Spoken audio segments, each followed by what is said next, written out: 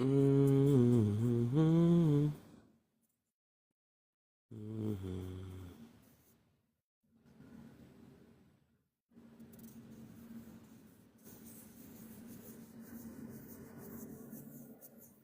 Try to do a couple hours on this thing. What we call it a night? Call it a night. Mm-mm-mm-mm.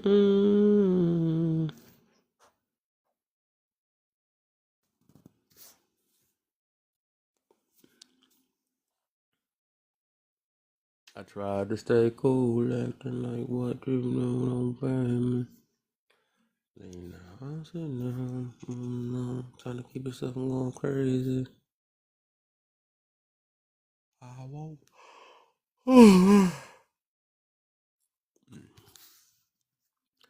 When I thought it'd be easy, but it's hard for me to let you go. Mm-hmm. Mm-hmm. All right.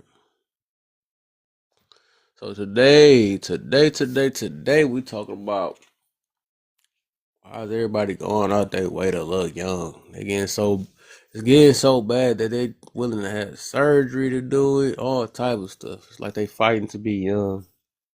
Why is it like that though? Is it what I guess society put it that way? Let me see side real quick. We're just gonna get to that though for real. What's that?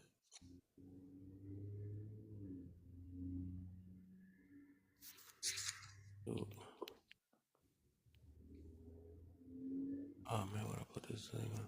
Yo, what's up? What's up, bitch? How you feeling? I'm doing all right. How you doing? Not much, just chilling this Saturday, you know. Did you play Battlefield 6? Yeah. There you go. Play that. Play that. That's how you do. You gotta make it seem like you didn't hear what they heard. You didn't hear what they heard, what I heard that they heard. So I heard it. He got to learn to have a regular conversation with me like he just didn't say what he said. That's how you hit it with that Uno reverse. Hit it with that Uno reverse, you feel me? Yeah, that's how you do it.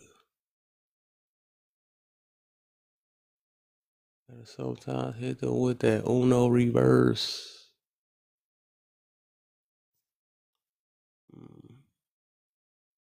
That's how you gotta do it nowadays. All right.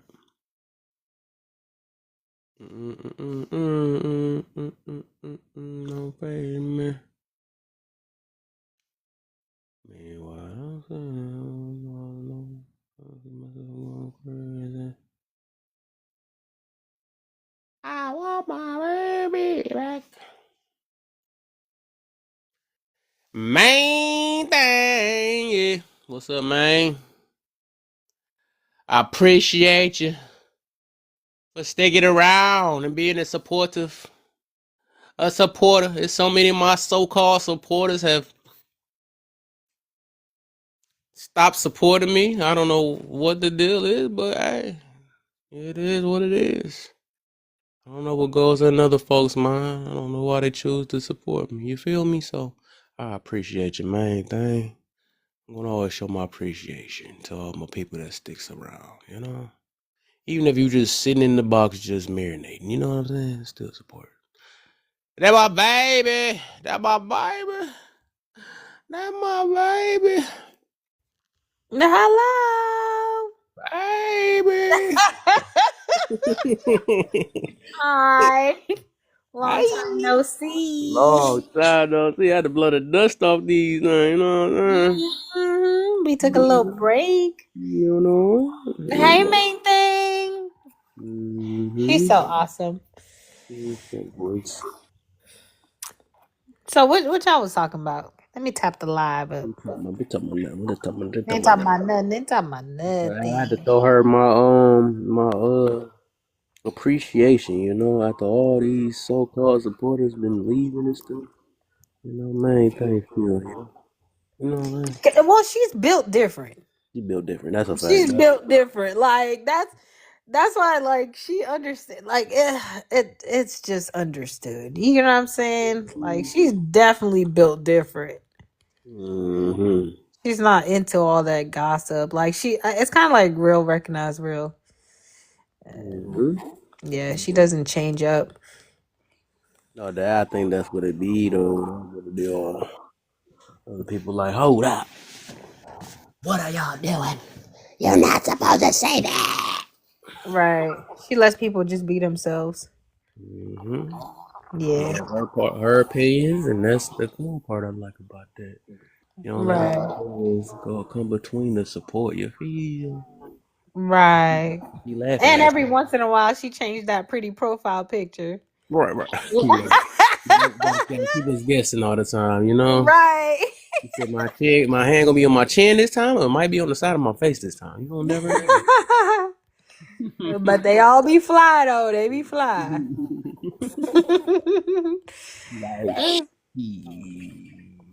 What's wrong with being old? Oh, I don't want to grow up. right. That would that be there? So it's like that, Yana. Yana. Oh my. Yo, Yana been living her I know best her favorite life. movie is Hills Have Eyes looking at. So annoying, Kelly. Hey, Yana. Hi. That's hilarious. I just got home, so. I know you've been out. I see you having a great time. I love that. You're Yeah, young. I'm single, so I have. Wait, what the? Girl. What happened? Mute up. What is wrong? What'd she say? She Nothing, said, nothing, yeah, nothing. Don't even worry about it. Don't even worry about it, kid. Don't try to talk now. You said that. I'm about to play the recording now. It's over. It's okay. You're paying She attention. gonna try to talk over it.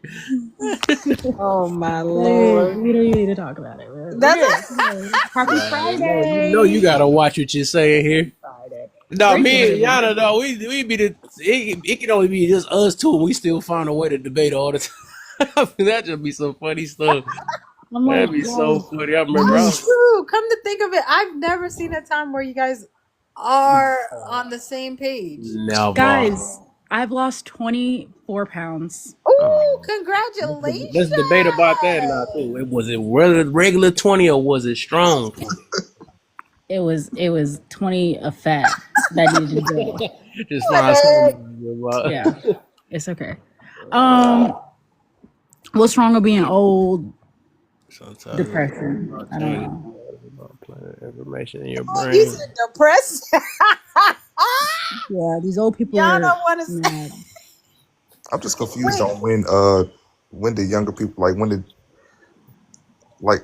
something changed from when I was like a teenager to early 20s. Oh, he must be old. I'm 28. I was just playing with you, man. When I was like early 20s and a teenager, we was not obsessed with age like they is now. I don't understand where that came from. Like we wasn't calling 25-year-olds up when I was 20. Yes, they were, because I was too. Like we were calling you have an older sibling. Effect now. You have an older sibling, and I mean, I have like my mom was 22 when she had me, and like logically, I know she wasn't old, but like it's kind of like haha, you're old. Like No. When I was in college, the age is always this nigga about 30. We wasn't calling nobody up at 25 or 24. I think subconsciously you were like, if you were in middle school, you looked at high schoolers, you're like, oh my god, they're so old. Like my brother calls me old. Yeah, but they weren't. I'm not talking about middle schoolers. I'm talking about people that's 20 calling people that's 28 unk. That's true. They are. is They are funny. doing the most. Like, where did that come from? I mean, you're 28. You're unk. Yeah, it's okay. You can See what I'm accept it. saying? You can accept it. It's okay. There's nothing wrong with it. You That gotta is be unk at not some unk point. level. Yes, That I is am going to not be unk unk at some age. point. Unk is 35 plus. Not Unk in is somebody. now, baby. It's Dang, okay. I just made it there. Dang. How can somebody? How can Yeah, somebody? I'm a How can unk. somebody in their 20s call somebody else in their 20s unk? Because you most likely become an uncle in your They 20s. trying You to have humble. siblings. Nah, y'all be trying to humble people. Let's be honest. I Let's think be it's fun. honest. I think it's fun. I know you might not feel like that, but it's That crazy that. did you see T.I. get called unk and his whole demeanor changed? Like he Yeah, about that's just because a stranger did it. Ti is no, he did the most. Ti is pushing He about elder. 50. He exactly he pawpaw. Like it's okay. Yeah. Dang. Nah, that I don't Pawpaw. understand. If you're in unk age, like what is you so upset about being called unk? It was a stranger that said it. That's why he was Who upset. I'm like, cares? the older women don't like strangers calling them auntie either. That's just weird. It's not weird. What's so weird about it?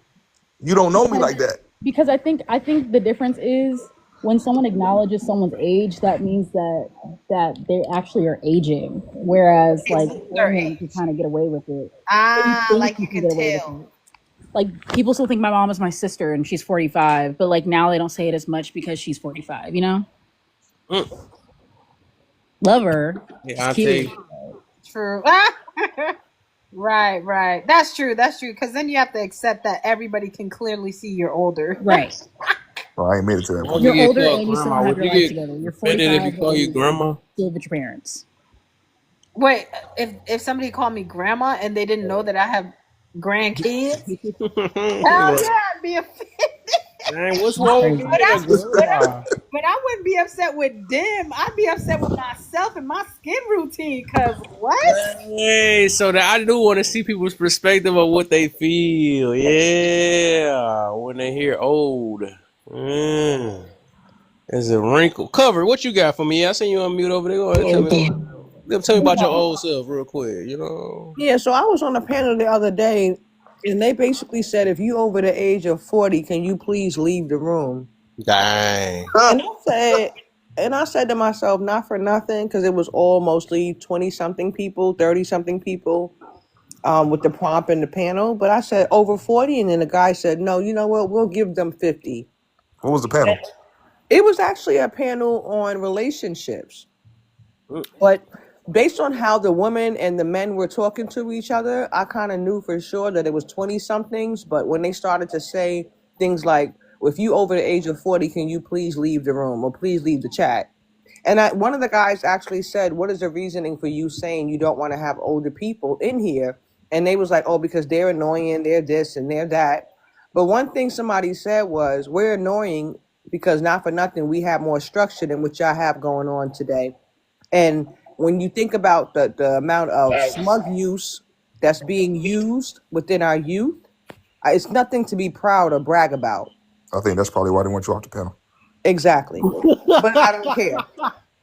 You know, but I literally have to sometimes laugh and say, maybe you guys should listen to older people, because when I was growing up, that's how we obtained a lot of our wisdom, was from the old earth, our old earths. That's the grandmas, the aunties, like the women, some men too, uncles and things like that, dads, things like that. But I think they should have a listening ear to some of the older generation, because a lot of them are delusional, naive, and basically just lost.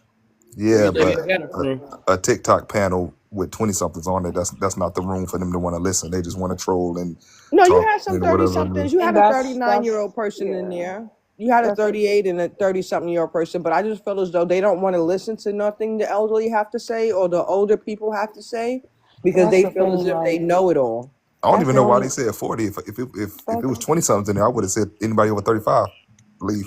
That's the thing though. You got to put yourself in like rooms with your peers. You feel me? Like, why are you like in a room with 27-year-olds anyways? Like, you know what I mean? Well, first Like, of all, the conversation, once we got to know more about each other, that's when we realized the age, the indifference of the age. But when you meet people like on this panel right now, I would assume, just based on your response, that you're young. yeah. You know, you're very passive. Y'all be very passive aggressive, and y'all like very overly emotional. What?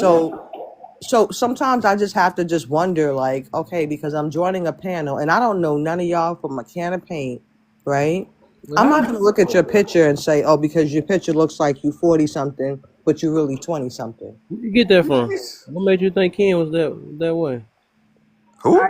She said I was over emotional, and I haven't like. Yeah, I was wondering where that come from because I feel like that was an emotional response just because of what No, she I'm said. saying if you're thinking I go into panels and everyone goes into a room, a prompt, and the Yeah, panel says, "Hi, my got name is Covered. I'm 28. Hi, my name is Rachel. I'm 30." No one does that. You The think more you made an people assumption talk, about her because you got your feelings hurt for what she the just more said though. people talk, the more they expose themselves. So I just said you could tell she young He said because 2 I'm seconds. just saying, She I ain't asked hear a what she valid said. What did Ken she say? asked a valid question. yeah. no, she said, "Why would you be joining rooms?" And I I'm said to just her, saying, That like, is I a know, valid Oh, but question. let How me, is let me, that let me, but let valid? no me, one joins hold a on, room and says, "Hi, my name is Lack or but Learned. let I'm me talk, 55." but let me say something real quick. I feel like I know what age group my peers would be in. You feel me? Like, I wouldn't be in a prompt How talking would you about. know that? I wouldn't, if you would let me explain instead of being overly emotional. Maybe I could get it past you. So. All you Like, gotta I do is wouldn't state be your in a cause. panel where they're talking about wives and children and 50-50, because that's just not me. I'm 21. You feel me? I'm far from Oh, being well, married. there I'm you far have from it. having kids. I'm far from all that. I'd probably end up being a live where they talk about some reality TV show or something. So that's what I came up here to say. Just join where your peers are. Stop being where the young people are. That's all I was saying. But I That's don't know. cool. I mean, the prompt was on. The prompt was asking about relationships. I don't really feel like at 21 you would be a specialist on that topic. I'm just saying. So when I joined that panel, that prompt, I didn't know until most of the people started speaking. Like, hey, I haven't had a lot of relationships, but I have had, little situationships. Oh, I'm sorry, I can't relate. I've had a marriage. I don't like. That's when the conversation started to go more in depth. But I understand you're That when 21. they hit you with they get your old self out of and here. everybody not real good at like reading prompts and looking at people's profile pictures real quick and seeing like, yeah, no, this ain't my type of panel, and keep scrolling real fast. Some people can do that quicker than others. Right. Yeah, but some people just be overly emotional about certain topics, like they own TikTok. This is open to the public. I Why would you mean, go in there once again? That's the thing. it's open to the public, just like it's open for you to go to a So I can McDonald's every day, How but would you you make choose to that eat judgment? McDonald's Like, I and thought not that's what something older people healthier. should. Don't It's older an people? option. I'll be I back. thought I thought older people had the ability to be able to tell what the room is, and then like, okay, this ain't my type of room before I request up and then leave. You know what I'm saying? So I don't Well, get. It's like you taking accountability for being what that it I can is. do what I want to do, because this is freedom. Well, We're you on the one TikTok. complaining about it. But What? you had the option of not picking me also. But because your panel is so dry and you only got 10 people in the room, what do you I want? could have sworn you just got on that young girl, and you Like showing we everything you still told that picked up young girl. everybody and still had them come in here. So what's your point? I don't. Oh my gosh! Can you not take accountability? That's dang. You old. Damn, are you really that slow Okay, and young that you can't realize? All calm right, so down. by the way she's Don't be acting mad now, because a hit dog going holler. Don't be Okay, trying to okay, come okay, for but me. okay. Your whole everything she just prompt said is before what's this is wrong null with and being void. old. Yo, Right, it is right. the thing is, okay, it doesn't even have to go that far. Okay, so for me as a older person, like I'm 39, right? So when I go and I look at these panels, I can tell some of the like I observe who is already on the panel, even if they're speaking on a topic that I'm interested in. I observe who's on the panel and how they are engaging in conversation. Most Exactly. of the time, they will like to me, honestly, age is not it doesn't even matter because I've seen older people be reckless, emotional, you get what I'm saying? Like so for me age is not the thing, it's about being observant, of the every space is very different, every space is ran differently, so yeah, that is something important to do. She ain't hear nothing. Wait, who's angry? I definitely preview my panels and see how they speak and what they talk about. Right, Is right, they being yeah. loud? Is they talking about the topic, or they just yapping and just keep going? Mm-hmm. That's a Mm-hmm. fact, right? It's just that simple, right? You wouldn't catch me in the room I'm complaining about saying all this, but that's all I right. mean, So Tatiana, how you doing? and then Hello, I'm good. How are you? I'm good. I'm good, man. We being grown up in here. We trying our best. You know what I'm saying? Well, my experience, I'm 26, so I'm Gen Z. I feel like this is my personal experience, so nobody feel like I'm attacking them personally. I'm speaking from my experience, what I myself have experienced. Just putting that out there before anyone on the panel feels attacked. I'm talking about me personally. Me personally, a lot of older people, especially women, I've dealt with, they grew up in a different generation. They were raised differently. Maybe they didn't have the right guidance, I don't know. But I have noticed a lot of them put their pessimistic, negative encounters on the younger generation. For example, I'm engaged, okay, recently. And a lot of times when I go on a panel and I tell that I'm engaged, the first thing older women like to say is, "Oh, don't rush into it. Make sure you have your career first." I don't hear anyone saying congratulations. I hope the best. It's very automatic, pessimistic, because either they rushed into a marriage too quickly, they opened their legs too quickly, so they think that it's just, I've always encountered that. They've never, ever, ever, if anything, people my age are telling me congratulations. They hope for the best. They hope me and my future husband live long and have children and etc. etc. But a lot of the times, the first thing these older women say, it's mostly older women. Really, I don't have a problem with the older men. They're not much pessimistic compared to the women. I've never heard any older woman say congratulations. It's always make sure you have your career. Don't get tied down too quickly because men trap you and this. No, but no. Have you heard Aisha Curry speak recently? Just because you picked the wrong man, just because you didn't save yourself for marriage doesn't mean I'm not.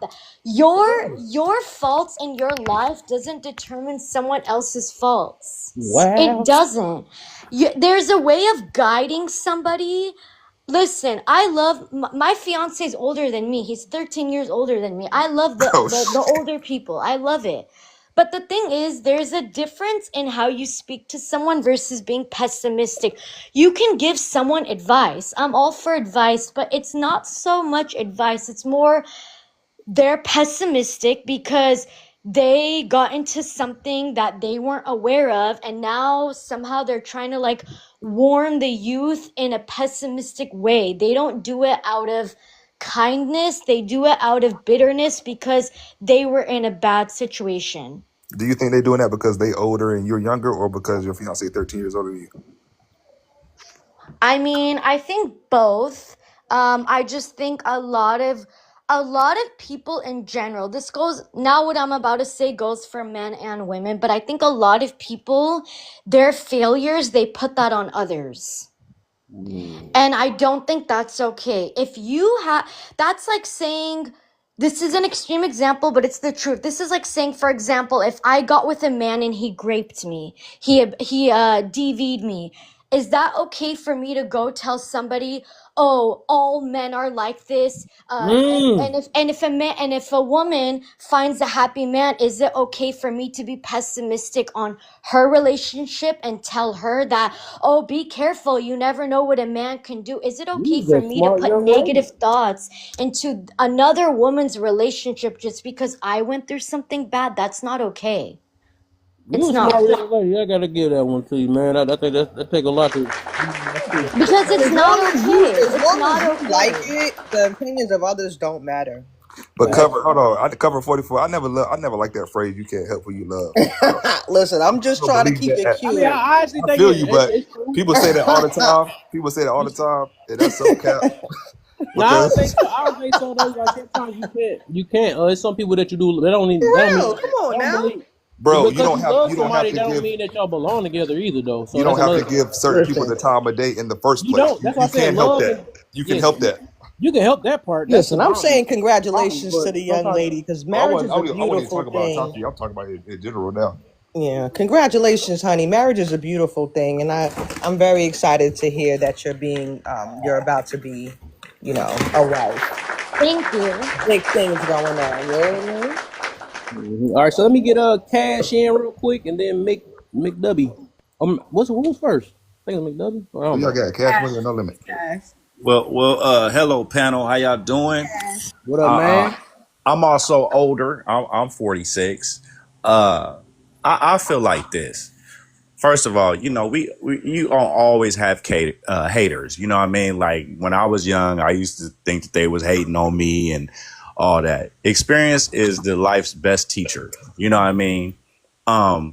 As far as the young lady, congratulations. The thing I think that a lot of older people are bitter at is because they done fucked off they shit and they're kind of envious. But see, the thing about it is, if you're young, you can afford to mess off your stuff because you can pretty much get it back. You know what I mean? You don't have to, like, you can really venture out on your own and really test the waters and see like what's going on with everything. With my younger friends, I just try to tell them like, hey, make sure that's what you want to do. I'm always here for you, yada yada yada, whatever. But I mean, I don't feel like I don't think that it's a flex or insecurity to be old. I think that it's a blessing, but it comes with a lot. You know what I mean? And like as far as like the older people competing with the young people, I think that is true because the worst thing that I see is like these old dudes and they try to like really fit into this generation. Like you could just go ahead and just be yourself, bro. But that's like people lack originality nowadays. The only thing that I do knock on younger people than me, which would be Gen Z, because I'm Gen X, which be I That's guess me. yeah. The only thing that I knock, I just say that y'all socially awkward. And that's only because y'all have been put in a situation to where, y'all do have the technology working for y'all, but y'all would rather date on the internet than actually just go up to the girl and find out what's going on. Bro, So that's I just saw a TikTok where this dude was at a concert vibing with the girl Hold up, and y'all. posted this video and said, "Find this girl." Let me Wait get for open panel, you guys. My bad, Everybody's my bad. gonna have a It's timer. all Go right, it's ahead, all right. Cash. oh my bad. No. That's it. We can go Yeah, I'm gonna ahead. give everybody 2 minutes to whatever y'all can answer on this thing. I guess that's what it look like. Oh, okay. So okay. Whose fault is it that the young folks is not listening? It's not the young people's fault that they not listening to the older folks because when I was young, I didn't listen either. You know what I mean? It's just a sign of the times. I mean, you never want to like you always. I think when you young, you feel invincible. You feel like you got it figured out. So it's like it's kind of like you can't be hypocritical, and that's what I noticed about like a lot of older people. You being hypocritical because it's. I'm sorry, I had another No, I call. ain't gonna Like lie, we'll talk bro. about Especially, the bro. kids talking about their skinny jeans and the stuff we don't understand. Bro, ain't But nobody they want no did the skinny same thing to jeans, us bro. when we used to wear earrings. You know what I mean? Right. So it's like I say give people time to grow into themselves and then we can make an assumption. You know what I mean? Like, but it's like it's too much hypocrisy in the world. So that's it. I'll land my plane. All right. Let me get Mick Hubby. You Whoa, can, dang, all right. That's crazy word. No diddy. nigga, it's my turn. Nigga, fuck wrong with you? I got you, Ken. Hold on, Ken. Let me talk to you real quick though. What's your name anyways? Ken? Ken There you or go. Matt? There you go. There you go. All right. So Mick go ahead, Mick. I'm not gonna say the rest of it. I would just say there's nothing wrong with being old. There's nothing wrong with being young, just as long as you are aware of both of those facts. There are things that older people can teach you, and there are things that you need to be cognizant of being an older person. I'm 35. Um, I experienced a father who was a boomer, and he, even in his later ages, was more open to listening to people than he was pushing whatever he thought to be right or felt was right.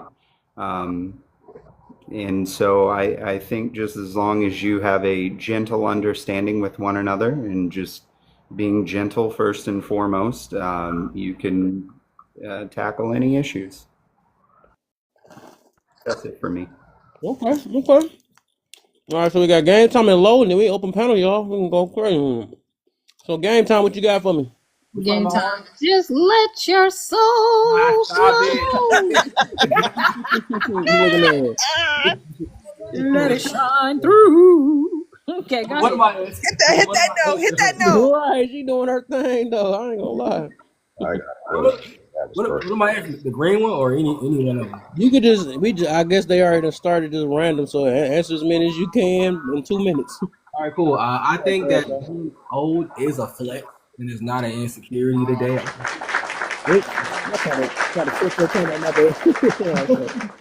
I can see why that would be a question though, because a lot of people are insecure about becoming old. So I can see why, but real not. If you made it, you made it. You here. After that, it's old competing with the young more than ever today. Sheesh. Yeah, I think so actually. I think they are doing that. I think it's not. I only say that only because I hear too many men talking about how they want to have a younger chick, and I think that's competing with older dudes. I mean, younger dudes. So that's crazy to me. Who is at fault? Why young folks not listening to older? Like old boy said before, man, I didn't listen to older people when I was in my 20s. I thought, like, why? Like, there was no point. And honestly, to this day, someone like 60, I don't listen to them either. So, no, I'm good. I ain't listening to you. Y'all like don't look as good as I want mine to look at your age. So why would I listen to you? Yeah, that's it. All right. There ain't another person left then. So let's get Denise show. Mm-hmm. Denise. Then ain't sweat. Go ahead, my brother. Got 2 minutes. Well, I just turned 35 on Wednesday, so. Oh, what up, Unc? I just found out all 35 is Uncs. Hey, man, thank you, man. I'm happy to be here. You know, I feel like we're not competing with younger folks because hip hop's started in the 80s, you know. But this new hip hop, you know, I feel like, you know, the young ones, you know, just feed off this, you know, and like in order for Drake, it won't be that sad hip hop either, you know. So it's like it's not that we doing this, doing that. It's just that like you guys are just looking at us and being like, yo, man, let's make that better. But with that also being said, it's I lost my train of thought. See, again, no. Who's at fault? Who's at fault? The young ones are at fault, you know, for trying to even think of that. Like, we want to be them. Nah, man, y'all just want to be us, you know, y'all just too young. And if you don't listen to your older folks, well, hey, man, that's on you. And you're gonna learn why, you know, because I got older uncles, you know, when I was like 23, my uncle told me, don't do this, don't do that. And I was like, man, what y'all know? Y'all came up in the 90s, you know, like, and it's my time now. You know, I'm gonna do that. Lo and behold, man, got locked up. I was like, you know, and when you in there, you be like, oh, I should listen to my uncle, I should listen to my auntie, you know, but. That's so true. My auntie used to tell me a lot of things as a young lady. But one thing they used to always say is keep yourself together. And no matter what, you know, men come and go, but your Once child you're is being old, forever. well then, you know, you regret it. You regret something you did when you were younger. All right, Denise. And I also heard you cover. That was a good point. We got Trips, and then we could go to open panel. What's up, Trips? You wanted to go back too? Oh, no. Oh yeah, I forgot. I want to go too. Because these old women are a trip. No, I'm just- Go ahead, Trips. My bad. Go ahead, Trips. They got it. Wait, what you said? I said if somebody else was here before me, they got it. Oh no, you're good. You're up, and then I'm gonna go after you. Oh, okay. I think being old is, I mean, if it's a flex or it's an insecurity, it's completely up to you. Like, I mean, everybody I work with is younger than me. Most of the people, you know, that I like, a lot of the people that I know a lot of young people. Like, I know a lot of people in my age group, but I know a lot of young people as well. So, like, I might say something like, "Oh, y'all remember Gilligan's Island?" They're like, "Nigga, no. What the fuck are you talking about?" So, like, I understand it, but at the same time, it's like, you know, I come from the trenches, so I'm happy I'm still alive for real. Like, so, you know, it's a flex that I'm still here. I feel like I've gotten wiser and whatnot. I definitely don't think I'm competing with anybody young. I think I'm doing my thing. I definitely, if anything, I'm competing with the other people that's old like me, because a lot of niggas my age is looking terrible. I don't look great, but I don't look like them. So I feel like, if anything, that's really my competition. And who's at fault why young folks not listening to older people? I definitely put that on old folks. I know a lot of young people that say that when they, my bad, I'm at work, so it gets loud. But when they interact with old folks, they always trying to sun them. They be disrespectful. You don't know nothing. Young whippersnapper type mentality. And they be like, I know a lot of young people that be willing to listen, but then the old people be trying to sun them, and they be like, nah, who are you? Just because you old don't mean you wise. It's a bunch of old foolish niggas out here that you ain't got no business listening to. So I really think it's us. The onus is on us as the older generation to make sure that we are showing with the younger generation what respect is, and not from a place of kind of sunning, but from a place of actually caring about the next generation. So yeah. Thank you, Trips. Thank you, Trips. Yeah, he said a lot of great stuff. From what I've noticed is that older people. Let me say, okay, let me focus, because Trip took us there. He gave us everything we needed. Shoot, what's wrong with being old? Okay, there's absolutely nothing wrong with being old. That is a blessing, and I think there's a lot of like age shaming. that I've noticed. It's kind of like, what, getting older is something to be ashamed of? No way. And that it's in the time of social media where everybody is like trying to stay young in this fountain of youth. I don't know what their problem is, but like, age gracefully. I do believe a lot of the older, so it depends on the generation, right? So I don't think boomers are necessarily competing against anybody, but I think the generation of young mothers, the ones or fathers, the ones that had their kids young, they tend to be, because they had to basically sacrifice a lot of their youth, and so they didn't get to live out a lot of their youth freely. So now they are kind of, it can appear to be like they are competing with the newer generation. You see them all over social media, like they dress inappropriately. Like they look ridiculous. They look ridiculous. You know what I'm saying? And no, she's right. It's the baby hair and the wigs for me. Yeah, and they make videos. They make videos, you know, doing the same dances, or like they just don't want to age. You know what I'm saying? And then there's other ones who are maybe a little bit older. Like it depends on what age range you end up in, where like the mindset kind of shifts a little bit. You know what I'm saying? Because there's the ones that as you get probably towards the 50s, and it's like it's more obvious that you are past 30, because you know black don't crack until you get about 50, 60. All right, we all know you're 50, 60. Okay, but yeah, around that time, that's when it's kind of like, if you didn't accomplish what you wanted to accomplish as a young as a woman in your 30s, or a man in your 30s, then you start kind of looking at these young people like, oh, y'all don't know nothing. You get what I'm saying? Then you start having a little bit more pessimism in the way that you speak. You get what I'm saying? But I'm gonna go ahead and conclude with that, because I know somebody else would like to say. Man, he was eating good. I was about to. Is there any representation in media that anybody looks up to for like themselves aging into? So it's corny, but I really, really like the character Uncle Iroh from a TV show called Avatar: The Last Airbender. I think he embodies a good role model for men aging out of the young man's age. You said what? So, is there any good role models that you see on TV or in books or anything that Bill anybody Cosby. looks at when they're thinking about like aging into something? So, for me, what comes to mind is Bleacher Reflex, my one-on-one. say again. Huh? I was saying, say again.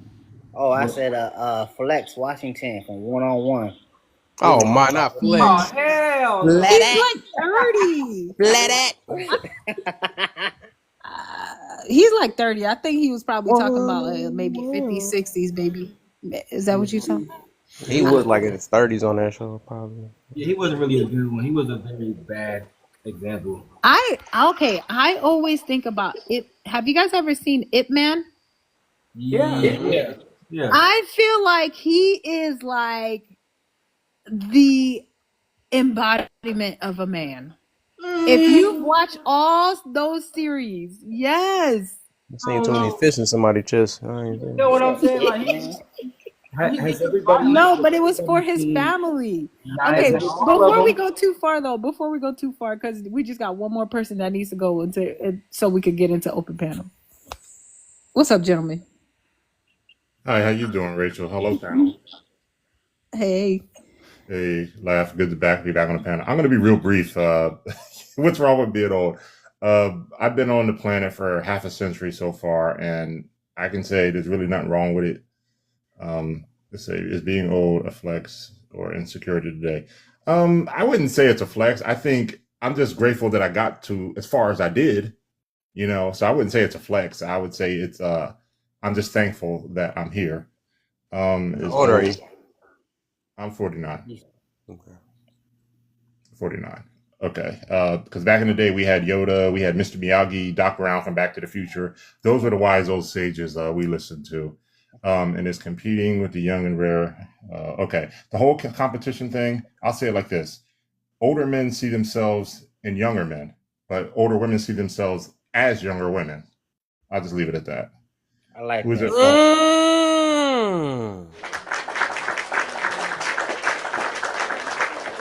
All right, real quick. Who's at fault? Okay, I see it like this. When I was younger, older men were respected. I always admired my grandfather. He was like the old sage of the family. But today, I don't really know. I say it like this. It's kind of a combination of both, but I take accountability for what Gen X did, my generation did, and I apologize to Gen Z because I work with them 18 and up. Thank you. And I Gen just Z. Love hearing her stuff. And I just want to say, I apologize to these young people about what my generation did. And I tell them they have to do better and be better, or they're gonna be no better, and there's no reason to complain. So that's what I just try to tell them. So being a sage and, shepherding people, or just being in a position where you have to work with people, it's not easy, especially when you work with young people. But I will say this, I'm very grateful to be where I am today, because it took me a long time to work and get here. Because when I was in my 20s and 30s, I had nothing, but now I appreciate everything I have, and hopefully more men will step up and, try to be a good role model to the young people. All right. Not looking so good with Bonnie Blue. It's open. Wait, Kev, did you want to say anything, or you? I guess I go ahead and make some stuff going. So I try to do a little skim. So what's wrong with being old? The reason why, and y'all can get on my, because y'all know I'll be coming with some other stuff, so to make y'all think more. So the reason why I asked that question is that it seemed like I think everybody kind of got to it. They doing everything to look young. Surgery. They want to act young. They want to dress young. And it's like, even now, that's the reason why I asked gentlemen his age. We scared to say our age nowadays. You know what I'm saying? What did we get an attitude as soon as they said, why you need to know my age? Why? So I'm like, man, what is wrong with being old? You know what I'm saying? I think it's a deep meaning behind it. So me myself, I don't think there's nothing wrong with it. I think it is. I think it's a blessing. I think it's something that everybody want to get into or become. Right. That's the goal. So yeah, I know I said some stuff like spark some stuff for y'all. So and then the next one is being old, more flex or insecurity. So what I came with that nowadays, I notice is people, a lot of especially older folks, they be selective with them being old.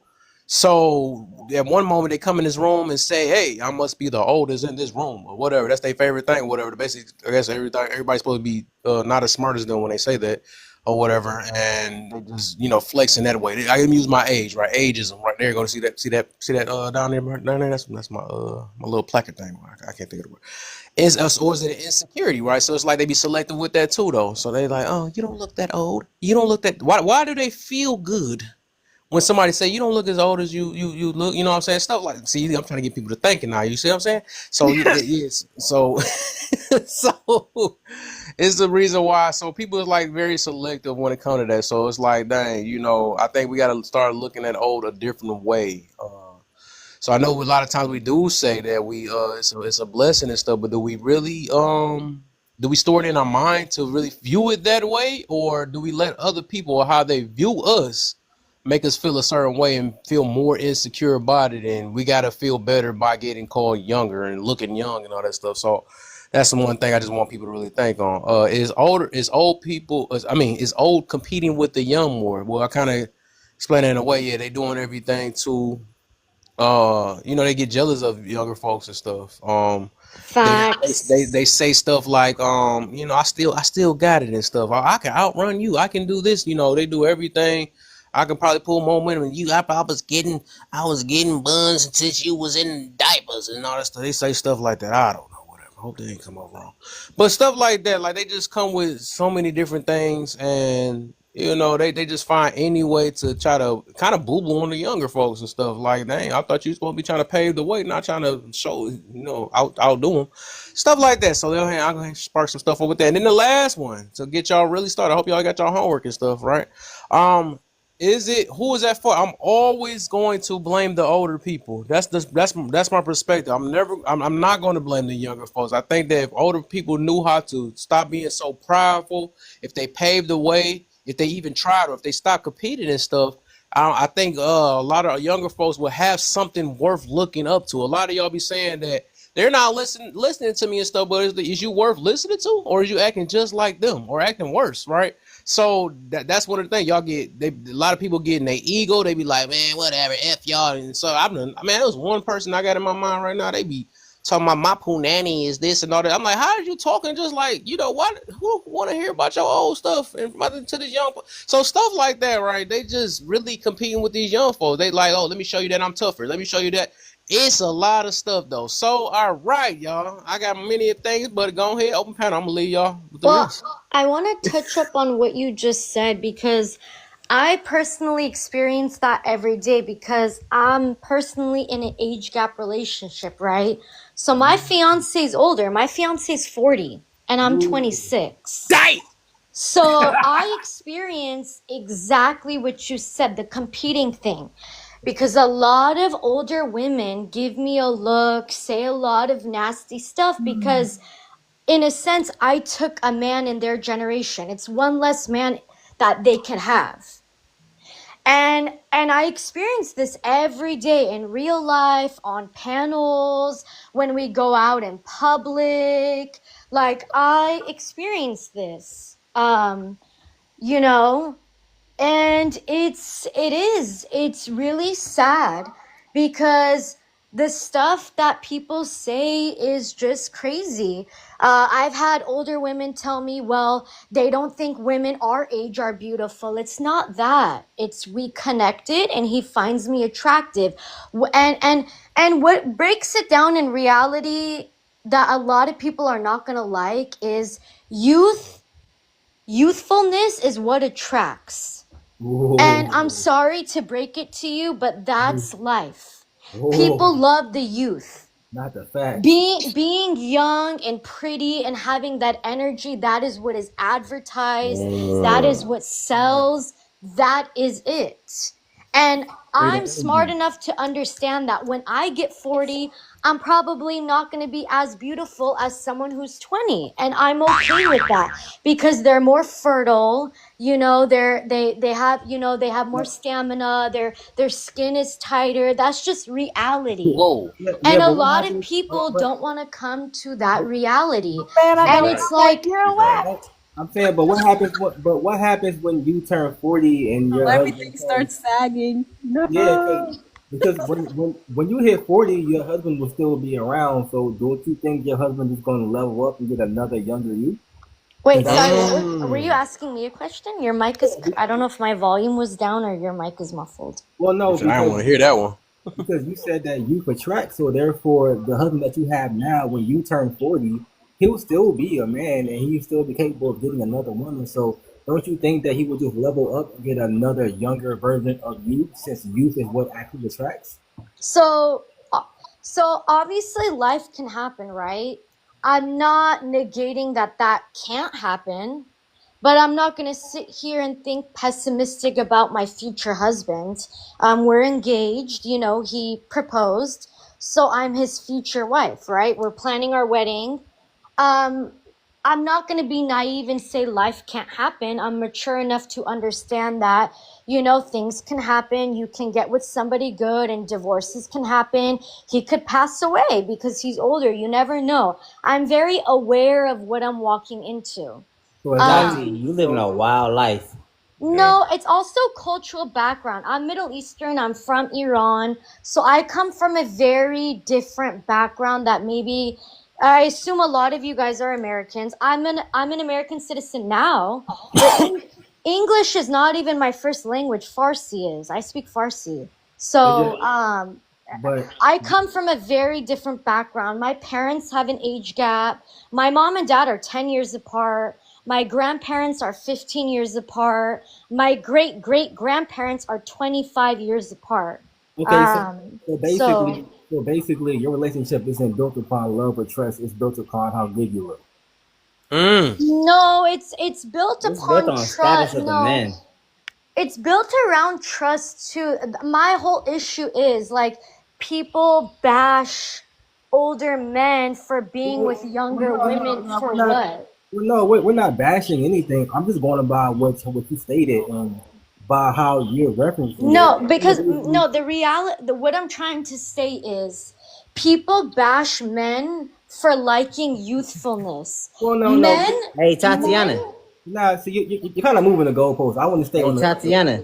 right, because what I'm really asking, I'm trying to understand that it seems as though your relationship is only based upon the fact that you're youthful and that you're young. no, we And that's it. connect a lot. I love him. We have a lot of things in common. We're both not from America. We're At least you both now believe saying it.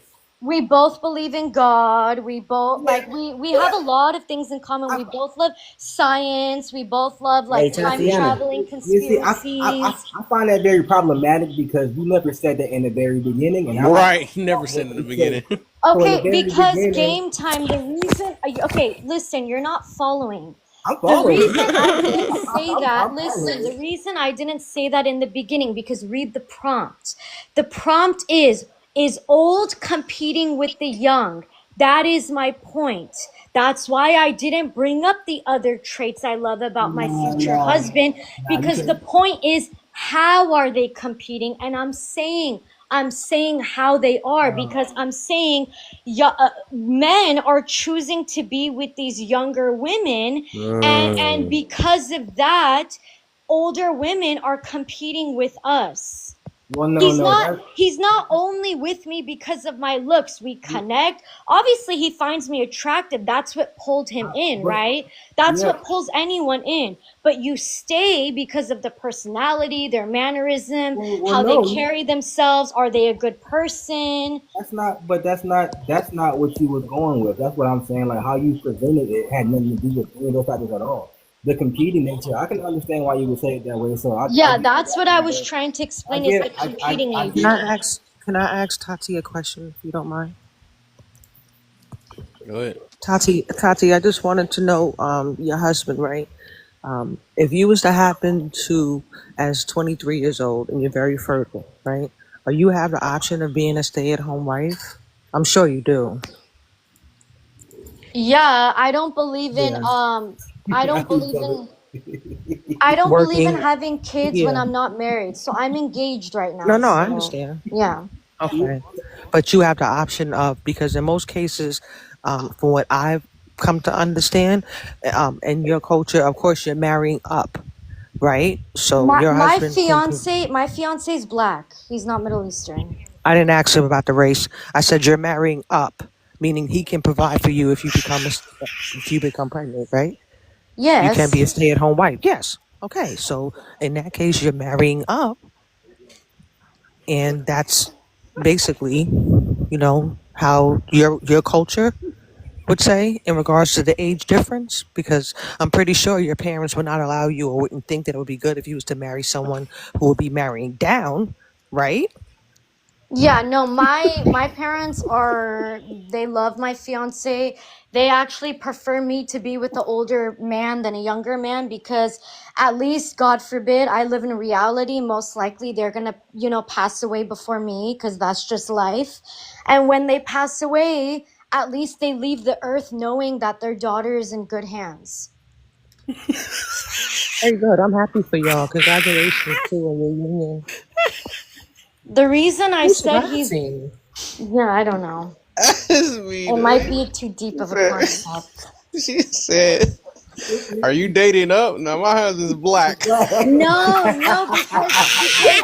because she said in your culture. So I thought she meant I was with a Middle Eastern man. That got me crying. I'm trying to quit them. She got. Yo, I cannot. That's what I was like.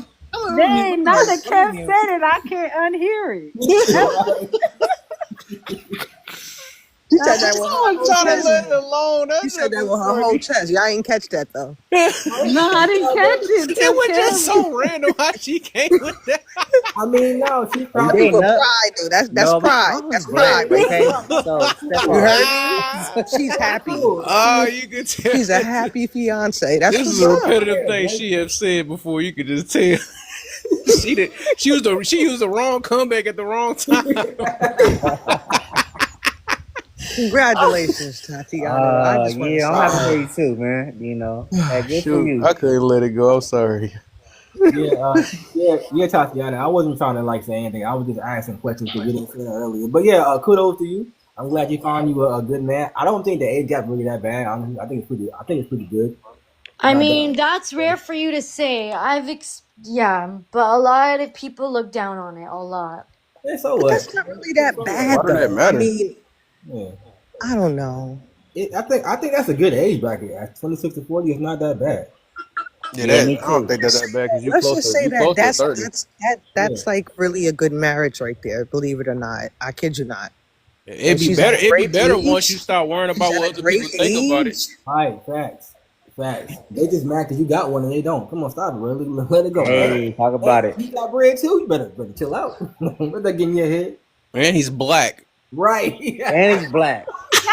I said that because she said your culture. So No, leave I her alone, thought please. Tatiana, it's okay. Tatiana, tell her you said that with your whole chest. It's okay. Don't. Hey, It's okay. Nobody hey, apologies for Don't that. listen. They just be cracking jokes. She said that with her I whole get why chest, you and there's said nothing it. wrong with that. I get why you said it. I think We the got a new listen's cute. panelist though. And don't listen to them, man. Say, What's up, man? say blacken, blackety, blacken. Oh my god. No, Hey, Kev. no, but Tati I sounds think like I'm a done. very Hey, Kev. well-rounded young And lady. he's black. Oh my god. yes. Guess who's black? Guess who's black? Wow. No, but Tati, you do sound like you got a good head on your shoulders. You know what I'm saying? You sound very mature for your age. Like, She actually handled that drilling from Game Time very well. I'll say yes, Yeah, she did. yes. Yeah, So, hey, that. man. Game Time was on her neck. I ain't gonna lie. She was like, okay, I'm still Bullshit gonna take it. aside. Hey, Tatiana. Big ups Wait, to what you, was man. it? Huh? What did you and say? you didn't hear all the compliments we were giving you? I said, hey, Tatiana, We not bullshit black aside, enough. big ups to you, man. He ain't letting that go at all. But I'm black, y'all. All right, we got Ness and Motivation done came up. Hey, my brother, Motivation in the building. Motivation, and my boy Jared in the building too, dog. What's the deal? Wait, who? Motivation. Motivation is in the building. I don't know if I can take it. Jared You too. can see it in my eyes. See, I'm ready for whatever. That's one of my favorites on there. I know those are our top. I know Motivation too. Yeah, those are our top. Yeah. Okay, so we got let's get Ness. Ness been patiently waiting. Said, Hey, let some Ness. young people up. They said our panel too old. Are they black? Yo, every time I'm trying to get Ness in, we start cackling about something. Okay. That's that old shit. That's that old shit. Hey, We supposed to be arguing. We supposed to be arguing and cussing right now. Ain't nobody supposed to be laughing. Right. For real. Hey, Ness. Hi. Hi. Thanks for coming up. Thanks for having me. Yes, ma'am. So you got 2 minutes. You can answer anything on the prompt.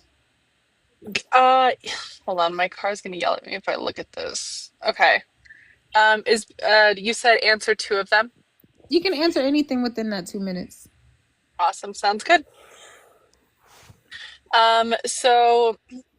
Is the old competing with the young more than ever today? I think in a weird way. A competition in the sense of the older generation wants normalcy and the younger generation is fighting that as hard as humanly possible. So I think it's a competition for like what society is supposed to look like and causes division. I also think that's happened in every generation I think this is nothing new. I just think we're at the age where like we're like seeing it, we're like, oh geez, these kids are a little crazy, right? And who is at fault why young folks are not listening to the older ones? Kids have no respect. Absolutely none. I can tell you, like my kids, they just started preschool and watching these other kids, I'm flabbergasted. It's like they just took them from like a cave and just dropped them in preschool and they're just yelling and screaming and throwing things and I'm like, whoa, what's going on? So now in my house we use them as case studies. We're like, hey, we're not you see Jimmy over there, we're not doing that. And so it's a lack of respect and the older folks are saying like this doesn't fly because it doesn't. And it's a little bit of turmoil, which again goes into that same thing. And then is being old more of a flex for an insecurity? It's an insecurity for women, but it's a flex for men. So, yeah. So, and I think that plays a pivotal role in how we see ourselves and how we see the other person and where we, determine where they're at in life and their worth and all of these things. Not saying that that's wrong. I actually think it's a great way to equate things, but that is the reality. So that's all I have to say. 8 seconds left. Okay, nice. Appreciate y'all for the gifts. Motivation. What you got for me, my brother? Welcome. Good to see you. Hey, thank you, brother. First of all, thank you to the host. Thank you, everyone on the panel.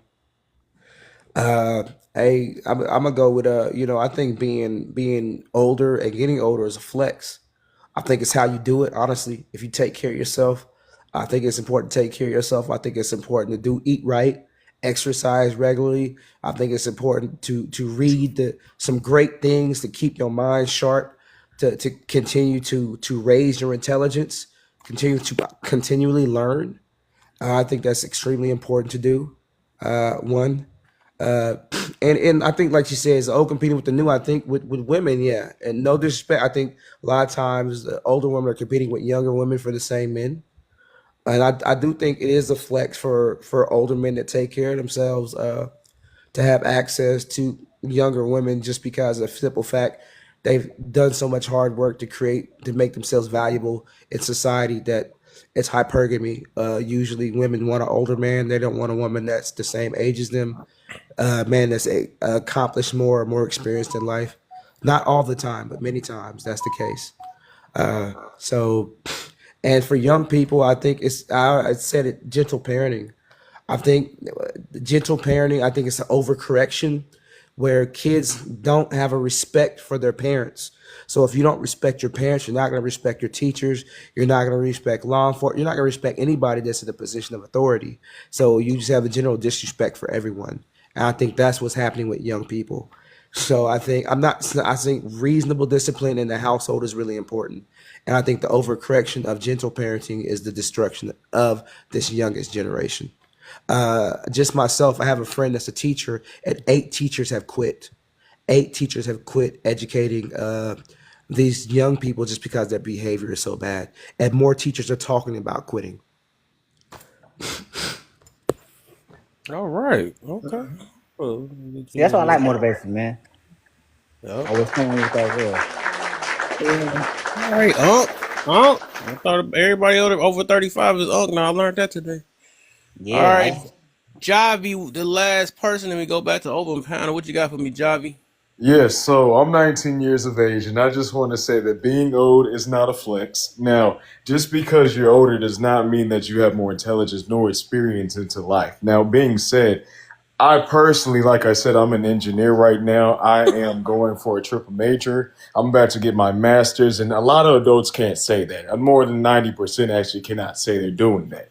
So just because you're older than me does not mean that you're better than me. And that's what I'm trying to say, because you're not. And I'm just saying that to like, you know what I mean? So basically, I'm just saying that, internship wise, like not a lot of people are engineers, let alone a lot of adults think they can tell youth exactly, oh, well, I'm more intelligent. You're not, though, because you can't even explain half the stuff I'm doing in classes right now.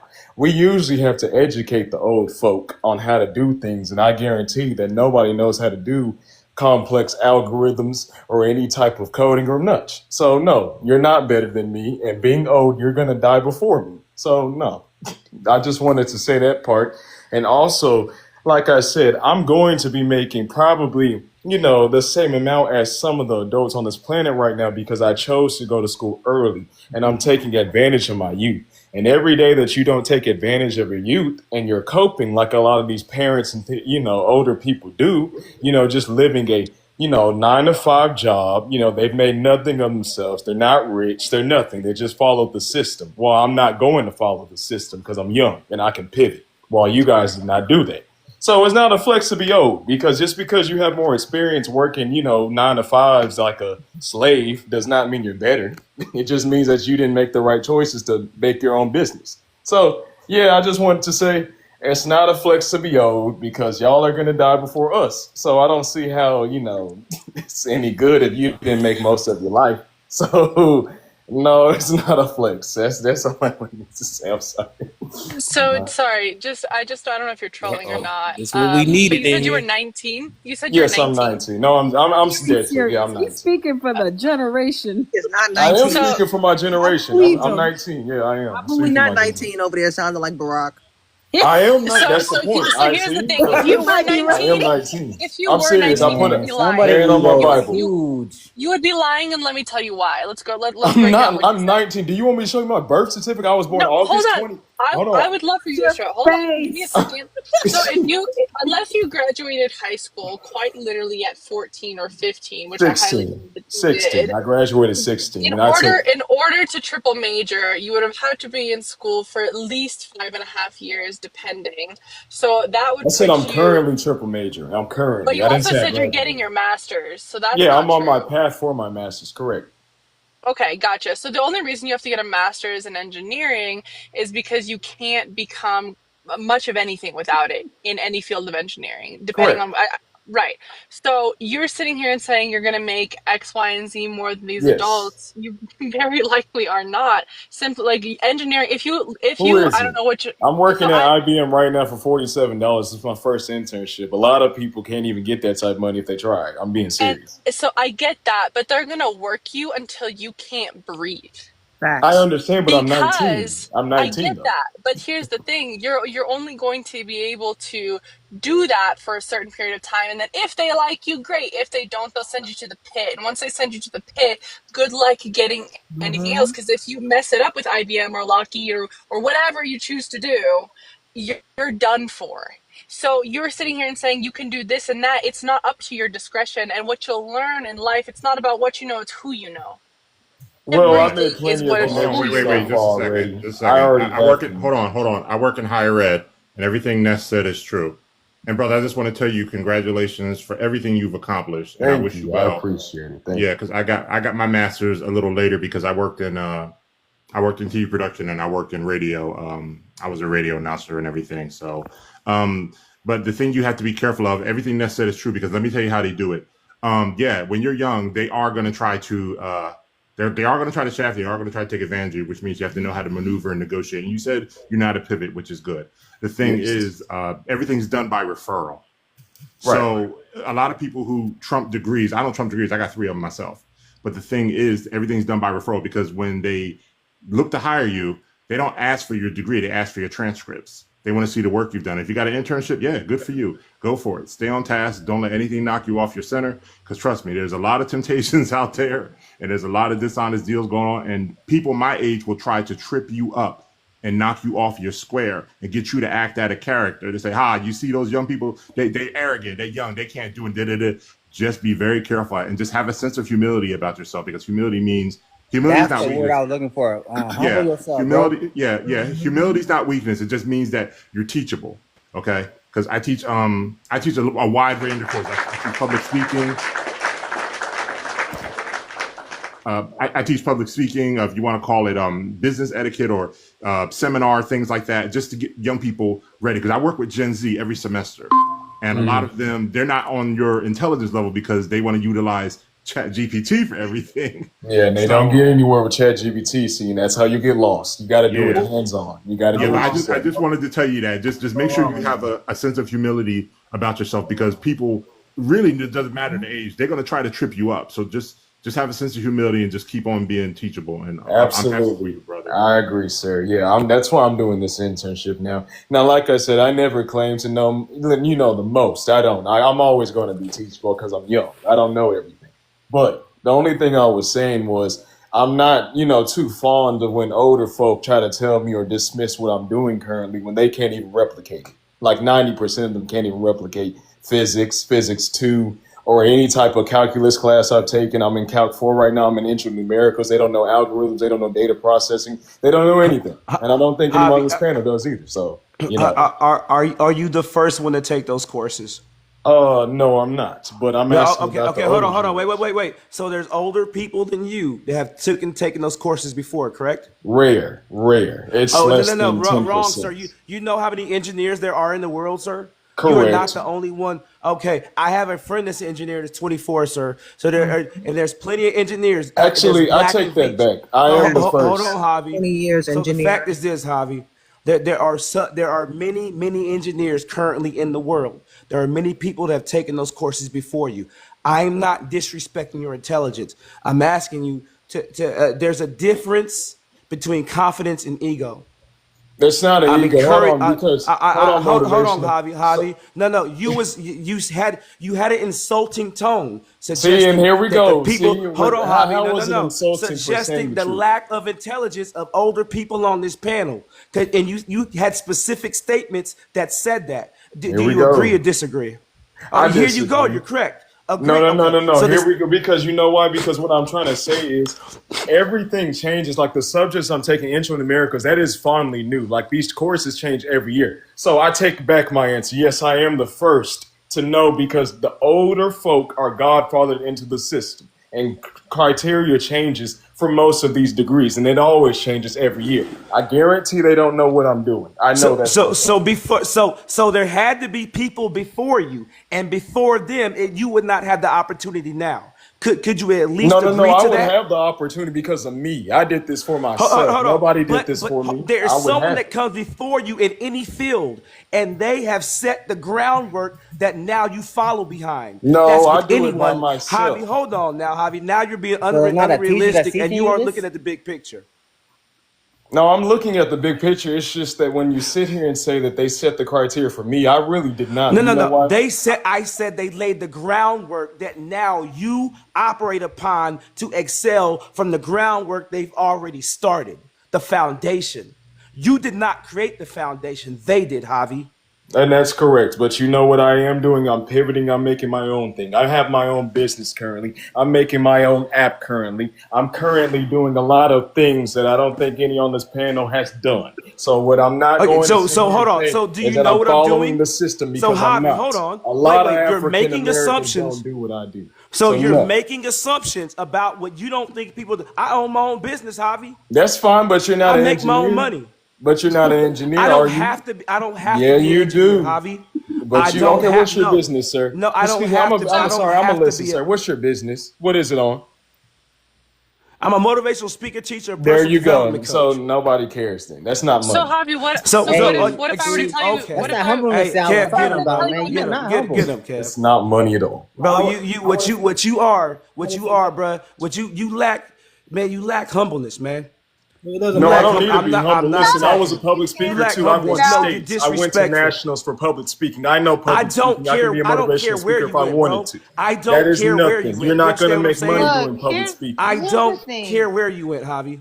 Of course you don't, because you Here's don't want the to listen to the youth telling you the real No, deal. And the because real you're deal, disrespectful, Hold sir. on, I'm man. not Wait, So why do I disrespectful. care You what don't you want to say? listen to the youth. Okay, I'm gonna do this. So Hey, I yo, Kev. So uh Javi, I Problem? usually don't do this, and usually when people get Hold to know on, me wait. on these Rachel was panels, trying to talk. Hold on. Rachel, go ahead. Go ahead, Rachel. 'Cause I heard you earlier. yeah, thank you. I appreciate taking time. Yeah, to be honest, I feel like both generations have egos and pride going on. You know what I'm saying? Because once you tell somebody something, you leave it up to them to accept it or not. You know what I'm saying? Like, you cannot push them to convince them in an instance that like what you're saying is valid. Like, maybe I think I see this a lot with the youth. It's like you give them what you got and then they go and they process it and they choose to use it or not. But like, I think they start to have a lot of resistance when it feels like people are shoving things down their throat and telling them to do things a specific way or see things a specific way. We have, as older people, you know what I'm saying, I would think that we have just a little bit more I guess Humility. like awareness of like, just the bigger picture. You know what I'm saying?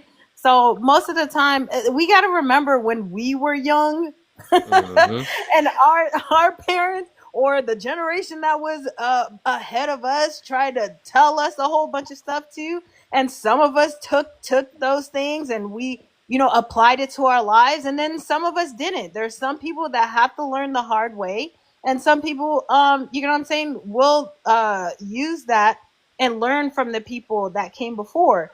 But I think that it doesn't need to be a constant battle. You know what I'm saying? Like, just know the person that you're speaking with. Like, you can obviously tell who is gonna take it in, and you know what I'm saying? Like, give it to them and let them do what they please with it. Yes, ma'am, I agree with you. And like I said, I came up here and I said, number one, I don't know everything. You got motivational saying he thinks he knows everything. This is my point. The older generation hates when younger people know more than them about a subject and say, be humble about it. It's not about being humble. It's just that I know something and you're upset that my age, I do know something that you don't. That's all it is. And I never said I was not. Hey, Hey, I real quick, respect real that. I quick. would. I ain't gonna Hey, lie. Javi. I So gotta. Real quick. I do. hold Let on. me say this though. I do want to give him this. He got. I'll give him some credit though. The way that he's Articulating. the way he articulating this conversation and kind of like handling his emotions a little bit. I think he up above a lot of people. I ain't gonna lie. I Even mean, he's though definitely this big even one. though I don't agree with everything he's saying though, but the way I could tell that he advanced. He more advanced than a lot that I know of. Javi, Hey, I'll say Javi. this. Hey, host, I'll say this real quick because since you guys are talking about higher ed, I do have engineering students, and many of them they do very well in in many of my courses. I will say this, like I said before, young people, stay on your guard from older people who will try to trip you up, because what tends to happen is younger people tend to fall into this trap where they have to prove themselves and they have to and they say too much. So I will say this. Yeah, the young man is he's very articulate. Okay. And I just wish him all the best. And I hope that he doesn't get into any kind of scuffles or anything, because sometimes it's best if it's just unsaid. You let your work, let your fruits show who you really are. I mean, it's one thing, because older people, what we tend to do is, a lot of them, we do brag a lot. And me, a lot of people in my generation, Gen X, they don't like me because I tell them to have humility and everything. Like I said, humility is not a weakness. Humility means you can be taught. Yeah, you got to have confidence. But there's people out there that are going to trip you up, and they're going to take your confidence, even your ego, and use that against you. So just be careful of that, because they're going to knock you off your spot and try to get you to act out of character. Yes, sir. I agree. Hey, Javi. Yes. You said you 19, right? Yes, I'm 19. All right, cool. When I was 19. Hey, gentleman, would you let me ask this, gentleman, you would you done? Because I gotta switch one of y'all out though real quick. I don't know. No, you do whatever you got to do, man. I'll stay in the comments and listen. Okay. Just let me know, and I'll bring you back up. No problem. Yep.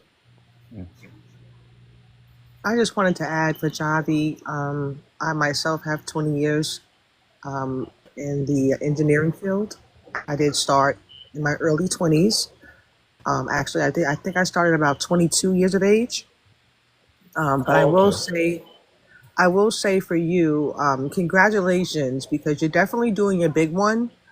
But as 20 years, and I'm actually an older woman, by the way, right? So I just wanted to throw that out there too. But the difference is now, Javi, what you have to come to understand, the supply and demand of it all, is that back in my day, there was not a need for brothers in the engineering field or the STEM field. You understand, right? Yes. So now there is, and that's where you guys come in. Yes. The need has changed. So a lot of men accustomed to the needs that were given to them, 30, 40 years ago, some 50 years ago, compared to now, in which young men like yourself are creating your own platforms and you're creating your own waves. And I just wanted to say congratulations to you, because I definitely, engineering is a very vast field, but to me, it's so needed, especially with you being a BLK young man. Yes, I just ma'am. wanted to say congratulations and continue to do your big one, because you're definitely doing it now. Thank you, man. If possible, could I please ask you, what is your major? Pharmaceutical. Oh, I see. Okay. Yeah, that's a good one. All right. Trial study based, 20 years of experience. Got it. So Yes. So let's clear something up first of all. I don't think I know everything. I never said that. I never even slightly suggested that. Who said And again- I never said you thought. I said No, that you said I thought that I knew everything. So, and second of all, it's good what you're doing. I never said it wasn't good what you were doing. I never said it wasn't good what you were doing right now, what you're pursuing in school. That's a very good thing. Well, thank you. I was just saying, because in the comments you said I think I know everything, and I don't think I know everything. On the contrary, honestly. I'm just saying that there are a lot of adults that I speak to on a regular basis, and for example, older people who will not know what data science is. They just don't. And I don't disagree, right? So I think everyone will have different specific fields of expertise. Absolutely. So your fields are your fields of expertise will not be the same fields of expertise as other people. So I don't disagree with that. And we're not all meant to do the same fields. It's just in the economic workspace, it's not smart and it doesn't work. Everyone has to have different specific expertise fields that they work within, and together, that's how the whole system works. But again, congratulations on what you're doing. I'm not hating on you, but there are, just like I agree with you, there are some people that's going to hate on you regardless of their age. There's going to be people your age and people older that's going to hate on you, that's going to have nothing but negative things to say. Bro. But there are other people that genuinely, from a genuine place, are going to care about you and want the best for you, and say a place from love and not a place to say things to tear you down or destroy you. Yes, sir. I understand. And I'm doing this for my black community because I know in our community, we love to be labeled. Well, sorry, but white people love to label us as not as educated and, we go in sports. So that's why I'm going into engineering and getting my degree, well, master's degree. Because I want, to show that black people, we're more than just, sports.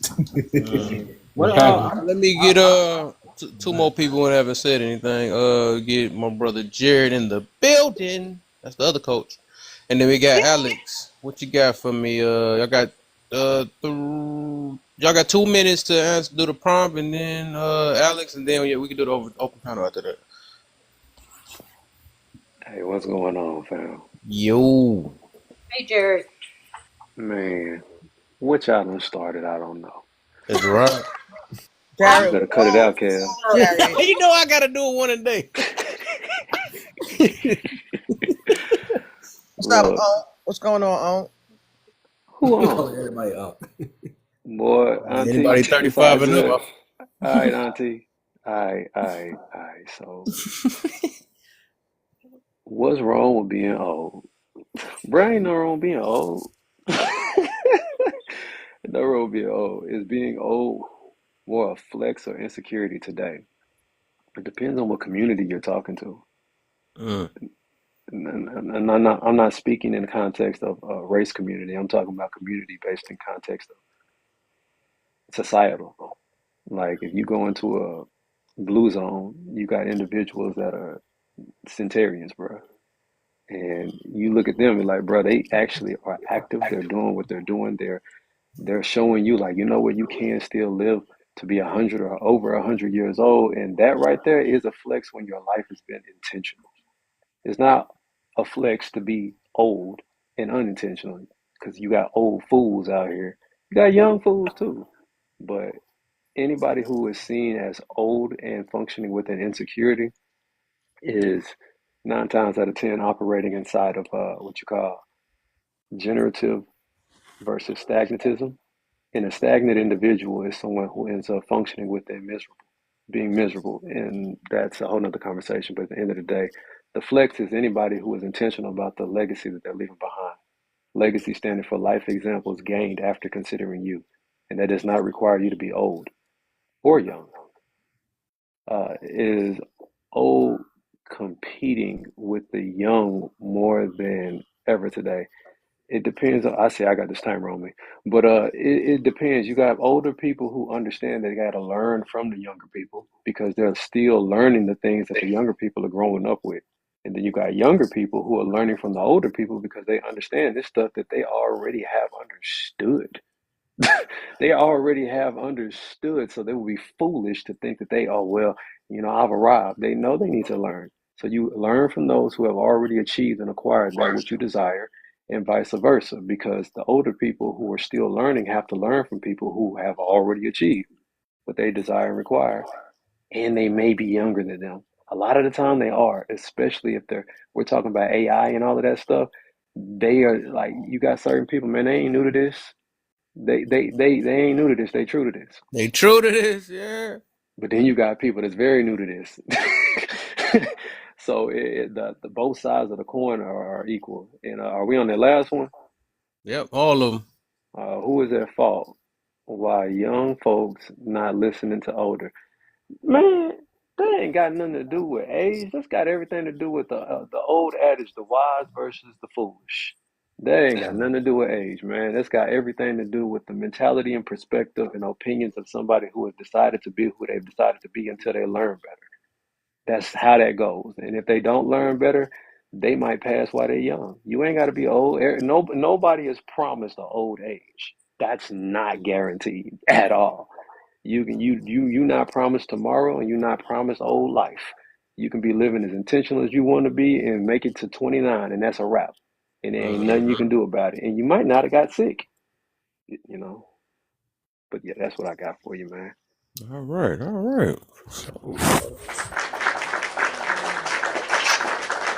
Alex, what you got for me? Don't forget to keep tapping the live while you guys are on mute. Please tap the live, share the live. This is a great conversation. I forgot what else. Use your little pizza money to subscribe if you would like to help help my baby reach his goal. We need a little more flowers and stuff like that. But yeah, go ahead. Have a good time. Get it. I like that.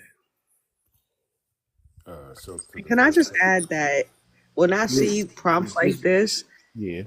Good. I just want to add because I was on a panel the other day and a woman decided to go live. And she was, I think she said she was 56, but she had on a long wig. It was like a bust down 28-inch with like baby hairs.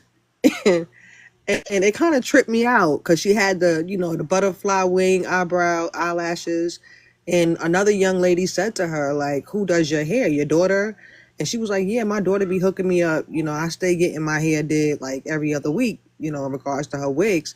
And I, for one, I'm older, but I just can't get with certain wigs that look like how a younger girl may wear it, or how she decided to, present herself because she had on a little skirt or whatever. But I do sometimes think that they're not competing. I just think sometimes they don't want to grow old. No one wants to say, I'm old and I'm just old. You know what I'm saying? A lot of them just do it because whether they see their daughters do it, their granddaughters do it, and they have nothing else but time and opportunity. So experimenting on doing things that the youth are doing, I sometimes I say, okay, they should have a little cap to it, but then sometimes I say it's nothing wrong with that because it's a good thing that she still keeps herself up even though she decides to wear a bust down 28, with baby hairs. That's her thing. But my sister's on the other hand, who's I'm the so same sorry to age. cut you off, Cover. It's not open panel, but we do I'm appreciate you. sorry. No, we appreciate you for sharing. I just it just felt like you was about to go deeper. Right. I tried to let her get a little piece in. She just said, I don't get it all. And Alex hasn't spoken Trick yet. me out though, Right 'cause after Alex, y'all be right back. We looking be nice Yeah, though. I after ain't gonna Alex, lie. we can talk about the bust down baby hairs these 45-year-olds are wearing. But go ahead, Alex. So, is there anything wrong with getting old? I think there's nothing wrong with getting old, especially if you have, had a fulfilled life. There's nothing wrong with me getting old. The second one, what did the second one say? It's kind of blurry on my end. Well, that's getting old. There you go. So now I'm talking. All right. So is being old more of a flex or insecurity?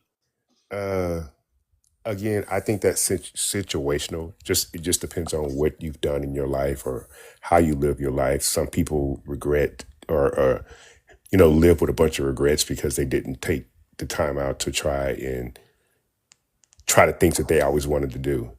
So I just think it's situational. Mm-hmm. Okay. Is old competing with the young more than ever today? I would have to say yes, especially when it comes to the job market, because companies are looking to go younger because not like back in the day when you could get employed with a company and knew that you would be able to retire with that company. In today's society, retirement for companies is very minimal. So yes, if you have people that are older that are working, they are in competition with younger people. Mm-hmm. And the last one, I supposed to put the word "to" in there. Who is at fault to why young folks are not listening to older? I think I messed up bad on that one. That's 2 words I'm missing.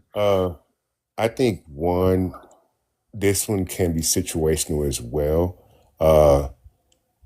I think it's one based off how they were taught and how they were raised, and 2 based off what they ingest from was not society, but from what we're on now, from apps. I'm sorry, I can't think of the word right now, but TikTok.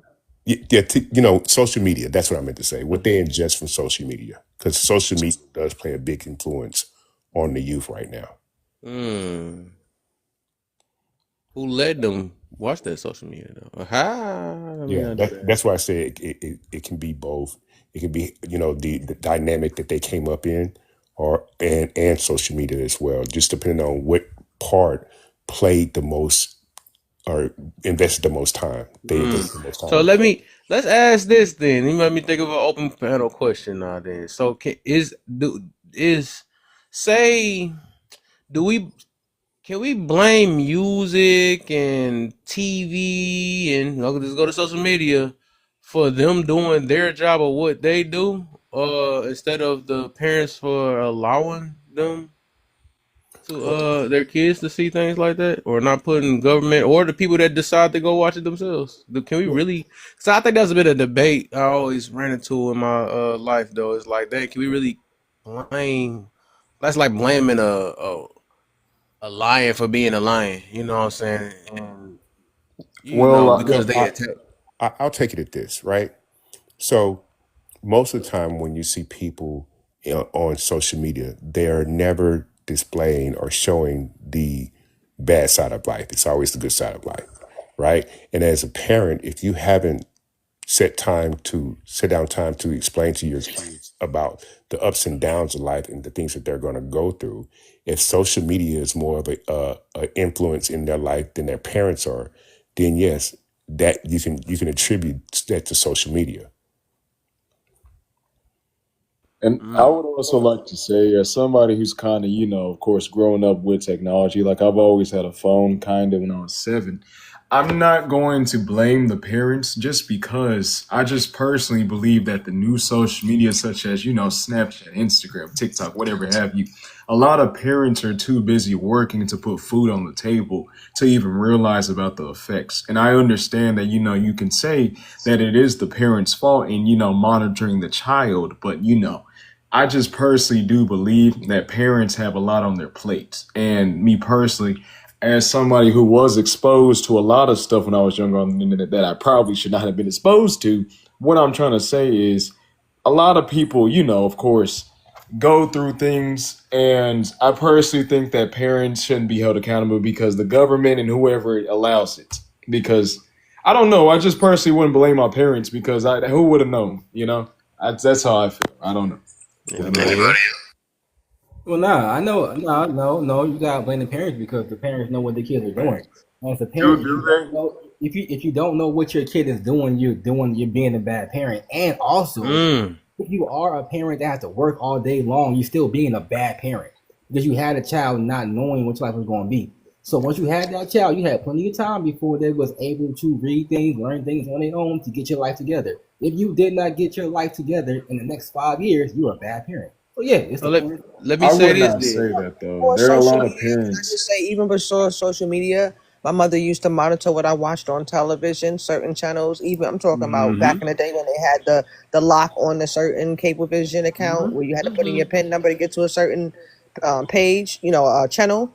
So that right there was just how it started in my household. And if my child, when I did start to get the internet and the social media, I would have definitely monitored that account and also kept track of everything that my child was doing. So I do hold the parents accountable. Yeah. I also think this: if a parent engages with their child, regardless of whether they work or not, there are times where you're engaging with your child. If you take time to engage and feel into your child properly, social media is not going to have such a tremendous outcome on their decision making, because they're going to cherish more that in anybody would cherish more of a one-on-one contact than a social media contact.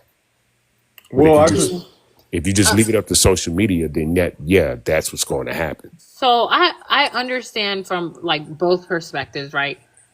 There is a lot of pressure for children to have devices at a young age. You know what I'm saying? Like almost all the kids have them, and like all the apps are learning apps, right? Like it's like the conditioning. It starts very young, and everything it gets normalized at a young age. In order for a parent to break out of that, you have to consciously make an effort to truly understand how this is affecting your kids. And it is very difficult because I went through that time. I was like, oh my God, I didn't want to give him technology, but even when he goes to school or daycare or literally the technology is everywhere. And it's like you have to make a conscious decision to do things the harder way. And even parents are locked down by their own devices. Most parents are on their devices the whole time during the day anyways. And then when they come home, when they do have that weekend free time, they are, like on the device or chilling or running their kids somewhere. It's just, you have to make a conscious decision to put your pleasures in front. Like, you know what I'm saying? Like you have to pick your kids over these technologies. You just have to. What Yeah, I I would, thought about another one though. This how I kind of view it. I think this what made me really think about it more. And I get it. Like I said, I know it's not easy, but I always like kind of primary, always put it on the parent. So it's like this, right? Say if that's like it's almost like blaming. I'm gonna go to the extreme, like a pew pew, right? If a child was to grab a pew pew and took their own self out or whatever, it's like, do I blame the pew pew or the parent for not being around to put it up safe or putting the safety on it or uh you know teaching them to stay away from things like that or something like that is or whatever it is though. So it's like, well, do we blame the pew pew? Kev, come on, bro. You No, already you're right. know. I'm gonna say it since nobody else wanna say it. I don't know who all got kids in here either.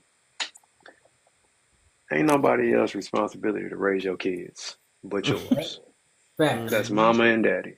If you Facts. ain't got mama and daddy, you got grandma, auntie, whoever is responsible to you and for you is who's responsible to you and for you. But at the end of the day, it ain't nobody. If you got your mama and your daddy, I got kids. Me and my wife, we have our own children. Ain't nobody else responsibility to raise our kids but our own. You say the village. No, it is not the village's responsibility to Facts. raise your kids. It is the village's responsibility to maintain the village as a whole, which is where what everybody's been describing is called intentionality versus unintentionality. Everybody's situation is going to differ. If your children are in the public education system and compulsory education system, that is a completely different lifestyle that you are kind of forcing, you not forcing, you're forced to have to do certain things. It is not a problem if that is not your reality to be concerned with children having devices, because if they are with you, who they gonna call? They don't have no reason to be with the device and all of that stuff if they 7 years old. But if you got to go to school and it's crazy out here, it's like, you know what? You might need to have a phone because anything can go down or whatever the case. It's based on lifestyle at that point. So I, it's not put into one specific category based off of one shoe fits all. For me personally, my kids are 4, 7, and 9. They don't have cell phones. For what? My wife stays home and I'm home. I work from home. That's what I do. And I don't have life. a job. I'm an entrepreneur. So guess what Mm-hmm. they're gonna learn? Yep. Entrepreneurship. They don't mean they don't learn anything else, but everything that we intentionally expose them to is our choice. It's when you don't have the power because you've yielded it to somebody else, is when you're living on what I call a borrowed identity, which is evidence of forfeited authority. When you have forfeited your authority, that needs to be redeemed and reclaimed because it ain't nobody else's responsibility to take your authority and use it. So ain't nobody else's responsibility to raise your kids. And social media ain't got zero to do with educating your kids unless you are leveraging the actual information that's available to you on there to actually help and assist and guide them. But if you don't even have a vision, most families ain't even got no daggone vision. They don't know what they want. They go to work, they come home. They have no actual vision. And then you got people like Javi. Javi said he's 19. Javi said he's going to school, he's going to be an engineer, he's doing all that, he has an internship. That's evidence that Javi knew what he wanted before he was 18 years old. This is the evidence that Javi has had an aim. His attention, his intention, and his motivation has been set. And I'm 100% positive that Javi has respect for his parents based off of the stuff that he just put in the comments. And I don't know anything about Javi. What I do know is Javi, you can unmute and correct me if I'm wrong, but did your parents assist you in being able to accomplish the things that you are accomplishing right now? 100%. That's called intentionality. He wasn't confused about what he desired and what he wanted when he was 12, 13, 14, 15, 16, 17, 18, 19, 20, 21, 22, 23. He's 19. This is evidence that when he hit the age of between 12 and 18, this is called identity versus role confusion, according to Eric Erickson. The virtue is fidelity, meaning you are loyal to that which you are aimed at and you know what you want and you're focused on becoming whoever it is you've decided. But when you don't and you're aimless, the vice is called rebellion. And you are confused about who you are. Javi ain't confused about who you are. Javi said a whole lot of stuff and he don't know what he's talking about on certain levels only because he's only 19. He ain't 25 yet. The man's frontal lobe ain't fully developed, but he's standing on what he's standing on because of what he has witnessed and what he has seen and what he has experienced. One thing for sure is most people don't know who they are. That's why they sit up here and try to tell somebody else who they are, who they can and can't be. That's ignorance. So if you got a bunch of people raising kids who don't know who they are, then their kids ain't gonna know who they are unless somebody else tell them and teach them. And you can't put that off on nobody but the parents. Nobody is responsible for that but the parents. Yeah, but Jerry, what don't you think that because the way your life is and you're able to stay at home with the kids, you can think things in a different way? Because people who have to actually go to work to a 9 to 5 or even work two different jobs, they don't really have the same luxury as you would have to sit at home, be with the kids, watch them all day, see what they're becoming, see what they like, give them things to help them to become something that they may be in the future. It's a little different from you. So I think that maybe your perspective is only good for people who can actually be at home, work from home, and enjoy the fruit of their labor compared to someone who has to actually leave the house and leave the kids at home. And when they're not home, the kids can do things that they shouldn't be doing, though. I respect that game time fully, and I don't want to sound condescending. But when people use specific words like have to, nah, fam. Like there are things that we do and we have to do because of what we choose to do. Like if you have to take certain medication dealing with specific ailments due to the food that you're eating, yeah, you got to take the medications. But you didn't have to eat the food that you was eating that led you to being in that situation. So when Right. it comes to like even with the whole parenting thing, people are like, yeah, everybody can't be like you, bro. People don't know that Jared has multiple sclerosis. People don't know that I had to leave my job because I couldn't physically work there anymore after 16 years of working there. People don't know that the only reason I started getting intentional was because I got injured in 2020 where I was stuck in home hearing my wife struggling with our two kids at the time in the other room. People don't know, like, what I tell folks is like, hey, you want to know how I did what I did? It's called sacrifice. And you're going to suffer in life. You're going to voluntarily suffer and you're going to involuntarily suffer.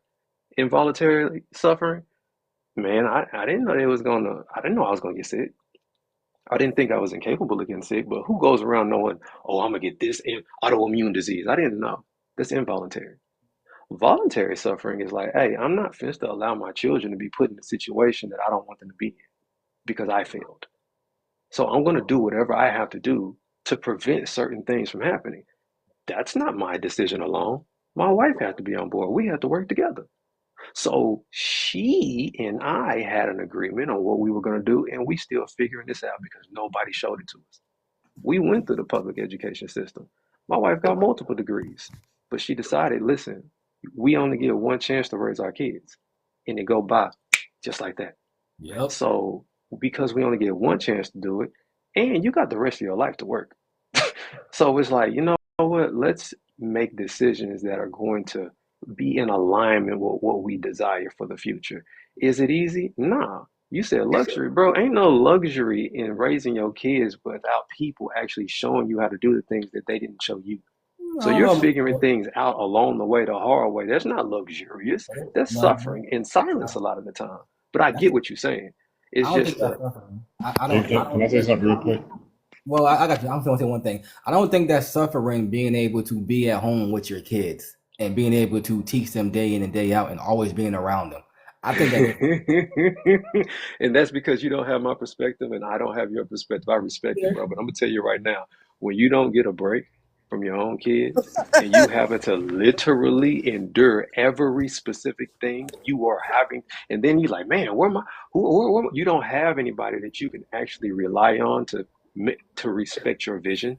Instead, they say, you ain't got to be doing all that. It don't take all that. Yeah, it don't take all that. And look at your kids and how they turned out. You see what I'm saying? So it's like, suffering is, when I say suffering, I'm specifically Pros and referring to cons. willfully enduring an undesirable circumstance without complaining. That's called patience by definition. If you look it up, that's the exact definition of patience. Very true. Willfully enduring an undesirable circumstance without complaint. Hey, But Jared, you are I just still suffering. It don't feel good, but guess what? It's like going to the gym. That's that voluntary. You put your body through a process to get a desirable outcome. That is suffering. I guess I feel you. I just agree, disagree, but I do understand what you're saying, though. I get it. I just want to say something real quick. Jared, I appreciate everything you just said, and I'll mute up in a second. My parents didn't help me through college because I went right into the workforce when I graduated high school. I worked in security. I was a bouncer for a few years. I was a cab driver. I did a lot of occupations. Then I finally decided to go back, and I had to sacrifice, had to give up a lot. And basically, when sacrifice in adults, what we're talking about is what bad habits are you willing to give up to move forward? Because some of us want to hold on to the habits, and when we don't go anywhere, we want to blame everybody else. I had nobody to blame but myself until I decided to give something up. And I did. When I was a bouncer, I was morbidly obese. I was overweight. I was fat. Now, my fitness trainer told me, you're lazy, and you're not motivated. Did it hurt my feelings? Yeah. Was he telling the truth? Absolutely. So I lost the weight, had my gallbladder surgery, and I kept the weight off. Okay. We spend 5% of our lives being adolescents. The rest of the other 95%, we're adults. So what the other panelists were saying about the parents and everything, I don't blame my parents for anything. In fact, I think my parents did a very good job, because I don't expect my parents to be my friends. I expect my father to be my dad and guide me. And I can still go to him. He's in his 70s now, late 70s, and I can go to him. But I think what's going on here with the older people is, like I said before, they're giving younger people bad advice. So it's up to us to do better, because you can't save everybody. Because a lot of these old heads, or you call them unk, whatever you want to call them, they don't want to be saved, man. They don't want to change, and that's fine. But I want to try to set the example for the young people to let them know they don't have to go down the path that I went down, because I didn't plan properly either. I was able to get back on board and make something out of myself in the end, but many people do not, because they still feel like life owes them something. They have a mentality where they want to be some kind of Bitcoin, Instagram influencer, millionaire, going on vacations, flying on jets and having mansions and yachts. And come on, man. And everybody's not going to get a Bugatti. And I'm going to end with this. If everybody was on TV, who would be watching? If everybody was a business owner, who would be the customers? We have to bring ourselves down to the level where we live in reality and live within our means. That's all I have to say. But Jared, I appreciate everything you said, because it's very true. I appreciate you, man, sharing that sincerely. And one thing that I got checked on some years ago. It was a statement that was made, and I kept hearing it often. They were like, "Hey, you know, my parents, they didn't do this, they didn't do that, they didn't. But you know what? They did the best they could, and that's what you." But then I got to a point. I said, "Hold on, wait a minute. Mm-mm, mm-mm, mm-mm. Someone told you to say that. Someone told you that. You seen that from that perspective. But I do not now. Now some say, they didn't do the best they could. They did the best they could with what they had. And even then, for a while, I was like, yeah, man, I get it. Then I thought about it. I said, hold on, no, no, no, no, no, no, no, no, no. God gave me a mind and a will.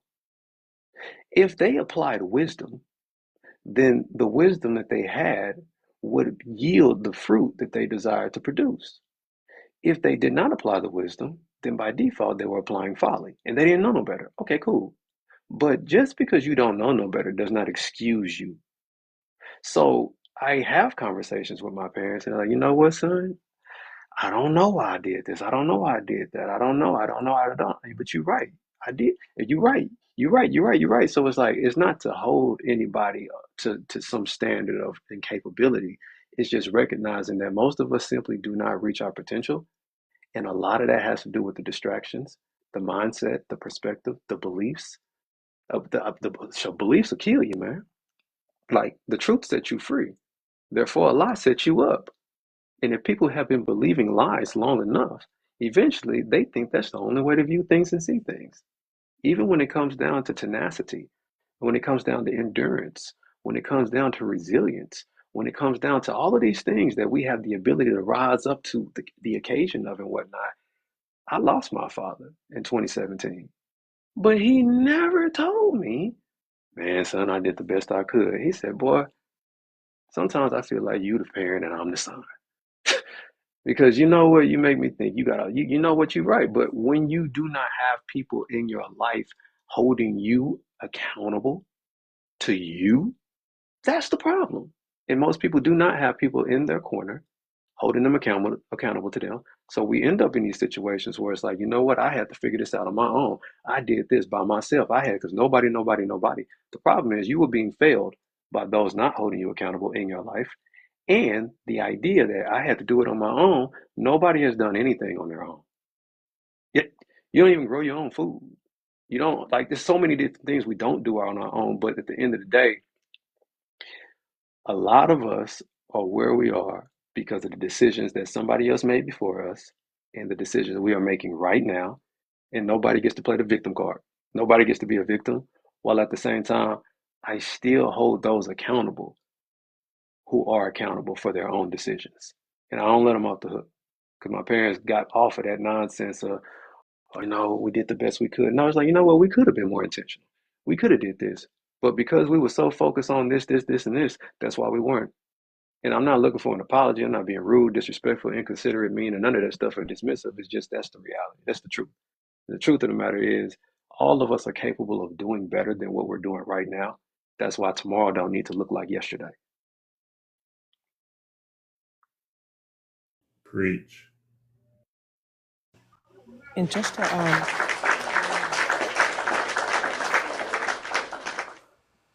piggyback off of what Mr. Jarrett was saying in regards to the village.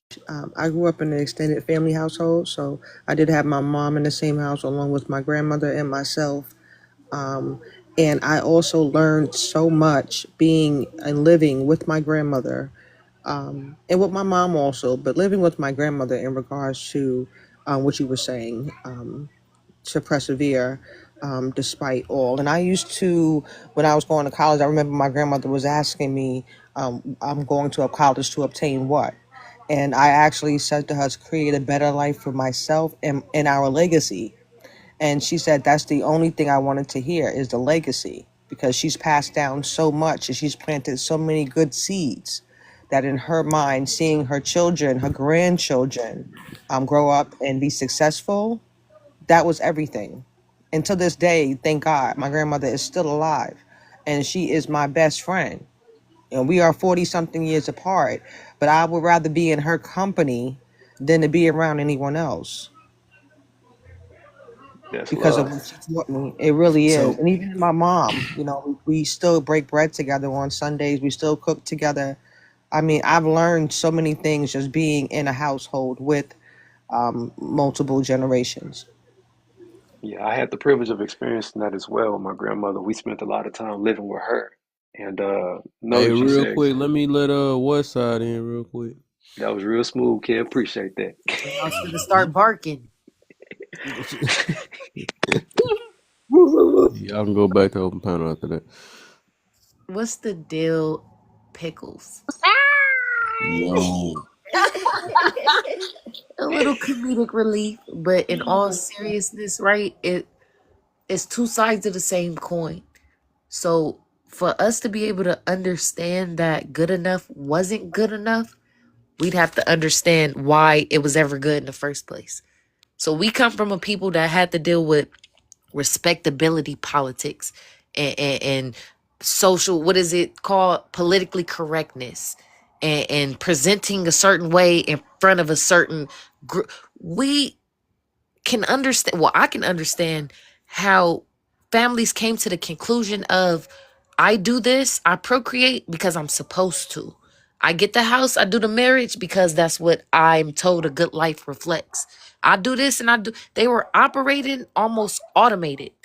We've been at a low point, then we got to a pinnacle of what we ever were. It was one point where we were the best we've ever been, we've ever seen. Fell down a little bit, and now neutral, right? Stability. is new to us. It's new to us. Coming off of that little rigmarole we had and then back to normality, it's new. So I can understand how my parents didn't understand how intentional you had to be with procreating.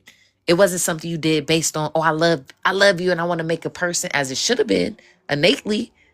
It's something that's deliberate, and you have to do with a level of specification that I don't think they even can conceptualize at a certain point.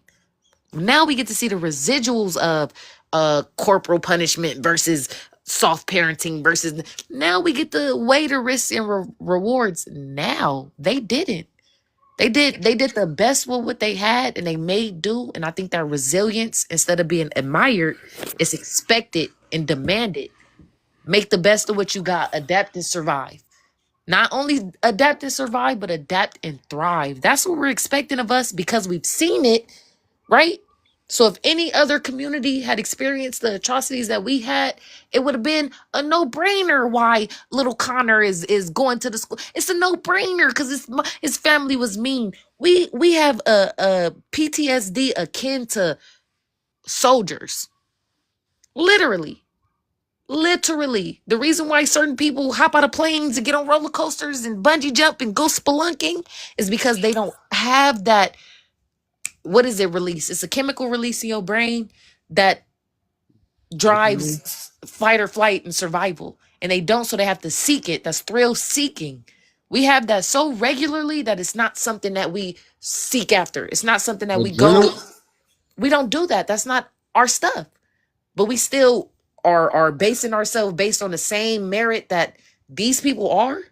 It don't make sense. It don't make sense. I'm not saying y'all specifically, but I'm saying the example of good parenting that we've seen has, in my opinion, only came from helicopter parents and how the Asians is doing that tiger parenting where they programming their kids like robots. That's some deliberate and intentional raising. All we've got is people making do. Making do is not good.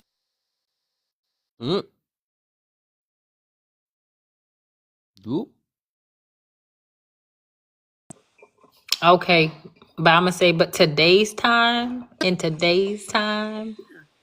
we don't have those same excuses. We do though, because look at the example we have. So everybody says go back to when we had Big Mama, go back to when it was structure and discipline, and look what results those yielded. Do you think the people that came from that are the best example of what we could be? They tougher. Yeah, they meaner. That's They what they more call core. it. They got more That's what calluses on them softies because they say. understand it's a mean, cold world. That's what softies say. That's what softies say. Yeah, that's what softies say. They so mean. No, they was I hear washing you. soap out your mouth. They would have I hear you, but what did that get them? It got them they was afraid disconnected of the with. People started teachers. opting out You because think it's better now? I am proud of the progress and upset with the status. I just said that. Oh Never said that. my! We got It's not teachers. better now. Actually, doing a topic on that though. We can't even. I miss the days where the kids used to be scared of the teachers. Now the teachers getting whooped up. The teachers is humping on the kids, so I be But damned. they need to find the balance. Westside. Okay, go I ahead. understand all of that, but you got to understand it's a pendulum. And so, yes, it's overcorrection. It might swing a little bit too far to the left or the right, but we got to, do anything but that. Try anything but what we've already tried because we don't like those results. So, yeah, like I said, we've seen the harsh parenting. We've seen the soft parenting. We don't like either of those. So can we find a happy medium? Can we stop, like he said, demanding and expect your parents and outside of legal obligation, they didn't have to do nothing but get you here. Everything else is extra after that. But let's be totally real. The only reason why Darwinism hasn't affected humanity is because we aid the people that are not physically in that. We help them. If it was the way of how nature is supposed to be, we would have left them to starve. We don't do that, right? Okay, really quick. I was a teacher before I became an academician, so I'll say this really quick. It's one thing when people say, "Oh, it takes a village," but then when the village gets involved, they tell the village to shut up and mind their business. Okay, whenever we're talking about the kids. And the thing is, we need to get back to, hardcore parenting. We need to get back to what it was before, not whooping the kids upside the head and doing all that stuff. We need to just get back to stop trying to be friends with the kids and start being adults, start being Because those parents again. results were so good. Well, here's the You thing. guys are such My great generation, examples let me of let what me let that me can finish. get Hold us. on. Wait a minute. Hold No, on. because you cut Wait. me off. I wasn't done. It was my turn. Okay. Well, You already ma'am, spoke, ma'am. Mr. It Vest. Nobody What's said up? anything. Come, No, because why they get the I'm finna, No, I didn't. Yeah, No. but Hold on. Let me. I'm okay, not finna. Westside, go ahead and finish your point, and then Okay. gentlemen, because I thought All it right. was No an problem. open panel, so he probably thought you was done. But go ahead, Westside. It was open pen. No, it's cool. I'm not even finna do that right now. I get where y'all at right now and have that discussion. It's two different ones. So I'll bow out. Y'all have a good night. All right. Anyway, back to the point. We have to start parenting again, because what people are doing today is they're trying to be friends with these kids, and these kids are taking advantage of that. Now, I was a teacher, and I had to report quite a few of them. And when the parents came in, the only ones that were really active were the fathers. But mothers, forget it. Many of them didn't want to be bothered. They came in with bonnets on. They didn't want to come in, and they didn't want to pick them up. And I was busy doing this and doing. I said no. And most of what I hear is, I'm doing me. I'm doing me. What about your kids? What about the family? What about the community? We got to get back to that. And if we don't get back to that, then it's going to be downhill from there. You ever seen a dung beetle rolling up a ball of crap? That's what's happening right now.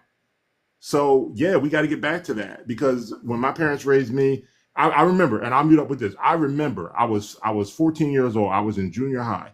My father, he was a military guy. He stood us all, it's 5 of us. He stood us all in the basement. There was a back door in the basement. And he says, if you're going to live in my house and you're in junior high or whatever, I'm not chastising you no more. I'm not doing it no more. The only one I'm going to deal with is your younger brother, because he's still in grade school. But he said, now, the rest of y'all, if y'all don't like the rules and y'all don't want to do what you're told, he said, because you're going to have to listen to somebody when you get out there in the real world. He says, if y'all don't like the rules in this house, when he opened that door and that cold air came in there, it was chilly. That's how I knew how cold the world was. He said, there's the door. You can leave. He said, you want to call DYFS on me? You think I'm being unfair? You can leave. He says, when DYFS leaves, you can leave with them, or DDP, whatever you want to call them. So I'm glad that my father was there, and I used to think he was being hard on us, but I didn't understand how the world worked like he did.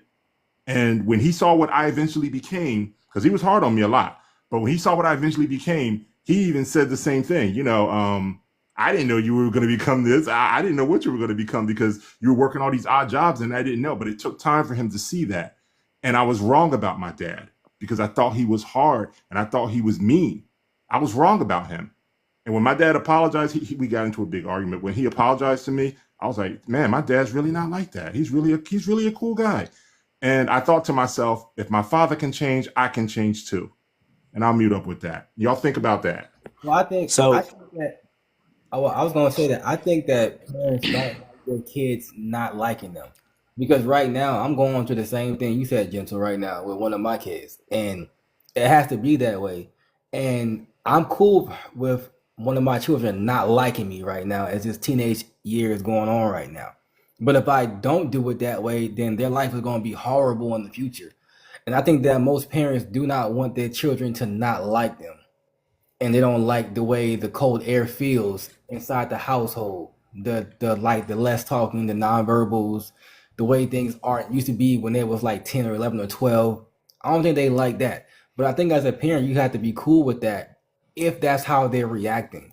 Because my son and daughter, they're like night and day. They're two different people, but I also got to treat them differently and how they're reacting to what they're doing right now. So I agree with what you're saying, but at the very same time, I think people, they're soft, man. And since they're soft, their children become soft because they're soft. So yeah. Let me. So Yeah, go ahead, very motivation. true. But I was about to say this So too. Notice the pattern, like with some of the younger folks. I tell you, it go right with Game Time actually stole the word I was gonna say. It's showing that they just soft. They can't handle conversations. Every absolutely. time we I noticed like the couple people that we put in the hot seat that were younger, they just try. And that's some So funny stuff. But go so ahead. yeah. No, I appreciate that, Kev. Thank you. No, it's what you said, Game Time. The thing is, it's important to be a child. That's why it's called being a parent. That's why it's not called being a friend. It doesn't mean that you have to be cruel but at the same time, you do have to create structure. You have to create structure, and then you have to hold the line. That means if they cross boundaries, there's consequences. Now, depending on how severe what they do, sometimes it's a spanking, sometimes it's punishment, sometimes you take something away. It doesn't always have to be spanking, but it's kids are soft. And do you have this age of overcorrection? And I know I still stated that several times, where you got all these parents. I've been on lives, it's crazy. Well, I'll be like, yes, I spank my kids. You're like, oh my gosh, you beat your no. It's discipline. It's discipline. It's not stop switching the word, saying the BEET word, and stop. It's not that, it's discipline. But y'all are you're so brainwashed. You're so brainwashed that you try to make it something that it's not. And since you're overcorrecting, now you have kids. A lot of these parents, like you said, the kids putting their hands on the parents. The kids putting their hands on the adults. And when the cops stop them, they talking crazy. And what you gonna do? Nothing. La la la la, cussing at them. Bro, listen, be cool, man. Listen, if you don't start a fight, sometimes it doesn't have to be a fight. Don't start the fight. Don't start the fight. There doesn't have to be a fight. That's all I'm saying. But with parents, you have to be a parent, and you have to have that discipline and that structure. And so it's important to have. And you create structure in your child's life so they understand. And the world is not a nice place. I'm not saying it's not always a bad place, but the world is tough. And your kids have to develop a tough skin, so when they go into the world, they don't get ate up. Facts. Let me get before everybody go. But we gonna get Aisha in and then Mitch. Hello, good evening, everyone. So I guess we are just answering the prompt. You can do as many as you can within 2 minutes, and then that's it. Okay, well, to start with the top, I ain't even gonna lie, this might make y'all laugh. What's wrong with getting old? Hell, them damn bones, your body be tired. You wanna look, you can't stay up all night. Look, 9 o'clock, you ready to go to bed. That's what the You problem got some is. pointers. I ain't think about that. Is being old, being a flex or insecurity of today. I don't even know how to answer that question, because I mean it comes with wisdom, but then I ain't gonna lie, you got some old folks that's just stupid too. So I can't say. I ain't even gonna lie, it's just the truth. Is the old, there is some truth to that. If the old is, there is, because I love that parents like to try to build relationships with their children, but there's a limit to a certain degree. Certain things you just don't do with your children. If your daughter's getting married and she has a bachelorette party, you as the parent don't need to be there. I think that's just disgusting. You don't need to be drinking with your children, not on that kind of level. You don't need to be getting high with you're doing too much. I have a 17-year-old and an 8-year-old, and I don't do that. We have mother-daughter days and we do things together as, mother and daughter, but I could never hang with her friends. I don't do that type of stuff, but I'm gonna keep it 100 with her and her friends about certain things, certain conversations. But we're not kicking it like we homies. That's just not what it is, or homegirls. We're not doing that. Who's at fault over the young folks not listening? I think with this generation, some of these little boogers just don't want to listen. That you can draw a map and lead them. It's just they just want to do them, and sometimes they got to find out the hard way. So I don't think it's all of the parents' fault, because they just think that they know everything. And I think we all have been through that phase when we were teenagers. We thought we knew something until we found out later that we didn't know anything. I'm the type of parent where I let my daughter try to find out the hard way, and she just be looking at me crazy. I said, well, I did. I told you, but you didn't listen. So now this is the consequences behind you not paying attention to certain things. Sometimes some people don't like my methods, but I'll tell you, You can listen or you don't listen, and then whatever happens, happens. And the only thing I can do for you after that is pray that you don't hurt yourself or hurt anybody else in the process. That's how I see that. So I just want to say this real quick. And I've heard this statement so many times. I know it's one of the truest things I ever heard. The best mistakes we can learn from is someone else's mistakes. I give the prime example, if you could buy a book that a billionaire has written, How to Become a Billionaire, but in that book, they tell you all the mistakes not to make to save time and money and heartache and just headache. That's the best thing you can do, because you can get you get the blueprint to winning without making some of the losing mistakes. That's called wisdom.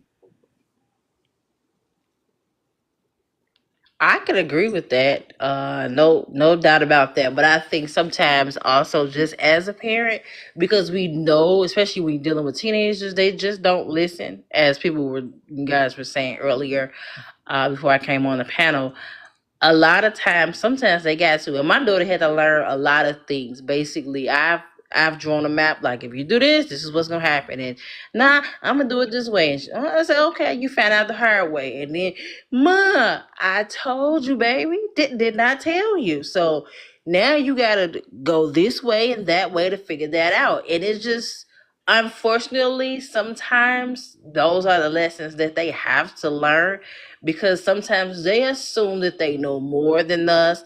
I already know the outcome, or I already know what you up to. I'm just see how long you gonna go without listening before it blows up in your face. Right. Mm-hmm. Yeah, it's funny though. Before it blow up in your face, and then you looking at me crazy. But I told you. I mean, I can give you an example. I told my daughter, for some reason, these kids, they like piercings. My daughter wanted a tongue ring. I said, you don't want that. I said, first of all, it's unattractive. It comes with a lot of stuff that you don't want to be attached to. People will I had make a tongue ring in high school. I get it. But it comes with a lot of assumptions. People will say certain things, associate you with certain things, and you might don't want that attention. Yeah, I definitely want that attention. As a man in high school, a boy in high school, like I definitely want the girls to know like what I did. Right. And I'm like, but and I get it. But my daughter is very sensitive. And someone called her out her name and this is before she even got the tongue ring. Someone called her, a 304 and said everything all about her. And it broke her down. And she was in tears. And because they don't even know me, I don't do nothing like that. And I said, you have to be mindful of conversations that you have with people. And so when I found out she thought it was just something cute and whatever, didn't realize that it comes with all that. So I explained it to her how everything go. I even talked to her and her friends. Her and a few friends was going to go get one done or whatever. So she goes and they go and buy them a piercing thing, and she goes and does it. And the school called me and told me that they were piercing, whatever body part they were piercing in the bathroom at the school. Now I was livid. I was beyond pissed. I was ready to snatch my daughter. I really was ready to snatch her tongue out of her mouth and slap her with it. No lies. I said, you know what? I'm gonna leave it alone. I'm not gonna say anything. Let that tongue get infected. Within 24 hours, she took the tongue ring out. You know why? She didn't like how I feel. She couldn't eat anything. And she felt so bad. I said, but I told you not to do that, didn't I? Yes. I said, well, why would you do something? And I'm telling you the outcome. I gave you the nice version, and then I gave you what could happen if you kept it. You didn't like it. And so now I get real gutter with her, especially now, you're a teenager. You don't want them out here doing stuff that they ain't got no business. and all of that. So I keep it. I don't sugarcoat nothing because when I was a kid, I didn't have that conversation with my mom when my lady parts and all of that was changing and all of. I didn't have that. All I heard was if you have sex, you was gonna get, you can get pregnant. That's it. There was no conversation, no breakdown, none how everything that I probably experienced in the disrespect from boys or whatever level it was, I didn't get those conversations and how to handle those conversations. So I keep it 100 with my daughter when it comes to certain things, and she be looking at me like I'm crazy, like, I can't believe you saying this to me. I said, yeah, and I had to let her know, I didn't have those conversations with your granny. We didn't have that. So I'm keeping whatever my mom didn't do, I do so that you don't have to deal with it. But some things you just might have to learn on your own. Because if you ain't listening, all I can do, I can talk to you till I'm blue in the face. But if you don't listen, then this is the outcome of what can happen. And you don't want to be. And she's a good girl, honor roll student, but they're trying to find their way, and sometimes they just do things thinking that they can just, oh, okay, I'm good, and then they be surprised at the outcome. So I'm one of them. You gonna find out the hard way if you don't really listen. I try to do it inside the house before life. I don't want my kids to find out the hard way outside. So I do things inside the house to find out the hard way to give them a better way. So when they go outside, if they do something strange, maybe they'll think about it twice beforehand. Because I can't control everything they do outside. I'm not going to keep them inside the house because they got to learn things outside the house anyway to be a good individual. So I don't want them to do things outside because if my daughter came home with a tongue ring, it's over. It's over. I'm not sure what I would do, but I'll come up with something. It's not going to be good. And that punishment going to last for a long time. So I just want to say, my son is 21 years of age. I am 44. I kind of feel like I'm having the best of both worlds right now because he is older as opposed to years before, social media started going into a frenzy, raising him in his teenage years. But I do want to include that, I keep talking about that village, but even though he had his dad, I still have my dad, his grandfather, of course, and then his father's father, and then my uncles. So there was always someone I had around who can check him. But right now, at 21 and 44, I would say, even though he didn't listen in his teens, right now we get along better than we did before ever. And I'm assuming now because he is 21, he's older. But a lot of the things I used to tell him in regards to, people, places, and things, accountability and responsibility, always brushed it off, always used to tell me I'm preaching. But now he kind of like turned into like a mini me. And he always calls me and laughs about it and says, Mom, remember you used to always say, because growing up, I was always checked. My grandmother and mother used to always say, I'm not your friends. I'm not your best friend. I'm here to raise you.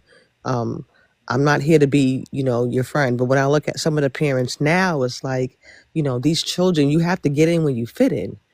So I don't blame them sometimes when I see them doing little TikTok dances with them or, getting the matching hairstyles because you want to still have a good relationship with your child. This is a different time that we're living in right now.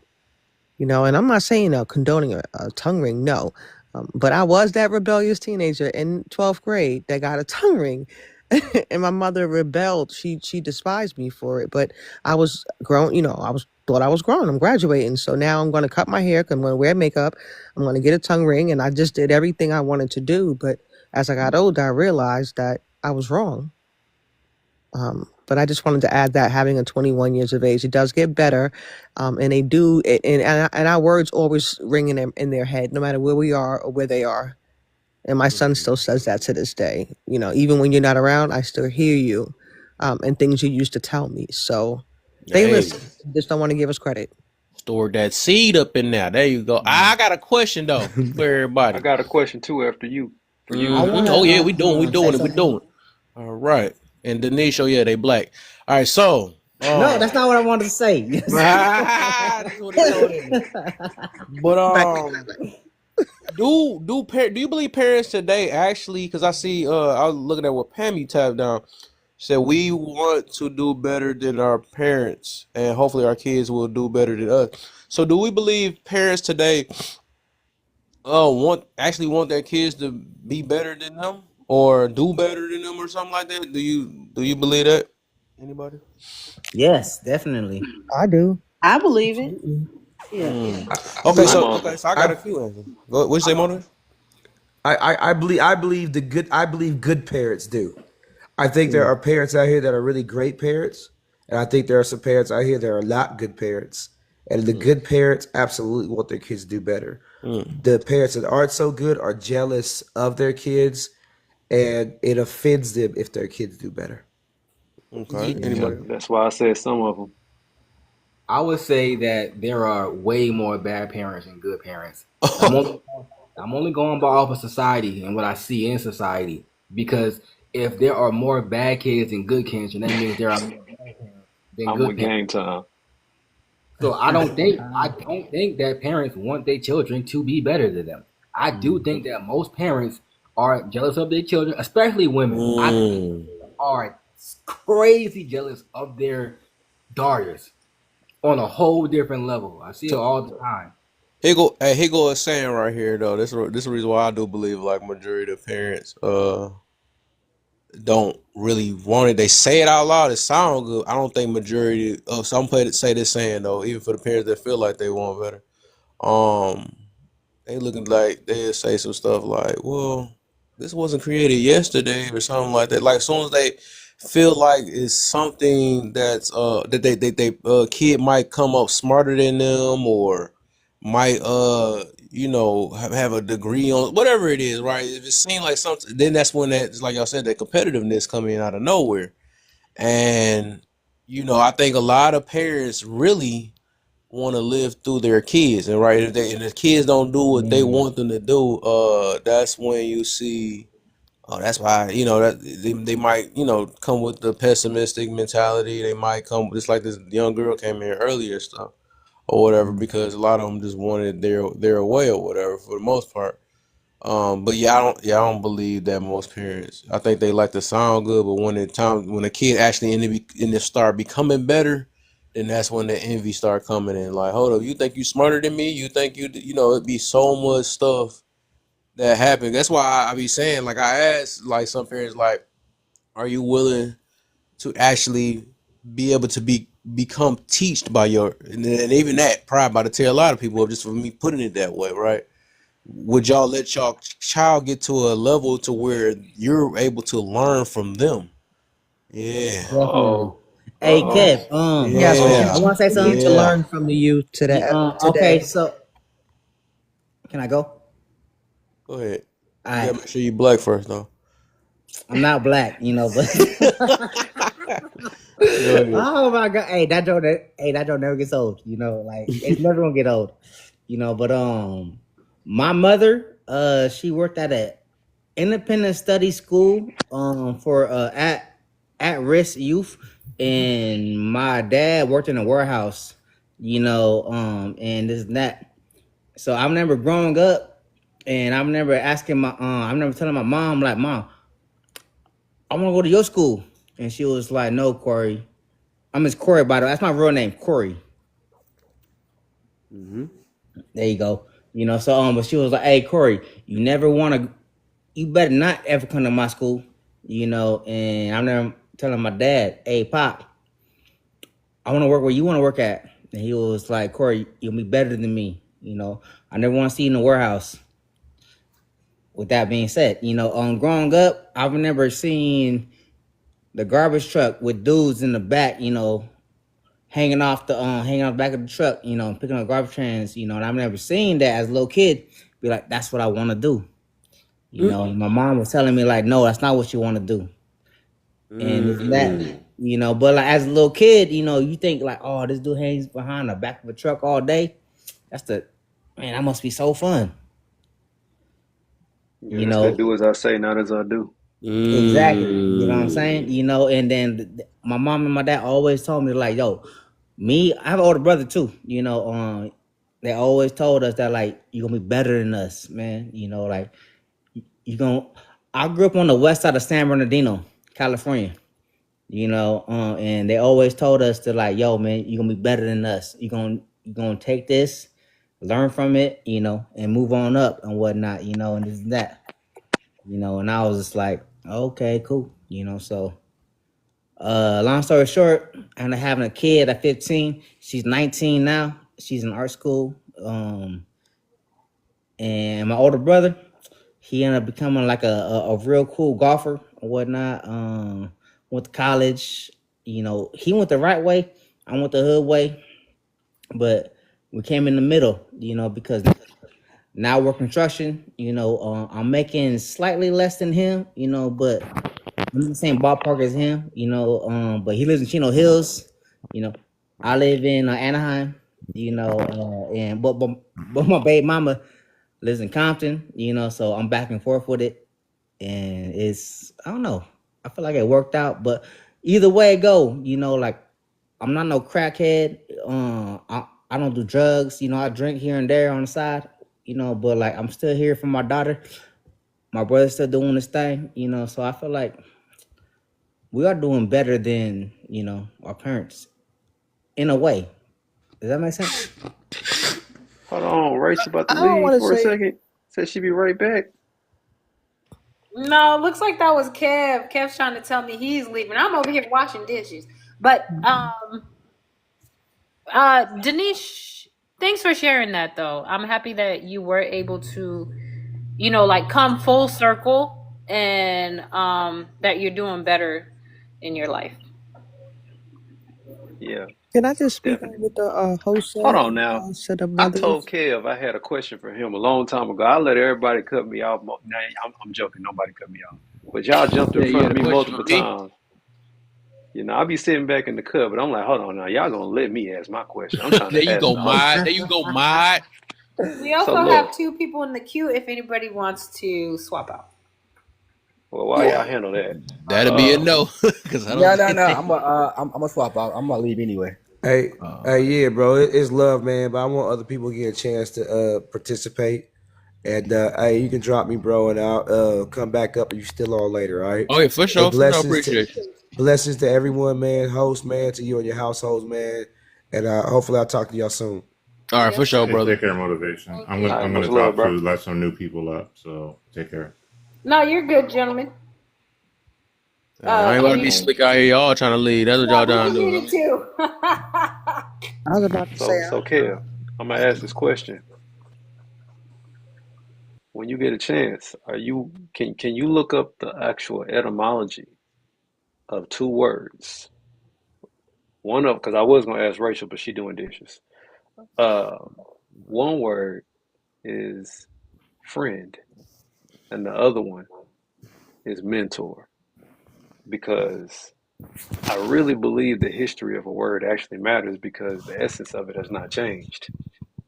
The usage of it may change, but people be abusing words all the time and don't realize that what they're saying is inaccurate. It's wrong. It's not right.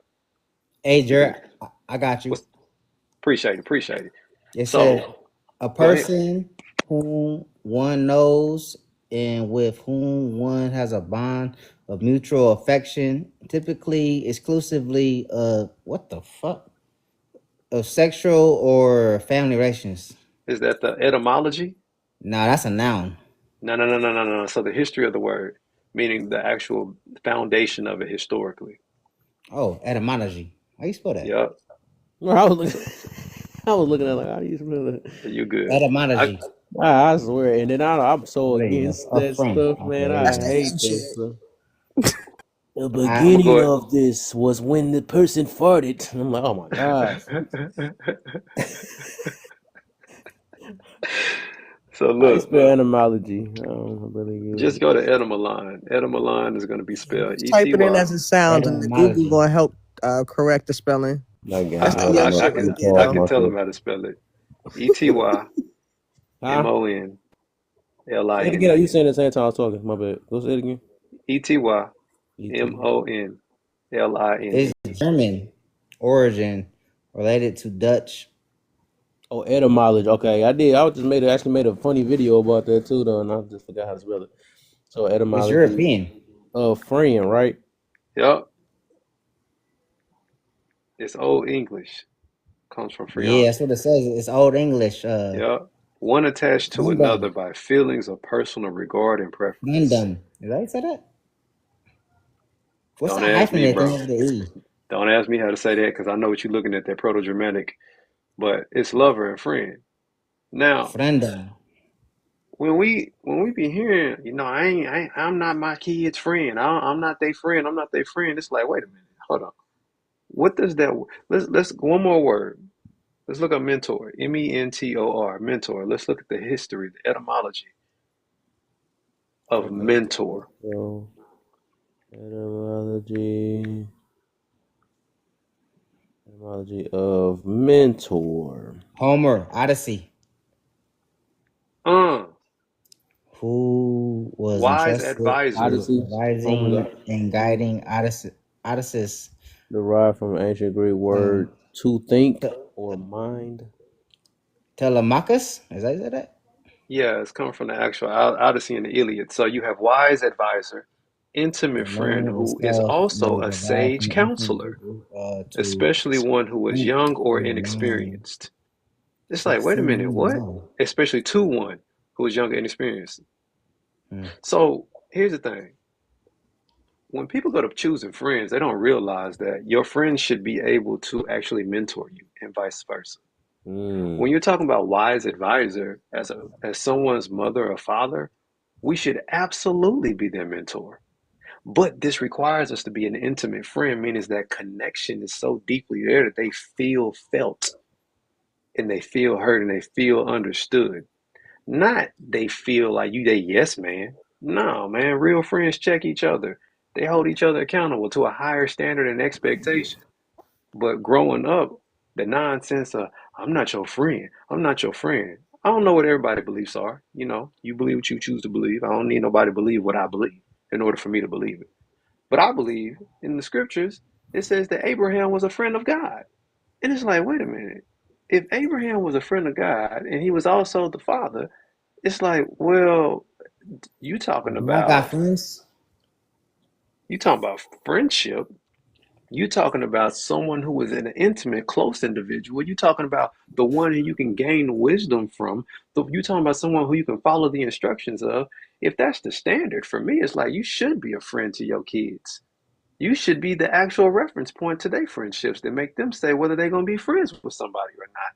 Not in a dictating manner, but in the sense of, you know what? I trust my mama. I trust my daddy.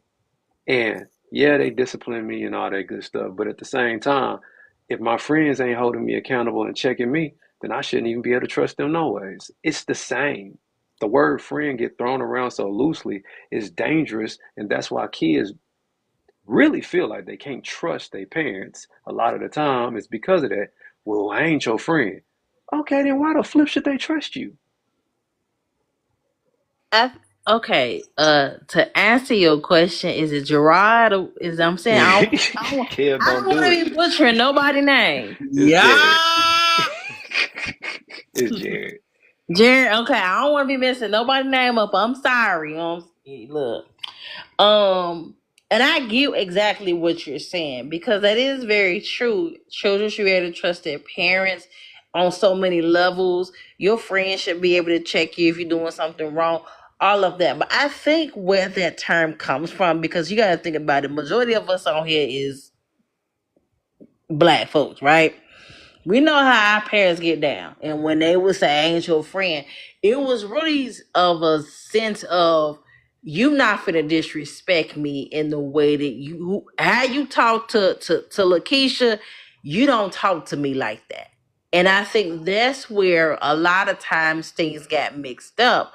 But because we do have these old school parents where they put us in a position sometimes where we could not talk to our parents, and you prefer to go talk to your so-called friend. So that's what things got ugly, because if we did disagree with our parents and we said, Well, no, Mom, that's not how that go. Because a lot of times, let's keep real. Most of us have parents. When we think about our generations, most of us. I'm 40. I'm in 43. Right. Most of us parents on here probably our parents on here are probably boomers. Let's just keep it real. They weren't keeping it 100 with us when it came to a lot of stuff. A lot of conversations was not had. So it that friendship thing is we don't talk about. So what you talk about with your friends, I'm not finna talk to you about. Look, I'm your mama. I'm supposed to provide for you. I feed you and I clothe you. Anything else, I ain't got. That's their mindset. So that's where that term really came from. So it really was telling the child that this is the line that you just don't cross. And then there are moments, let's keep it real, that children will flat out disrespect their parents. They've cussed their parents out. They've said things they had no business saying to their parents. And so a lot, what you say to your friends ain't got nothing to do with me. I'm your mama.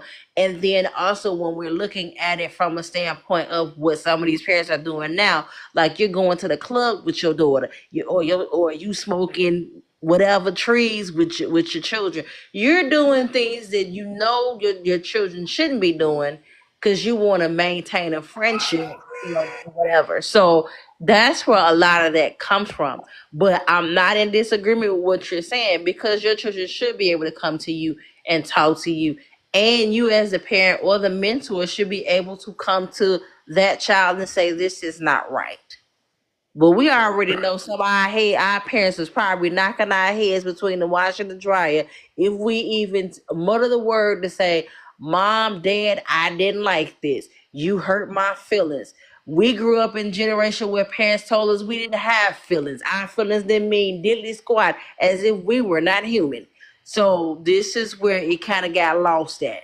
Yeah, got you, sis. That was kind of my point, what I was getting at. But we want to make sure we let Lamar go on here because this man has been waiting Okay, there you go, Jared. All right. patiently waiting. Yes, I just Lamar, wanted to. please. I just wanted to say. I wanted to add in on what y'all was already talking about quickly. Like I don't mean to come in here and interrupt, but what she just said when she said her job is to feed and clothe them and things like that. Right? Did she just say that? She said her job is just to feed. She was referring to the old school. Right. Facts. Right. So wouldn't everybody in this panel agree that majority of these households, it's like majority of these kids is being raised by single mothers? Can we all agree on that? The what? You say said no.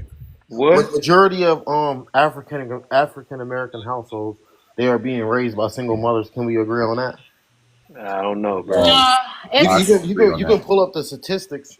But the thing is, the statistics can only identify you as a single parent because you're not married, and because you put the man on child so support. the thing is, it is very difficult What's to your know. point, Lamar? To know. Yes. The point that I'm trying to make is like, if you're not above the age 60 or 65, like all of those generations that was like, before coming all the way down to my generation, majority of the women that's raising these kids, they just maintaining the kids. They not hands-on with the kids, teaching them stuff or anything like that. Like your mother is your first teacher. They supposed to be teaching you things.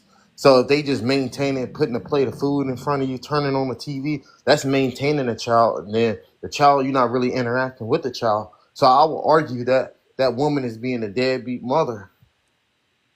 That's all Lamar, I'm trying to say. you said earlier you want to answer the prompt, Lamar. Yes, I'm gonna answer the prompt, brother. I'm about to answer the prompt right now. I'm gonna answer the prompt for you right now. Yes, now the prompt. All right, is answered. I would say actually it's a flex because like to live a long life, depending on if you want to live a long life or not. I don't want to speak for everybody, but like it is a flex because you reaching a newer age and things like that. You get to experience life more. Hell, if you got grandkids, you can have fun with them and things like that. Life is a beautiful thing. And for the second one, it's getting old because with the young. Yes, I believe so. In the African American community, I like to be Pacific. My bad for being Pacific, but yes, in the African American community, community, Pacific or specific. I'm playing. Don't do that. yeah. I got Don't do that. That's the young shit right there. I got a list. My fault. You I good, bro? I'm apologize. sorry, man. I'm wrong. Yes. I'm from the South. Yes. Now what I was saying was yes, the reason why I feel like that they are competing, when the women are competing with the younger women, they trying to keep up because but they can't have children, so it's really not a comparison, but they try, and I feel like it's nothing wrong with trying to go against time, everybody want to still look young, act young. That's a bit different, but yeah, black women, they gotta get that under control. Now the last one. Let's answer the last one. Clock it. Yeah. Now the last one is, whose fault is it? Why young folks not listening to older? Yeah, but in the older folks, the reason for being is because it takes a village to raise that child, and if the village was doing its job, maybe those younger kids would be listening. If they hold everyone accountable, we wouldn't have the issues we have today. It wouldn't be a bunch of unaliving going on outside if everybody was holding everybody accountable, regardless of gender, regardless of all that. Regardless of if you didn't ask for this or ask for that. That's my belief, and that's a fact. Lamar That's your signing over. belief, and that's a fact. That's your belief. And okay, Lamar. Okay, I appreciate you. I Sharing believe all it that. before it We makes gonna it get the a fact. cash though. Let's get the cash. Cash, get the money. For sure. Okay. So thanks for having me back up. Okay. I just wanted to say this, what the young lady was saying about the parents, right? It's funny how they raised us where we was basically seen and not heard. It's like stay out of grown folks conversation, or you would get the belt with the quickness. But when you have your kids, have y'all noticed that when you want to discipline your kids, they always got something to say. Facts. I didn't do that to Right. you. Wait a minute. What are you talking about? You just beat me with a house shoe the other day. And I'm just telling this girl, I'm going to take her phone. You talking about, I don't know why you let her forgot keep you. her You act phone. like you don't know your age, but you forgot you was young. Exactly. Oh, they got But amnesia real quick. They forgot everything. It's like, oh wait, we couldn't get McDonald's, but for some reason they got McDonald's, Chick-fil-A. and they'll go to more Like, than one place. look, my daughter, for some reason, she can't eat seafood, but if she could, she be getting seafood boils, all that. Only reason she can't do it because she allergic to seafood. That's it. Other than that, for some strange reason, she got money for everything. I say, wait, say what now? But you know what? That's how. All this money. Yo, Mama I'm gonna told tell me I'm y'all. too hard on my son. I said I'm too hard on the young black boy in America. Are you for real? And there's no such thing. I'm too hard. But the guy that was on here, what's his name? Oh, he left. Dishenwu or whatever his name is. I'm sorry if I butchered that. Cool. I just wanted to say, y'all, I think we as the black men in this world, we've been brainwashed. People actually think it's cool to go to jail when you should be the one that should be cool is the one who's been free, who's been paying these bills, taking care of his responsibilities. You think about the jobs that you did want or whatever. And then when you got older, then you start looking at jobs with benefits. You start looking at, careers and stuff like that. And I think that that's what we got a lot. We got it bad because a lot of the shit that you realize that when you get older and you're a grown man, all that other stuff, it don't even matter. You know what I mean? All this gang stuff, people banging over streets, y'all don't own the deeds to them. Y'all don't have no really connection, but this is where you was born. So, but if they change that street, then what? You know what I mean? I don't know. That's just the way I think. Maybe I was rambling. I'm sorry. I had a couple of drinks, but go ahead, y'all. Hey, you what's doing up? your thing. Hold on. I like his drinks. What's up, Cut? No, I'm joking. No, it's up good. What said you trip good? Hey, you know what? And I realized that was all BS because, man, I got some blood homeboy. Right, Even man. though Long Beach is predominantly Crips or whatever, but all that stuff, it don't matter. When you get older, you just want to take care of your family, man. That's all I care about. Taking care of my family and Yep. staying out the way. But that was originally how a lot of them was, man, specifically dealing with individuals like Tookie Williams, man. And even when you go before that, you dealing with individuals who would actually be fighting against the injustices. That's Yeah. literally the foundation. But when you Right. get to this fugazi nonsense that come afterwards, it's like, what happened? I'm gonna tell you what happened. Yeah, Stupid it is was what stupid Crip. does, and they started following bad leaders. And then the music made it worse. The media, Yeah. the It actual, was like, community revolution in progress. That's what they used to want it to be. You know what I mean? yep, yep. Originally, but when you got a good thing going, eventually you get ran up and you come against enemies. Your enemy ain't Yeah. gonna let you maintain that. So then you start dealing with a whole lot of other factors, and it's not just one or two, it's a multiplicity of them. So at the end of the day, what ended up taking off is belief systems that were false and fallacy, but they never questioned the beliefs. They just held on to the lies. Exactly. Because even when you look at history, they try to act like the Black Panthers were so bad, but it's like, why is it bad that they was trying to look out for their own community? Okay, you got other people carrying pew pews. Why can't we carry pew pews if they legal? It's just something wrong with when you do it. You know what I mean? Because you are threatening their eyes. And Yeah. personally, I never heard the Black Panthers were bad in my life, but I see there are narratives about a lot of different people. But if you never question the narrative, you don't investigate it. Exactly. Yes, bro. Yes. Well, hey man, y'all got to stop this. Kev, all these people are always agreeing with me, man. No, I'm playing. You're starting to get some of my ways, Mr. Gerard. Man, cut it out, man. Gerard is nuts. No, it's Jared. Man, I'm the only one to man. get to call him that, man. Nah, it's Jared. Like, he went to Jared's with the Joker there. You know what's funny though? Lamar, you said got the same thing. Just look, man, look. I'm gonna tell you something that I believe you believe. Anybody believes this. That's gonna hear what I'm saying. If a person is stupid, that does not have a complexion at all. Facts. Like, stupid does not have a complexion. It just has a belief system. I'm not saying that you know what I'm saying, like I'm not saying there are not contributing factors to an individual's stupidity. I'm not saying that, but bruh, you was talking about the black woman and you kept talking about these women and deadbeat mamas and stuff. It's like, bro, hold on, man. Come on, man. And then you putting this down here, and then you got the iRobot image. Like, I don't know, man. He said, I'm not about to be black or white. I'm a robot. Let me stop. But can I just say something real quick to what the host was saying earlier? When he touched base about how some of the mothers are jealous of the daughters.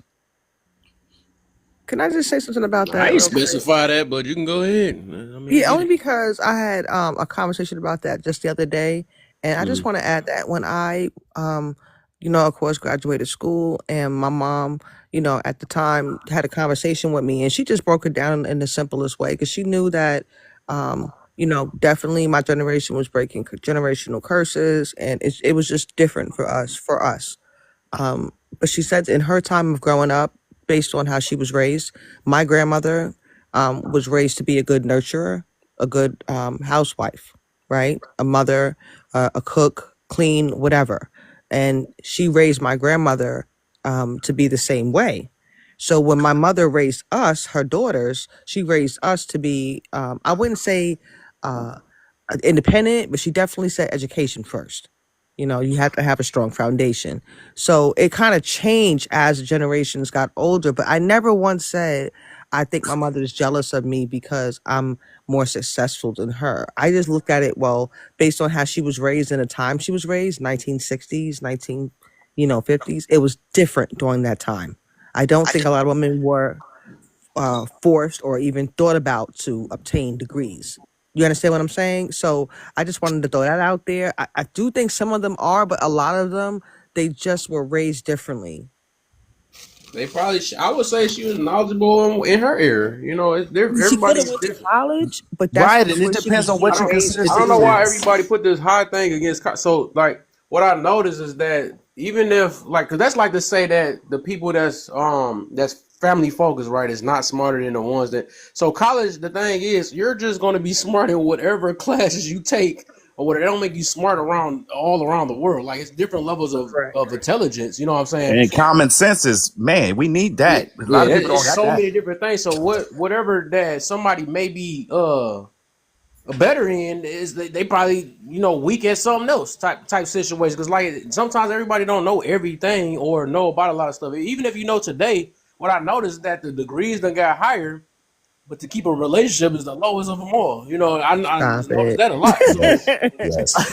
And that's Divorce really just rate's common still sense and high. consideration. You know I'm what's just crazy, saying. man? But compared to back then, yes, you are absolutely right. Divorce rates were lower. But Yes. women at that time, they were not, as my mother explained it, they were raised to just be good helpmates. They were raised to provide for the children, the husband, and the household. And the husband was out in the field, that type of mentality, still bringing home the bacon. So that's just something that she brought to my attention. But as I grew into my womanhood, I always said no matter how much I make, no matter how far I go, I will always take care of my mother and my grandmother because they did the same thing for me. And I do believe in taking care of your extended family as they go older. I think that's a blessing all by itself. Yeah. Hey, And I'm You just you you. fortunate enough I to do still want to experience mention that. this. I want to mention this too, though. Somebody's talking about look, the young buck is back. They go young buck. I know I'm like, all right. So, I was gonna mention about somebody was talking about Big Mama earlier. And then you notice that it's so funny how they be trying to down the past and stuff or whatever.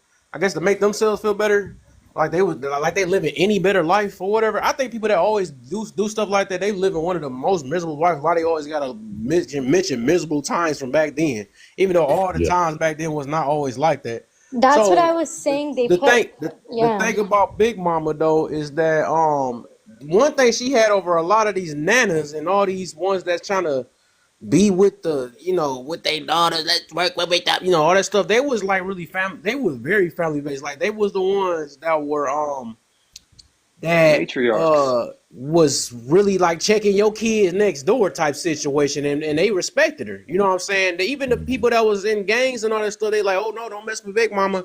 But now Big Mama's like, hey, what hood, what set you claiming? Oh, they doing it too now. It's not even the same. They not even Big Mamas no more. Yeah. So it's like, yeah, they was the ones that held the family together and all that stuff, which They little mamas. that need to be back. I No, was that's learning they home little mamas. economics before I was even in They little school. I was mamas. learning it at home. They is they little mamas because they're not even like grandmothers. And no disrespect to anybody. I understand there have been teenage parents, and that means your mama is young, and so the grandma is young. But it's almost like there is no that grandma. People don't even do like the cookouts anymore. They don't do it. But Dang. I can say I understand why. Why y'all be saying And this stuff? Hold that's on, hold just on, hold on, hold on, hold on, hold on. Why do y'all listen? Why do y'all say that nobody does certain things anymore? Maybe not around you. Maybe nobody you know. Maybe no one around your circle. No one within the radiuses of your actual city or I'm not saying whatnot. they all don't. I'm not saying that everybody, but what I'm saying is how it used to be. Like everybody will come together, Yeah, but like you used to cook out every Sunday. yeah, it was something to that effect. Like, okay, I live in Chicago, right? And let's keep it real. We stay in the projects. Family was around family, but a lot of times now with us, especially us that are early millennials or zennials or whatever, you're in your 40s. There are a lot of things that we are breaking, and it's not that we don't want to be around family, but there are some things and family secrets. Everybody wants to keep secrets, and stuff is starting to come out, and people like, I'm not going to tolerate this. So now when all this stuff start coming out about things that everybody trying to hide, because you remember the old saying, what happens in this house, stay in this house, and some stuff can be detrimental to you as a child, and then you're trying to heal yourself.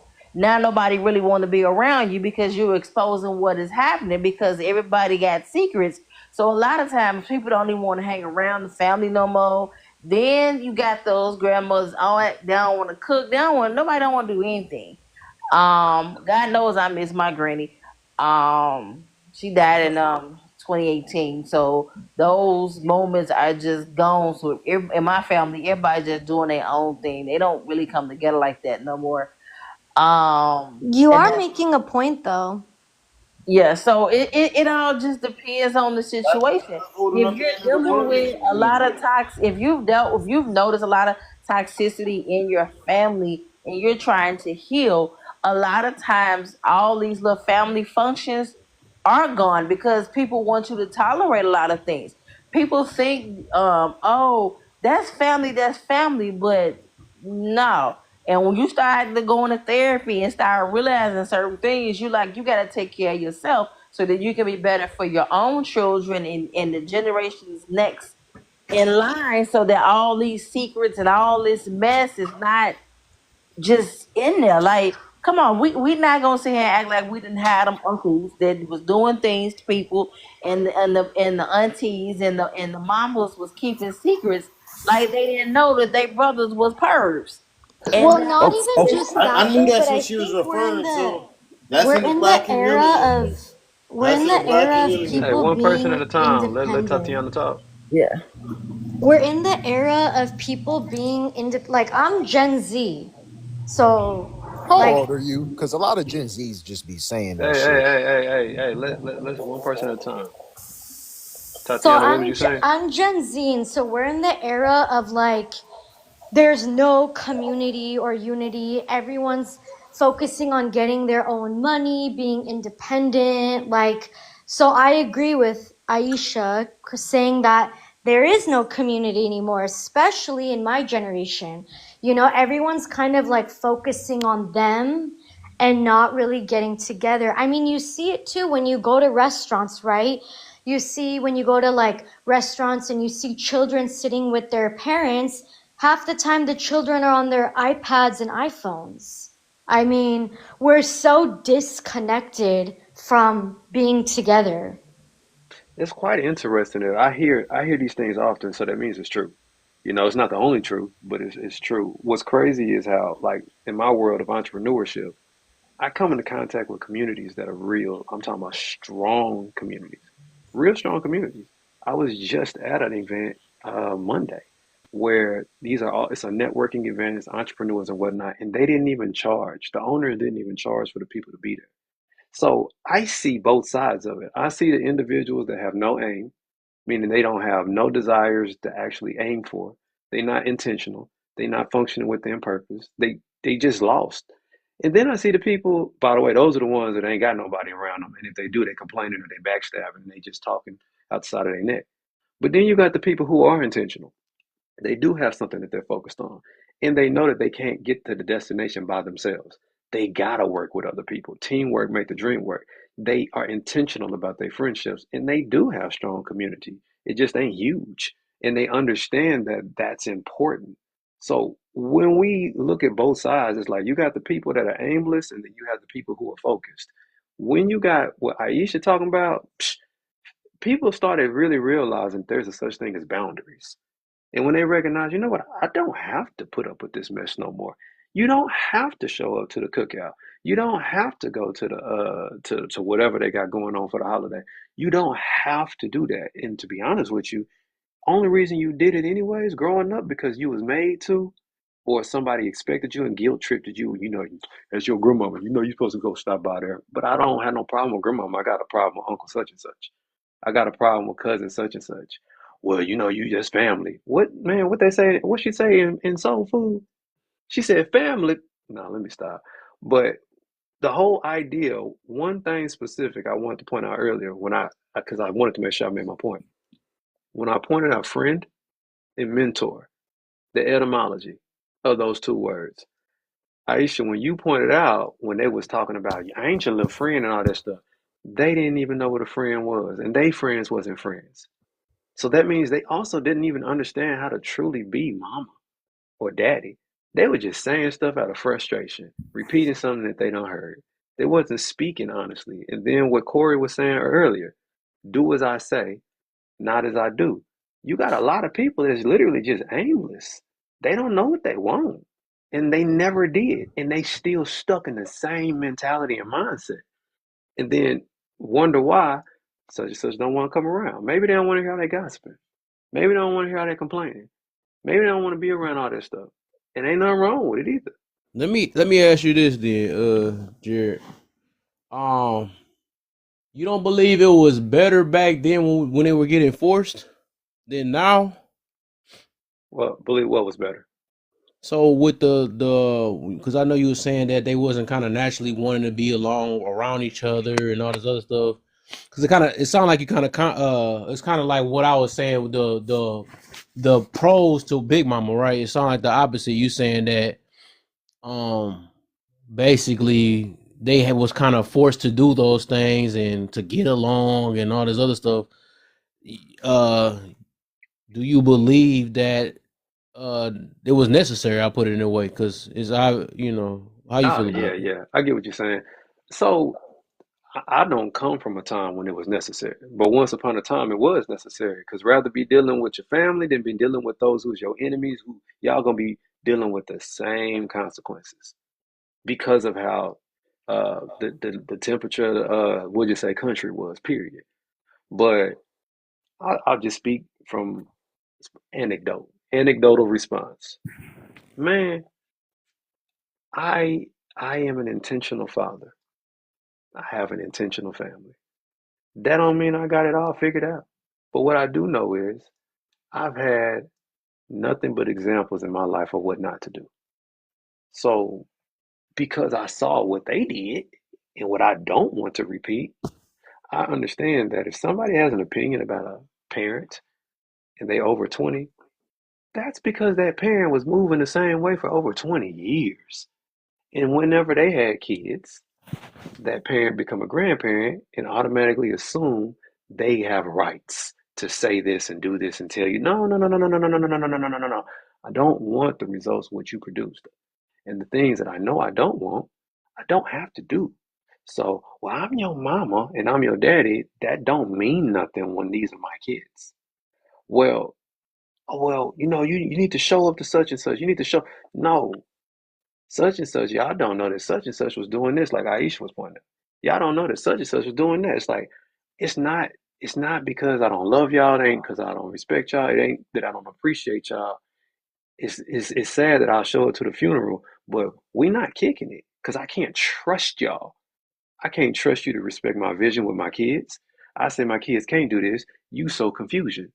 Nah, let them kids do that. Let them. Whoa, whoa, whoa, whoa, whoa, whoa. What? That? No, no. That's you. Just like you didn't want nobody telling you to let me do anything. You don't get to do that either. It's inconsistent. So I do believe that as a child, being forced to go places you may not have wanted to go, sometimes the child should have been listened to. Because what you don't know is that auntie, that great auntie, was doing stuff to them kids, not just the uncles. But it's like not as family. When you had these family gatherings, typically the kids would be in another room while the parents and and all them doing whatever they doing.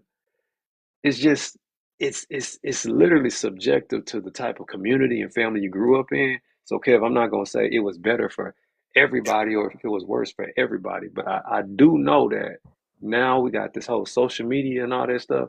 People go online and they see like, oh snap, boundaries. What's that?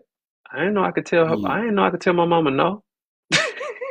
So I want to say this because I ain't gonna lie. That's like it's kind of a trigger of mine where everybody or sometimes people always talk down on the past like these same things is not happening even with boundaries and stuff like they still because it's just like when people go against traditional values or traditional relationships, right?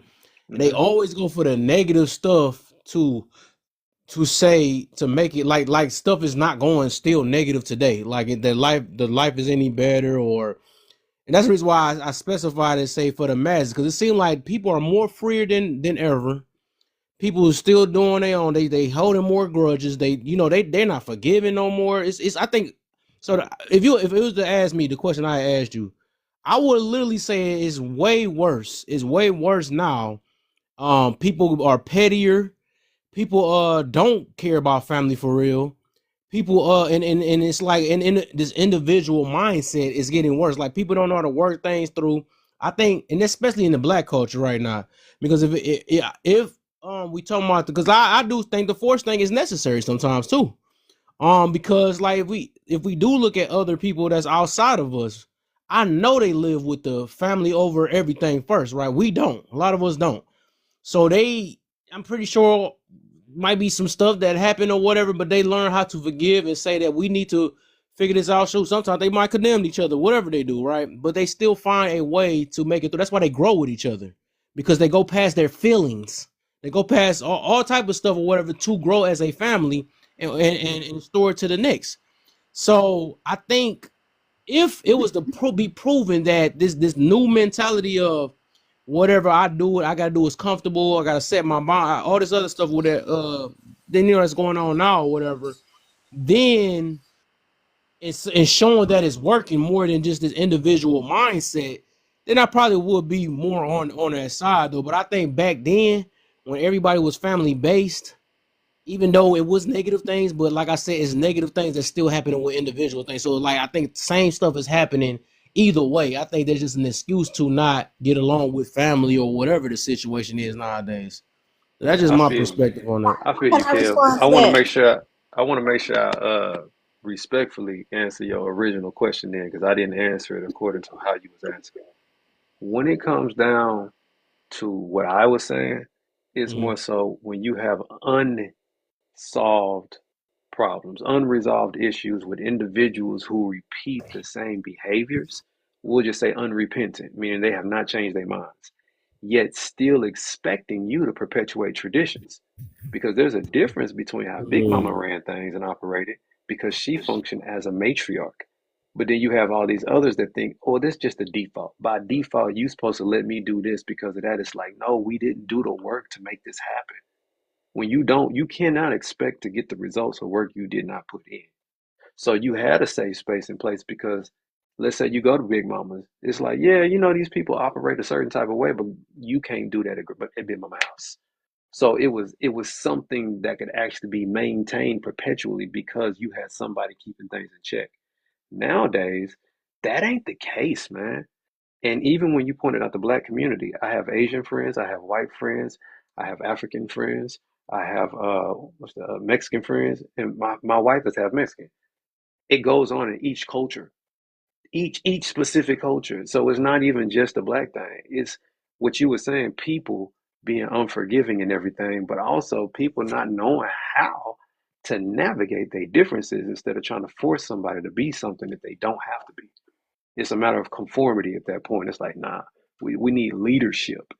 And if ain't nobody yielded to the leadership of let's say, the elders or whatnot, if they even had that, then everything just kind of like, I'm gonna do my own thing. Because you're right, Kev. I believe most people selfish. I want Yeah, to follow Jared in the last prompt of who is at fault why young folks are not listening to older. And I just got here, so forgive me, but I did hear what Jared said. And if I have to say about follow, Just hold on. I'm sorry. I'm just gonna have to just hold on 1 second because I did see Aisha wanted to say something. okay, I cool. just want to give her a chance. Okay, because to the hostess point of what he was talking about, you do know, like, even with forgiveness is for you, not for the other person. And so that really means that, like, just because I forgave you don't mean we finna kick it, we finna be friends, we finna be family. No, I've just learned to just let that go. But I know that I will never look at you as the same. And a lot of times, no, it was not good, because at the end of the day, I think now with this generation and just going on now, people are freer now to express and say how they feel and say, I don't like this. This makes me uncomfortable. Stuff is being more exposed now, where we're finding out that things are happening now and the things that happened back then. It was more so because it was what happens in his house stays in his house. Let's be quiet. And we know Uncle Pete, I'm sorry to use Uncle Pete from Soul Food, but I'm just saying Uncle Pete was doing what Uncle Pete was doing to the girls, or Cousin Faith was doing this and doing that. I'm just being honest. Have that Reason stopped why. helping? Have that stopped? No. No, but I think Right. now people are exposing it now. Whereas If you went to your people, like you went to your people and told them that Uncle Pete did this or Cousin Faith did this to you, or whatever the case may be, it was like, ain't nobody doing nothing to you. What was you doing? I hate the term that people use. Oh, you out here being fast. What am I doing? I'm in my room. Why are they in my room bothering me? Or things like that. Why are they trying to touch on me in that way? Why are they trying to have conversations with me like this? Why are they offering me alcohol? Why are these are things that shouldn't happen, but then during that time, especially with our generation and even a little bit further, we were blamed if we were being fast. And these were things that were happening. And so now that we are in our healing journey, we are getting ourselves the help so that we can become better parents for our children. Now I'm setting boundaries. Now everybody's mad at me. No, I don't. See, I was born into this family, but now I'm creating my own family. That means I want people around me that's going to love me, care about me, not do anything, not hurt my children. And if they do, now I know I'm going to take you down like it's nobody's business, and you can never speak to me again, never be in the same presence with me. You better hope I don't catch you. Better hope the police catch you first, because if I do, it's the end of that. And that's where people, I will say the real parents, the people that really love their children, that's what they are now. There is no such thing, because we did have this term, you're being fast, because the girl she developed fast. Look, why do I got a pervert uncle? You know what I'm saying? Looking at my backside because I'm developing, or this, or people in the church, but everybody's like being in denial as if these things were not happening back then. Because then when you look at our generation too, and I'm gonna end as quickly as I can, a lot of them were uneducated. They did depend on the men. They didn't have a lot going on. They were put in a position to be housewives and helpmates, but they couldn't stand up. Remember, we're not that far from when women couldn't even vote. They couldn't get bank accounts without a man. Come on. If I'm old enough to know and look at Ruby Bridges is alive today, we're not that far from what was really going on. So that says a lot. So now that we're breaking those cycles, unfortunately, some folks gotta look. I love you, but I I don't know gotta. what we breaking. I Huh? don't know. Yeah, I don't understand what we breaking, because the thing is, this stuff that we mentioning literally been happening since the beginning of time. But all I see from this point, the generations are getting worse. Are we getting weaker even if we was to go off a culture, right? We're getting weaker because we don't have family, and we really don't have family no more. And I always say, that's something I always stuck with, is that if we knew how to become one, right? This it's like a war, right? It's like a war. Everybody don't agree with each other. Some people don't like each other, but it's like a loyalty thing, right? Regardless of what it is that, of course, it's certain people you don't have to be around or whatever like that. But then it's still almost. I guess I'm a firm believer that divided. What do they say? United we stand, divided we fall. I believe that was a very true statement, because I noticed that it's literally like, if you look at generation to generation, in a minute, literally it's gonna be one-on-one, right? Kids ain't gonna even like their own parents soon. I mean, that's the route we're going to right now, because it's getting worse and worse, because we don't have that solid person, because everybody trying to leave based off feelings. I noticed that it's like the feelings are getting high more. We having less, like it's like everybody's sensitive to every last thing now, and it's like I don't see it getting any better. I really don't see it though. So like I said, these things that we're saying, that is and I'm not saying it's not an issue or nothing like that, but this is never going to change, boundaries or not. It's still going to be around. You still got to take gambles. And I like that you said, yeah, we get to speak up now, but that would be something more that need to be that's needed. But I don't know how to explain. It's kind of, I don't know how this world gonna end up in, and if we just keep on with this mindset of like, so.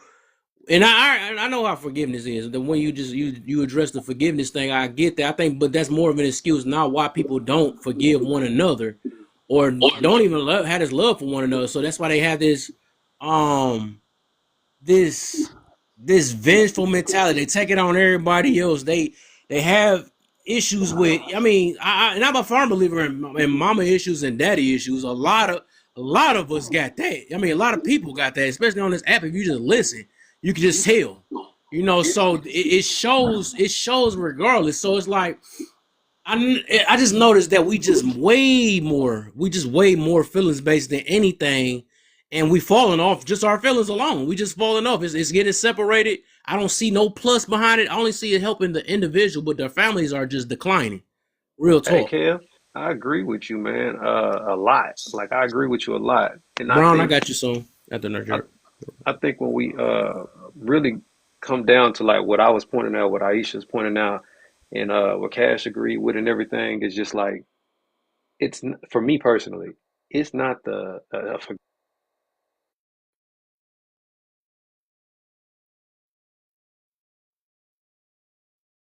All right. Well, I feel like people. hold on. I'm sorry, my phone chopping Okay, my go dead ahead. on me for a second.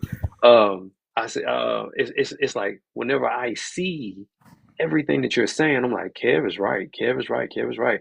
Oh, but this is the problem.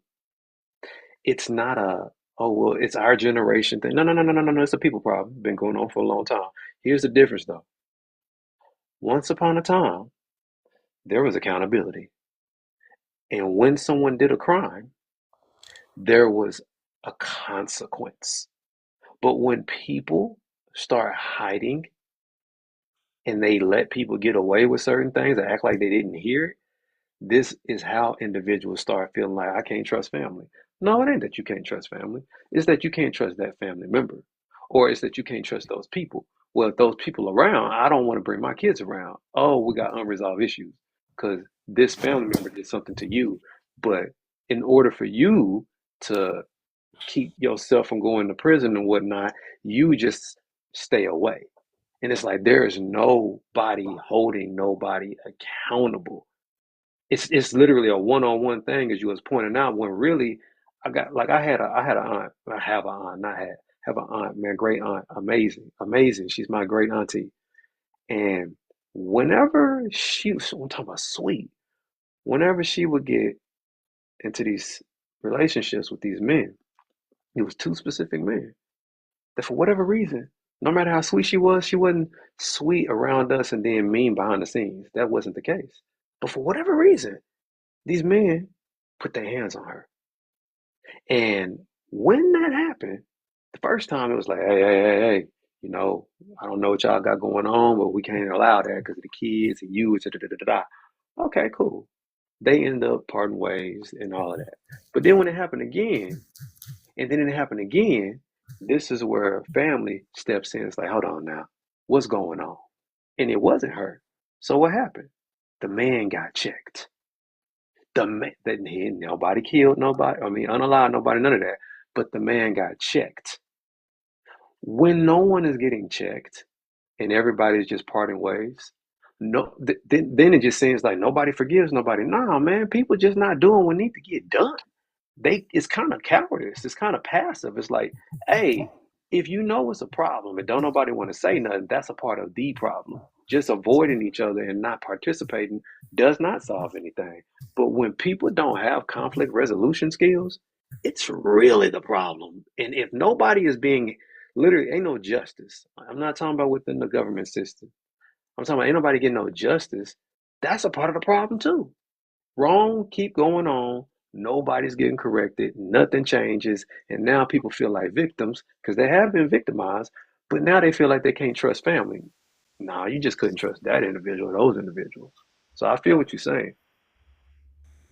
I mean, you're right, but I mean, not but to that. I feel like this. I feel like a lot of times people they choose to be delusional. You know what I mean? And like you were saying, like people are not taking accountability and looking inside themselves. Like, since when do you get praise for being a responsible adult? You pay your own bills, you got your own car, you got your own place. Okay, that's what you're supposed to do as an adult. You don't get like if a dude kept saying that people be like, okay, and like you're an adult. I feel like it's a lot of just people, they choose to be delusional. Even when you say something or is staring them right in the face, they would choose to look over it or around it instead of just confronting it. I agree. That's why I said more than one person got to get involved. When you keep this stuff one-on-one, it seems like, oh, such and such just don't like such and such. No, man. Such and such went to such and such. Well, They Jared, tried I to like the handle way it. I said it, Jared. Yeah, the whole family seems to confront over just one thing though. And I can see that though. It'd be like one feud with the next. Nobody trying to check each other. I mean, it's so much though. But you know, like I What said, is love, though, overall, Kev? It's a lack of love too. If you huh? don't, if you love somebody for real, you gonna tell, hey, you know what, you wrong for that, and we Right, gotta right. do that. Yeah, Like that's that's love. That ain't And even if yeah. got nothing to nobody do with wants nothing but to, love. I don't even think people even love themselves nowadays. That's the thing though. But yeah, then nobody overall, wants yeah, I to can take get it because accountability like either, though. If somebody it's try to check me, I'm gonna put them in the box. yeah, Yeah. But yeah, then you look at it too. Nobody wants to take accountability. Like even when we think about our parents, like I had said earlier, that because of the generation, it's like parents really don't even believe that they have to apologize to their children. But Like, that's certain people. That's a people thing. That's not a parent thing. That's a prideful I thing. mean, I get you, boo. I get you. But I'm just saying that's some generation that has been growing up where they don't think that the things that they've done to their children or what they allow to happen to their children, like they can't even apologize. Um, and that's the crazy part. Like, even if you're wrong, So, you have parents like, and I can use my mom as an example. You have parents who, even when you growing up as a kid, like I think, yeah, when you said it, Cash, you out here getting your tail popped for no apparent reason. A lot of times, parents believe what the adult is saying about your child, that your child did something, and you didn't even do anything, but because they are an adult, they automatically assume that the adult was telling the truth. And that was I experienced it, and I knew what that meant. I said, dang, not only can kids lie, but so can adults, and they can lie on a child. And so how I handle my daughter, especially when she deals with conflict or certain issues, is like, let me get all of the facts first before I have to regulate if I have to. Because is there a misunderstanding? Is there Did someone assume something or something? Let me get to the bottom of this first before I start doing things. But when we look back at our generation, because the adult told you that this child did this, you automatically assume that it was true. So then we have all of these underlying issues. And so, like I said, we're healing from a lot of different things, and you have parents that feel, I don't owe you an apology. But you did things that was just straight up out of order that didn't make sense. You got parents. It was me. so, Like I said, they said that their child was fast. Your parents would call you a slut, call you the B word because you might like the boy, or it's all kinds of things that some stuff. now they not saying nothing. They so, busting it up even more, worse. You know what I'm so, saying? So it was a lot of things. And as me in my big age of 42 years old, will be 43 in February, I have learned, like, if I made a mistake concerning my child, I can go to my baby and say, you know what? Mama messed up. I didn't know that that's how I have. And my mama look at me like, why you up? Because I actually was wrong. I was wrong in this situation, how I handle it, or if I assume something based off of if I didn't have all of the facts. But a lot of parents don't do that with their children because they feel, because they are the adult, that they are right. You can draw a map and show them where they're wrong at, but because they're grown, they literally will tell you, "Oh, I'm right anyway." So that's just how that goes. All right, let me end because y'all done put a It's on clock both on sides me. too. But Though. I That's love all. y'all. Did he just put the timer on? Yes, yes, Yeah. It's on. yeah. It's Motivation was on. over there like, Are you gonna get some music too? I said, Right. Hey, yeah, I believe it's on for TG True, but he ain't had an opportunity to say nothing for TG True. oh yeah, but said that. Then we get motivation in next. I just came in. I'm just listening to everybody, man. And I was also reading the thing that's up there about a lot of this shit. Honestly, on everything, how I look at everything, mainly having to deal with young kids and shit, 18 and under, even some 21s and 20s. It's really,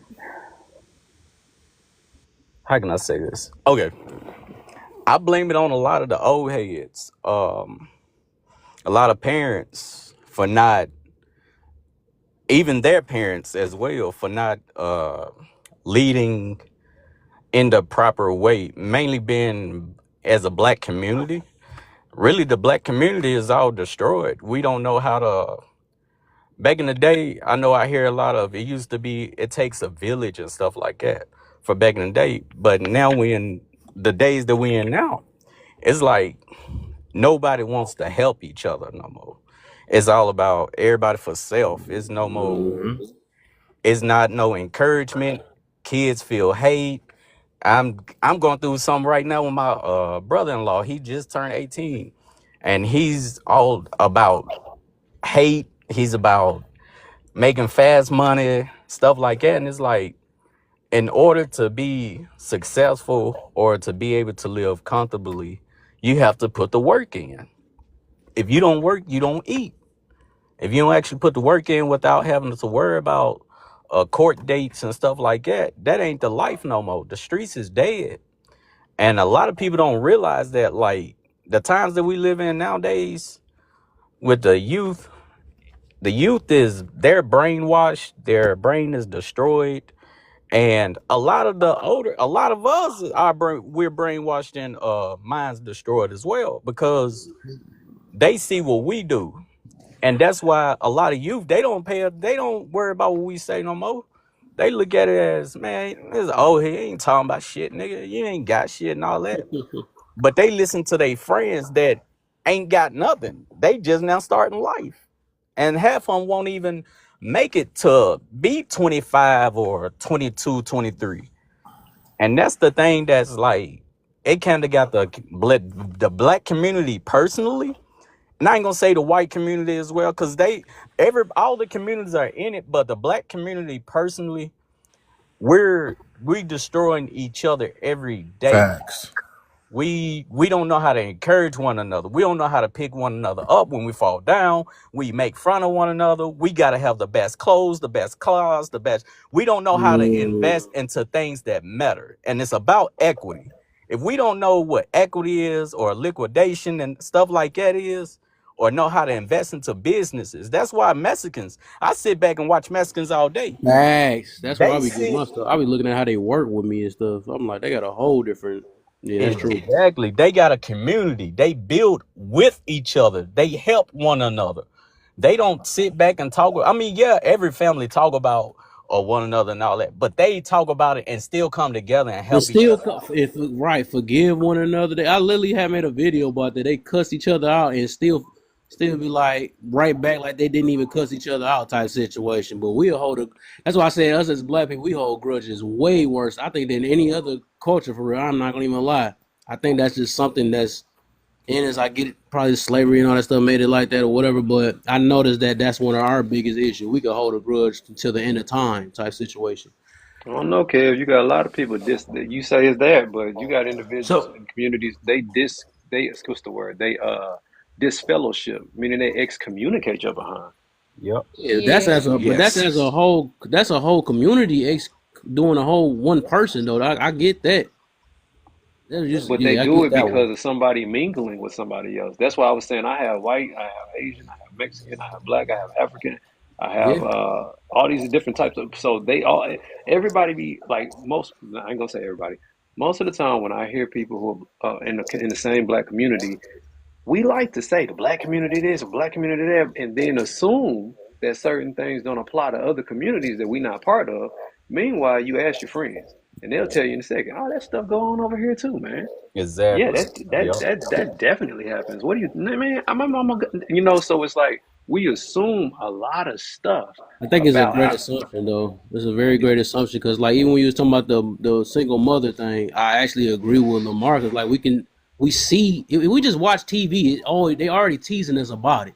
So I mean I believe a lot of stereotypes has truth behind it. Like it's the reason why we on this app every day talking about it or talking against it. You see mainly black people doing it. We the main ones that's bashing each other, talking about men versus women and stuff. If you look at majority of those rooms, it's black people that's It's doing it. self-hate. It ain't YT people. It ain't Asians or none of them. It's a couple of them that might be in it, right, to divest from the men thing. But for the most part, that's why these real life TV shows, black people. All these things that how to flavor of love and stuff. That's a black person. Even though they do got that Jersey Shore thing. I guess the white people had it, Yeah. but overall, I think like we just really just see how society, especially in America, right? I know that is helping it all around in different spots, but I think it get to a point we gotta own up to see that we Hold the on, face. Kev. You made We a the good face point. of a lot of these things. You made a good point, but I'm going to point your point to exactly what I said. I don't know if you ever watched Telemundo, shows like Buscando Amor, shows like Jose Luis. They have another cultural example of every show you just listed, by the way. That's what I'm saying. Like we be thinking it's just black. It's like, nah, bro. They got a Mexican version of that. They got a white version of that. They got an Asian. Asia is a whole continent. So if you're talking about Japanese specific, they have the same problem when it comes to media influence as well as family influence. We dealing with people, period. It's You not talking about just the the black American community. culture, people that's in Yeah, it, or specifically in American culture. They have I used to watch this stuff, bro. no? That's Because what I'm I was saying. about It's to say I don't think Asians got their stuff filtered. Like they not looking at the same stuff we looking at though. I think Man, they definitely have some of the same stuff, and the only reason I know it because I used to watch it. I used to be involved. I used to like really be intrigued by these things, man. That's how you get well versed, so you don't get scammed into believing lies. Like, nah, man, they got shows that's just as bad. Everybody got whatever they got, man. Like, got your own mafia, you got your own gangs, you do got we not like to yakuza. hear about ourselves? I noticed that Yeah, we don't yeah. like to hear You about always ourselves. pointing the fingers at other communities and stuff like that. That is so weird. Like we got to focus on our own communities. 'Cause I ain't gonna lie. The reason why I be so heavy on it is that it seemed like because that counter always that's what make us not want to change. We be like, well, it's happening around everybody. Everybody does it, so it take it No. away. What I'm It take saying, away from what I'm we not doing really that. need to I'm not work doing on that. because we the All ones right, stop really bringing up losing our other family right communities. now. Yeah, I'm not Huh? doing that, Kev. But I'm just wait, saying wait, when we wait. make this, when we But make the somebody statement to brought up say it's the other only in one, communities that's not first. true. That's all I'm saying. When we say it's only in one, I'm not disagreeing with none of what you just said, Kev. I I'm never said saying only. when we make the statement, it's only in this. Like Lamar keep doing the black, like, bro, we're I'm dealing with focusing Yeah, on humanity. but the I'm thing focusing is, on the other yeah, communities. but the Self other improvement. communities, Self improvement. the Nothing else other matters. communities were brought up as an image of what is like The standard. working and what is wonderful, like the Mexican community. Like, do you know how Nobody asked me many about that. issues? Like that's the thing. Like we speak on other people's communities, and we're I not don't. really. Yeah. So what I'm saying is, I think it was just kind of like once anyone starts bringing up other people's cultures or communities, like if you bring up the good in their community, we're gonna bring up the bad. Yeah, I So didn't bring up no other communities. Only bring up only my own. I'm only So gonna talk No, about okay. what's When going have wrong. people said? Okay, let's do the opposite way, right? I was hoping it was gonna go to that, but have you ever seen one of them say, "Let's be like the black community"? Nope, not What never in a part? million Hold years. on, I'm trying to see something real quick. So have anybody seen that they were like, okay, we want to be part of like the black image, how they do their families and how they get along? Have somebody ever used us like that? Yeah, I actually have seen that Oh, 100% in the I last think Jared has seen everything in the I'm last doing. year. Yeah, no, because that's the thing though. We're like generalizing and like only looking at the BLK people who are divided. Like there are plenty of BLK communities who have moved away, like you get what I'm saying, and started their own communities of like Jared is saying, like holding people responsible and like just creating a new generation of people that are building communities, that are giving information out to other people. You know what I'm saying? They are there. They're just not in the communities that other people see. It's only one community, and that's the black community. No. So hold on. So I need to go on they that side are of there. TikTok. They are there, absolutely. The thing is, it's we are programmed to always be attracted to the negative. So that's the reason why we always we just sort of gravitate to the negative. So that's the reason why that's the first thing you're gonna do. Yes, you could absolutely find the positive. You can find the successful African Americans in the United States in this Western world that are not athletes, that are not football players, basketball players, rappers, or singers that are successful, making millions, doing a very extremely successful as far as uh, the income they earn, their family structure, how well their family is doing. We could find those individuals in society, but by design, the individuals that sort of put in the forefront of our eyesights is the athletes, is the basketball players, is the actors and the actresses, is the entertainers, is the comedians. So that's like we get this narrowed vision and view, and that's the only people we see. Yeah, it's The other called the thing I want cultural to say, hypnotic societal mechanism. hey, My bad, motivation. I absolutely, thought you was done, man. I'm sorry. no. So also, and not to attack Sister Aisha, but I noticed something she was saying earlier. She said a lot of parents don't apologize. And this is my question to everybody. If someone doesn't apologize and they've done something egregious to you that's caused trauma in your life, what are you gonna do about it? Because I'm gonna say you only have a couple options. Stay in that space, stay in that place, stay wounded, stay unhealed, and stay damaged, and never move from that point in your life. And your life just ends up bad and it gets worse. Or you do the work and you seek out the healing necessary spiritually through your relationship with God, through talking to a therapist, your mental health, get going to the gym and getting a great exercise regimen and start working on yourself and working through your issues to be to a great place in life. Because when you become an adult, the choices you make and the results you create in your life, that's on you, regardless of the horrible things that might have happened to you in your life. Hey, let me say this though. Since we okay, so say we all agree, right? It's even, right? We say it's evenly good, family oriented, whatever, black people and bad, right? What would be the point if it ain't the most? What would be the point of us even talking right now? If we feel like it's so even, why are we motivating people? Why we coaching people? Why we even taking people to whatever it is? What's the point of doing that if it's so even out?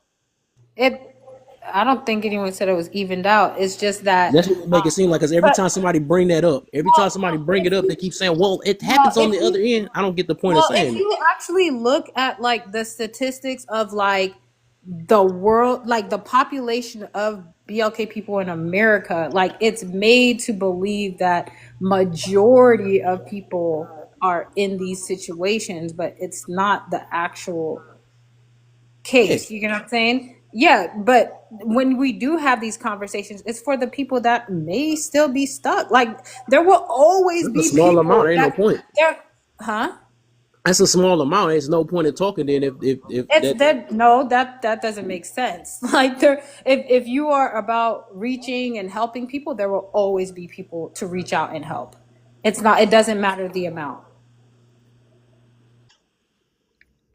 Look,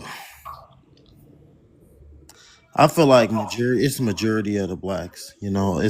I only want to only speak for only the blacks. Like no other community honestly matters at the end of the day. Like real wealth Then is you in speaking health. for yourself at that point by Nah, making that look, statement. real wealth is in health.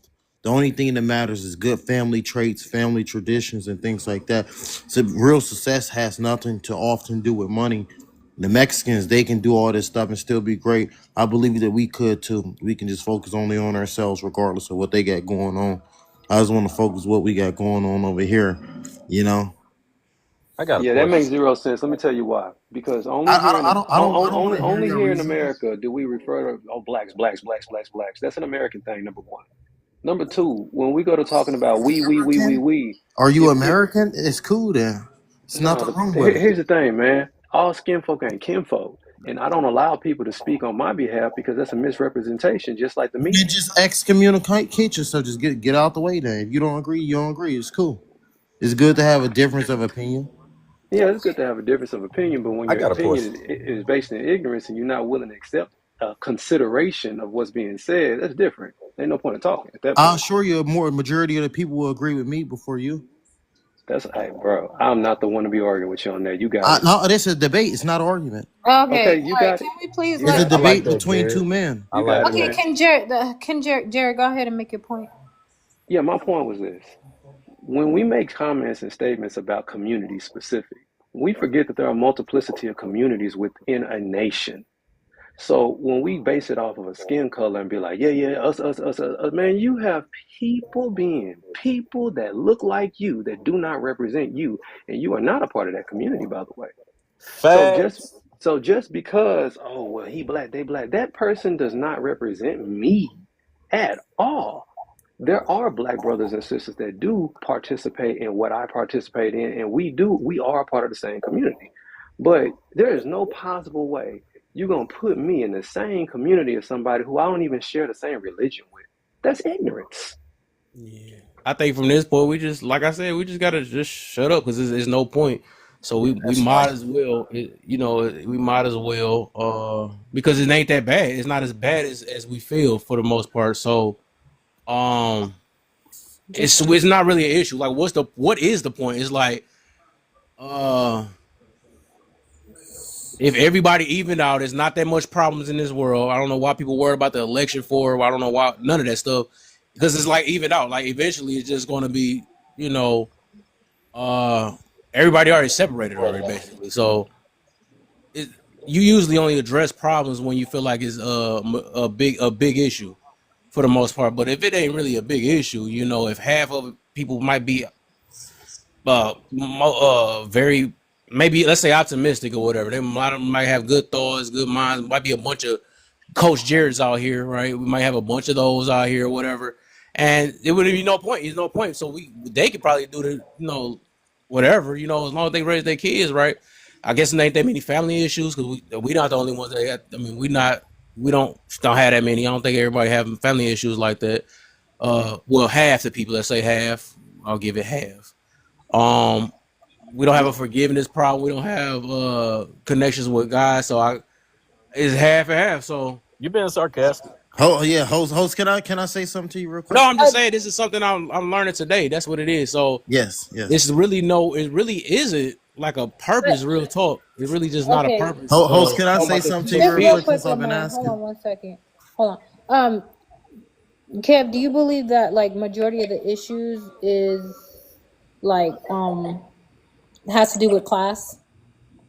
Like, I really don't know. I don't even know what majority is anymore, for real. Real talk. Hey, you lost just just like me. no, like okay, anyways. Can I ask you a question? So do you guys know what percent of the BLK community is actually like below poverty line? You just said statistics didn't matter just a second ago. What? That You just wasn't said me. Yeah, okay. Maybe it wasn't you, but somebody Yeah, maybe. Yeah, must have just said that. So, simmer down. well, host, when she get done, can I ask you a question? Yeah, I was just asking if anybody knows. There's the black communities. Just be honest, the black communities. Huh? Black communities. That's majority of the Yeah. So what percentage do you think?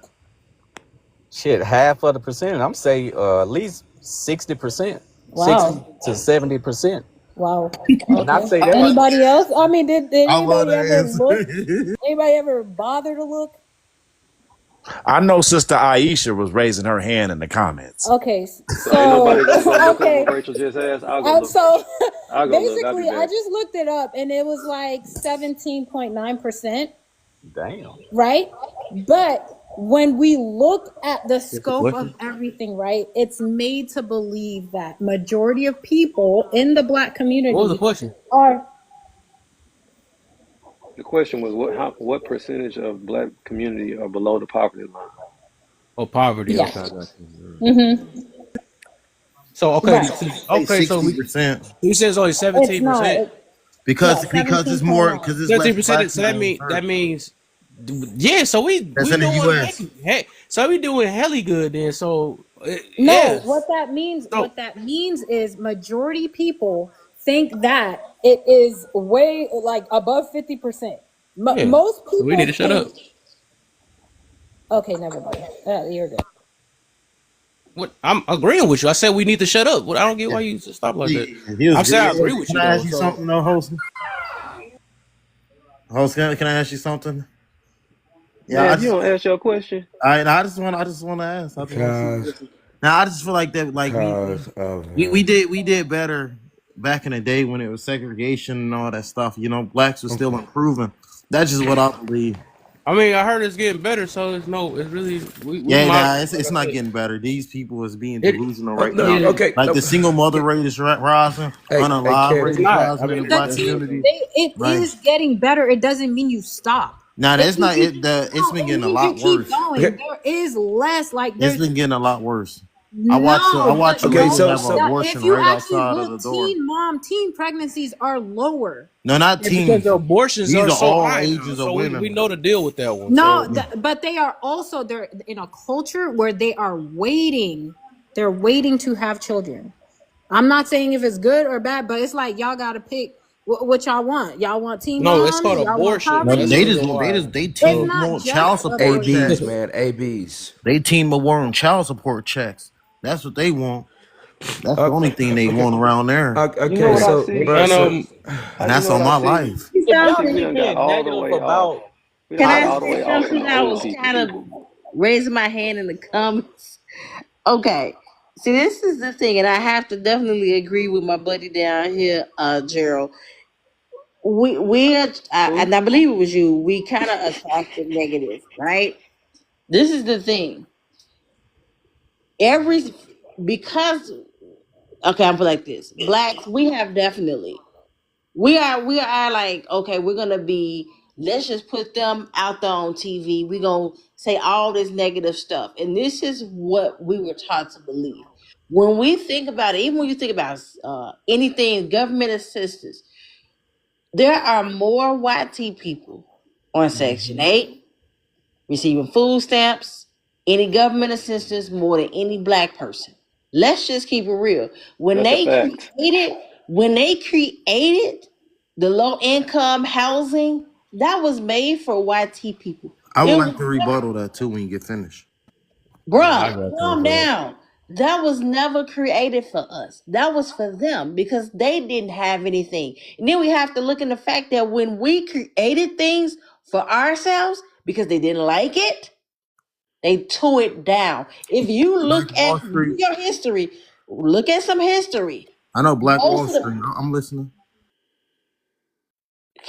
oh my God, I hate that. When we look at history, it's so many communities that were torn down, burnt down, whatever, because they didn't like what we were doing. And then, of course, you have all these things brought into our community.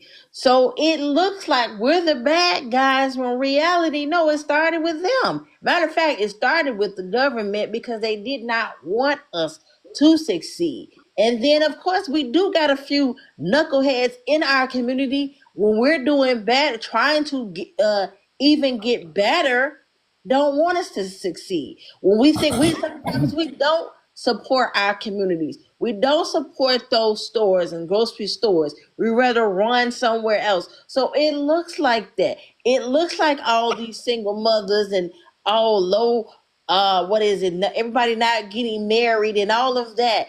All these single mothers and all low what is it? Everybody not getting married and all of that. And then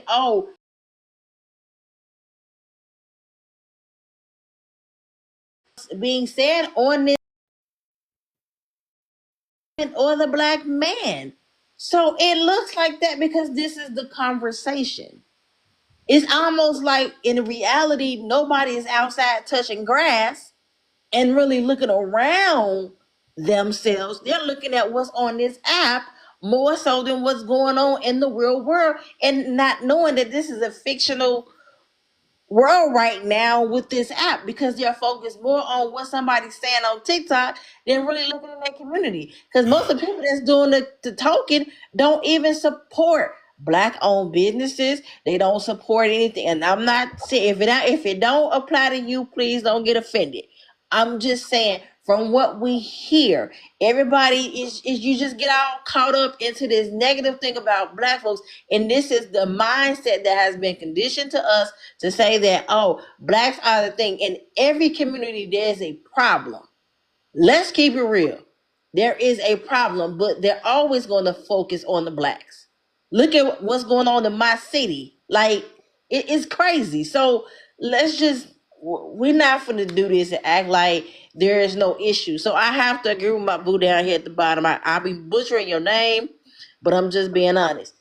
It's problems in all these communities, but we're not looking at it. We're just focused on us as if we are the major problem when really we're not. Okay, can I get in Hold now? on real Can I quick. get in right Yeah, quick? I got you in a minute. So I'm gonna say this. You know, I really me myself, I ain't about to play that game. So me myself, I can care less how anybody feel up here. I'm gonna stay sticking with what I feel about the situation because like when I hear stuff like that, it's like basically trying to tell somebody to shut up, right? And somebody tried that before once before because they don't like to hear when we get put The in the truth. spotlight. But until somebody prove to me that their families are doing well, that their homes are very great or something besides they circle that they claim, right? It's with that they're and then they can show me, right? And just like they talking about Lamar, if they can prove to me that it's not many single mothers out here and it's two parent households and stuff, and when they can prove that to me and show that it's a lie and all these, if we saying all these stuff is fake or whatever, that's when I would probably shut up. You know what I'm saying? But until this day, I have not been seeing it, and I'm not about to keep having that because I don't. One thing I don't like is pandering to a race or any of them, right? I just don't like pandering to nothing. I think everybody has issues. So, but we keep claiming that we trying to uplift people and all this other stuff, and it's like, what's the point if we can't mention the problems? We can say stuff all good, but if this is a good world to y'all, that is what it is. It's not good to me. I think we living in two different worlds though. So I'm gonna keep on speaking because I do believe it's more problems out here than I think it's always been problems from the beginning of time. I don't know when it changed all of a sudden. And like I said, nothing has proven that yet. And everybody that's saying this probably is still every last person I've realized that said this have had man, dang, that had something. It always been something. So it's no way we're talking about this little circle thing like it's a whole land or a whole state full of people that get along and people that know how to take care of each other and don't need grandmas in the house and all this other stuff. I don't know. Like I said, we can keep acting or people can be blinded to that. But that's one thing I'm not about to believe at all. Y'all can bring up all the stats in the world about that, but no, I'm on this thing talking for a reason, and it'd be pointless to act like that it ain't a big issue. And all we gotta do is turn the TV on one time, and we can see how much is going on in this world. To act like that is just freaking these people are lying and that's not really an issue, and everybody crying about Trump and all this other stuff and whatever. We wouldn't be crying about that. The world was so dang on good. So there's no way that we're trying to act like that we're doing better as a society and stuff. Y'all can keep on believing that and living in y'all little world, but I'm not about to believe it. That's one thing. I don't know why we just trying to be so scared. I just wanted to We're say so real scared quick. to address ourselves. We're so Just real scared to quick. address It's it my while the world turn is now. still while the world is still falling, or especially us as a so-called black culture, we falling every day. We falling literally every day, so we can act like it that we don't see these things and say that that don't happen around everywhere. We can act like that, but I'm not. So if we're talking about Now, can I go single now? 'Cause hold on. motherhood, That's why I've been. I thought you already asked your question to I Kelly. never did. I was waiting to rebuttal her. You never asked your question? Okay, go ahead.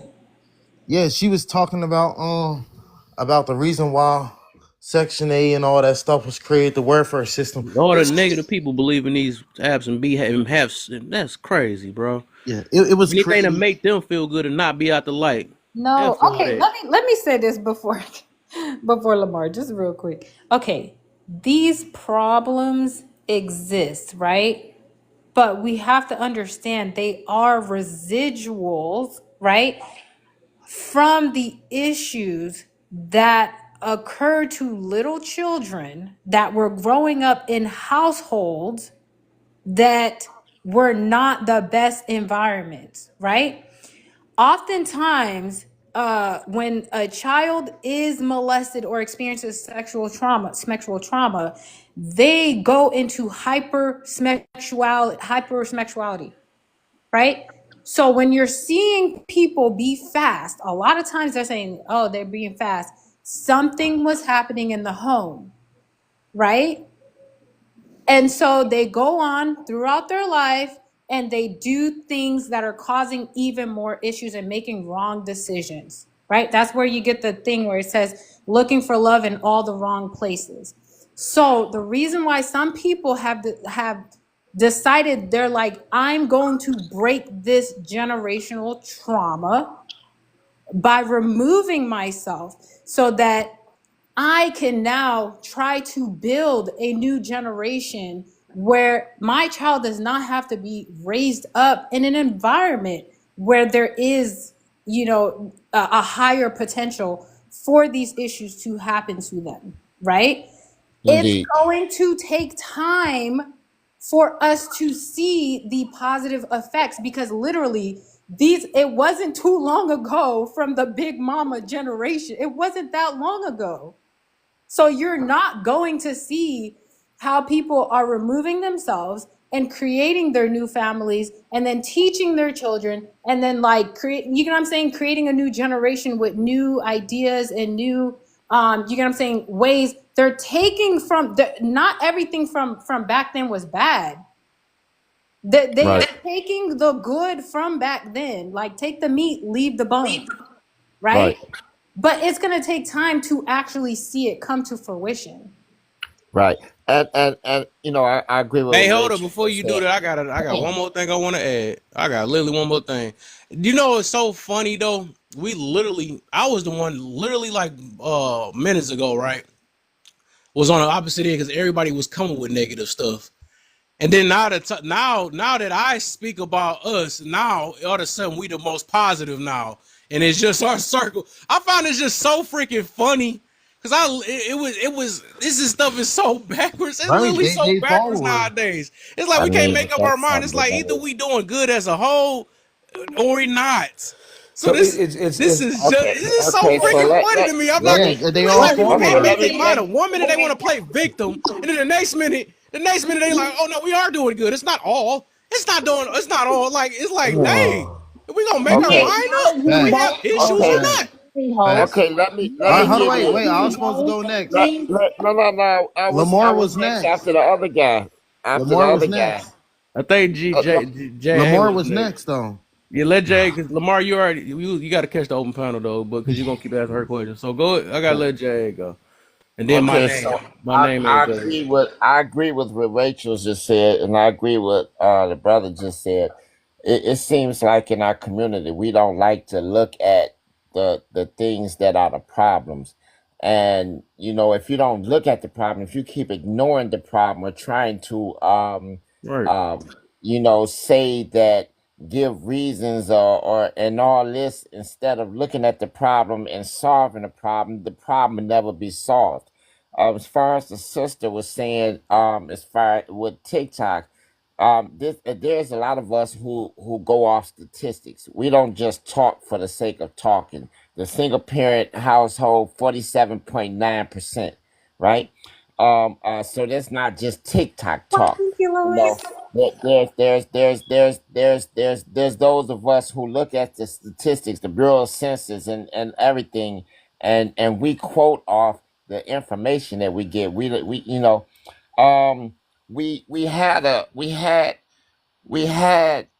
Everybody thinks that money is going to be the solve all, but money is only part of the problem. Economic empowerment is part of the problem. We have to look at, and like Rachel said, it's going to take some, because it took like 50 years or so for us to get in this bad a shape. So it's going to take about that long for things to get together. We're not going to see this right now, but it's a good thing that those of us, and thank you, the brother who's so passionate about this panel, is trying to get a change in our community. But I don't think I would hope that I live 50 years, but I doubt it. So I probably won't see the change in totality. But it's not the money, because at the times before integration we were poor, but we still had our communities. So we have to look at those things. That's the problems.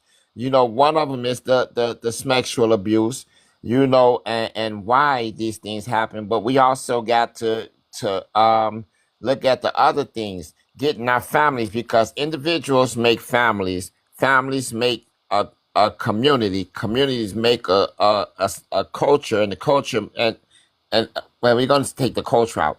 Communities make a society. So we got things to do as far as getting our morals and values together as a people.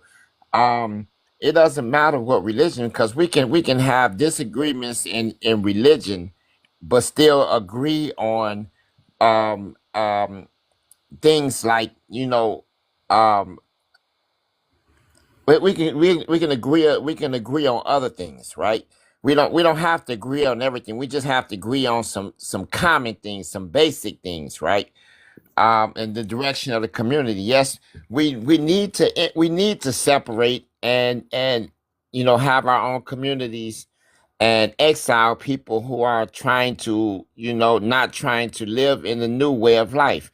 I'm gonna land this, because I don't want to just talk all day, but I just wanted to say that that it's not just the money that's going to be the problem. And we can look at those other communities. Yeah, they have other problems, but no other community has the problems like at the degree that our community Don't say have. Those that. other communities, they believe in family. You look at the Nigerian community, they believe in family. Like, family is everything. And Don't say that's the that. beginning of it. Because if you don't believe that your brothers and sisters is family, even though we don't have the same bloodline, then there's a problem, right? So we got to get back to the family unit and get our families back together. Don't say that. All right. So motivation. Let me ask you something before I go to my name. Who isn't bringing solutions? Well, okay. All I'm simply saying is this. And again, I don't agree with calling out the problems and issues in society. You know that. I never have. Can you answer my question real quick before you go to that? What I'm Who isn't saying bringing is, solutions? I hear people, I hear individuals just saying problems in society. Okay, I'm saying, what's the solutions? What's the solution to that? We know about the single mother hoes. We know that, and that's not okay. I'm not saying that's acceptable. We know about how young men are moving in the You got streets. solutions? We know about that. Absolutely, I have What's that? solutions. What's that? Mentorship programs. Oh, Working right. with young people, helping them educate them and help them understand how Who smart haven't they been doing can that? be. What? Who haven't been doing that? Kev, you got a mentorship, bro? You answer that No, for no. me. I'm saying who haven't I was about to tried say, to put me on, mentor put me or on, bro. I don't hear about any national mentorship programs. Is there any that you know about? Any local so mentorship what you programs in your city? don't so you don't A mention hundred those black things. men of So what America. do you do to help? Since you said bringing up single motherhood and bringing up issues with what do you do? Just stay quiet and just continue doing your own thing? No. You bring it up, but now we got to bring solutions to the table. How did you reach these people? How do you educate these people? And some people, like y'all said, will be excommunicated. The reality is, everyone cannot go along. Everyone will, for Yeah, right. whatever, for what we need to create. The reality is, everyone cannot go along. So I think that we can't save everyone. That's not going to happen. I'm not trying to say that to be hateful, nor mean, nor cruel. I'm simply saying this. Hey, you get on board and you either, hey, what's going to have to take place is this. Listen, changes have to take place. It's our society. Changes have to take place with our communities. There has to be a program set up, It has to be a system set up. Hey, this is what we're trying to do. This is what we're going to go about doing it. And you say, hey, listen, you want to lock in with this program? Are you willing to work with us? Are you willing to get on board and say, this is the ultimate goal of what we will accomplish in this community, in this neighborhood, as far as also for you in your life, personal goals, and you turning your life around? Cool. And people can say, hey, nah, I'm not about that. I'm not interested. Cool. Get the step in. Get the step in. Because we only, if you're not here to elevate, to improve, to create that change for yourself first of all, because if you don't create that change in your life first, then your kids are going to negatively be impacted and affected by you not growing the hell up and deciding to make better decisions in your life, and they're going to pay the price for you not being willing to step up, bro. I'm down to talk about that. I've been thinking about that for years. Trust me. I think I noticed something, right? I think some people would believe it's like as one route to doing things, or if it don't do it they route, or if it hurt their feelings because the route they do it, and they like, nah, you not doing it the right way or something like that or whatever. Which they have no proof of who's affecting who and who's helping who or whatever. And that's why I say it seemed like even when I'm listening all around, it seemed like we bring our own internal issues. That's the reason why we getting triggered by it's all of us, why you keep singling us out and all that stuff. Like, I don't know why we tying ourselves to this skin so dang on bad or whatever. We only using it as a example of what's going on for the things that we so-called claim. But it almost seems like we personalizing it to like, stop saying that, don't do that. I never got why people do that. I be hearing a lot of times throughout the years, and it's like, I think a lot of us just hate seeing us in a light for the most part. We don't like to be put out a certain way, yet we got people always keep countering. Well, I guess it's a small amount that's making us look bad, I guess. But I just never got it, because if it was so dang on good, why you would see way more good results out here than the negative ones. I'm not understanding. And then why is everybody on this app now talking if it's so dang on good out here? Well, I'm just want to make the good people even gooder. And you're right. Are you familiar with the term social engineering? Do you think that you are affected or impacted, or your personal views in life can be affected by social engineering? What is that? Okay, it's a system mechanism. What? Thank you, sir. It's a what? I didn't hear that. Societal hypnotic mechanism. It is literally what I've been saying for weeks as it pertains to the media influence on things, because that's what continues to be referenced. Well, it's not influenced that many, according to y'all. It influences millions. Yeah, and that's part of why. Let me get. I gotta let my name. Part of why you haven't said nothing. Niggas trick your mind. Let me let my name talk real quick, and then y'all can go back open panel. Are we talking like open panel, or are we talking about like what? You can whatever you wanted to address real quick, just so you can get. Yeah. Well, I'm gonna kind of answer the question up there. It says, "What's wrong with being old?" It's only bad when they're in Congress. I think there should be term limits on that. When it comes to like the influence with society itself, that's like the major issue, as in what problems belong in the community. What else? And, at the end of the day, like, people gonna listen to who they want to listen to. As for like the youth on the negativity side, I think that it's more so who they listen to. Like, I'm gonna give you a prime example, like with the YoungBoy concerts. Like, we've been seeing people crying there. People been giving literally everything they got just to go to the YoungBoy concert. Like, they had a lady who paid for her tickets just to not pay for her rent. Like, that's kind of crazy. And so when they talking about like the influence, like, yeah, people have influence from what they want to listen to. But when it comes to that, when it comes to like trying to bring positivity in the community and whatnot, man, like I don't know, bro. I ain't trying to be pessimistic, but people don't even vote. Like, people don't even vote in their own communities, yet we complain about who's in office. Like, people don't even know who their governor is, or who their mayor, or who's in their council member around their local. So I don't know. I think you should just fix your own family, Let everybody do what they want to do. As long as you and your family getting money, it's whatever. And I'm I, you know, We're not even doing that now.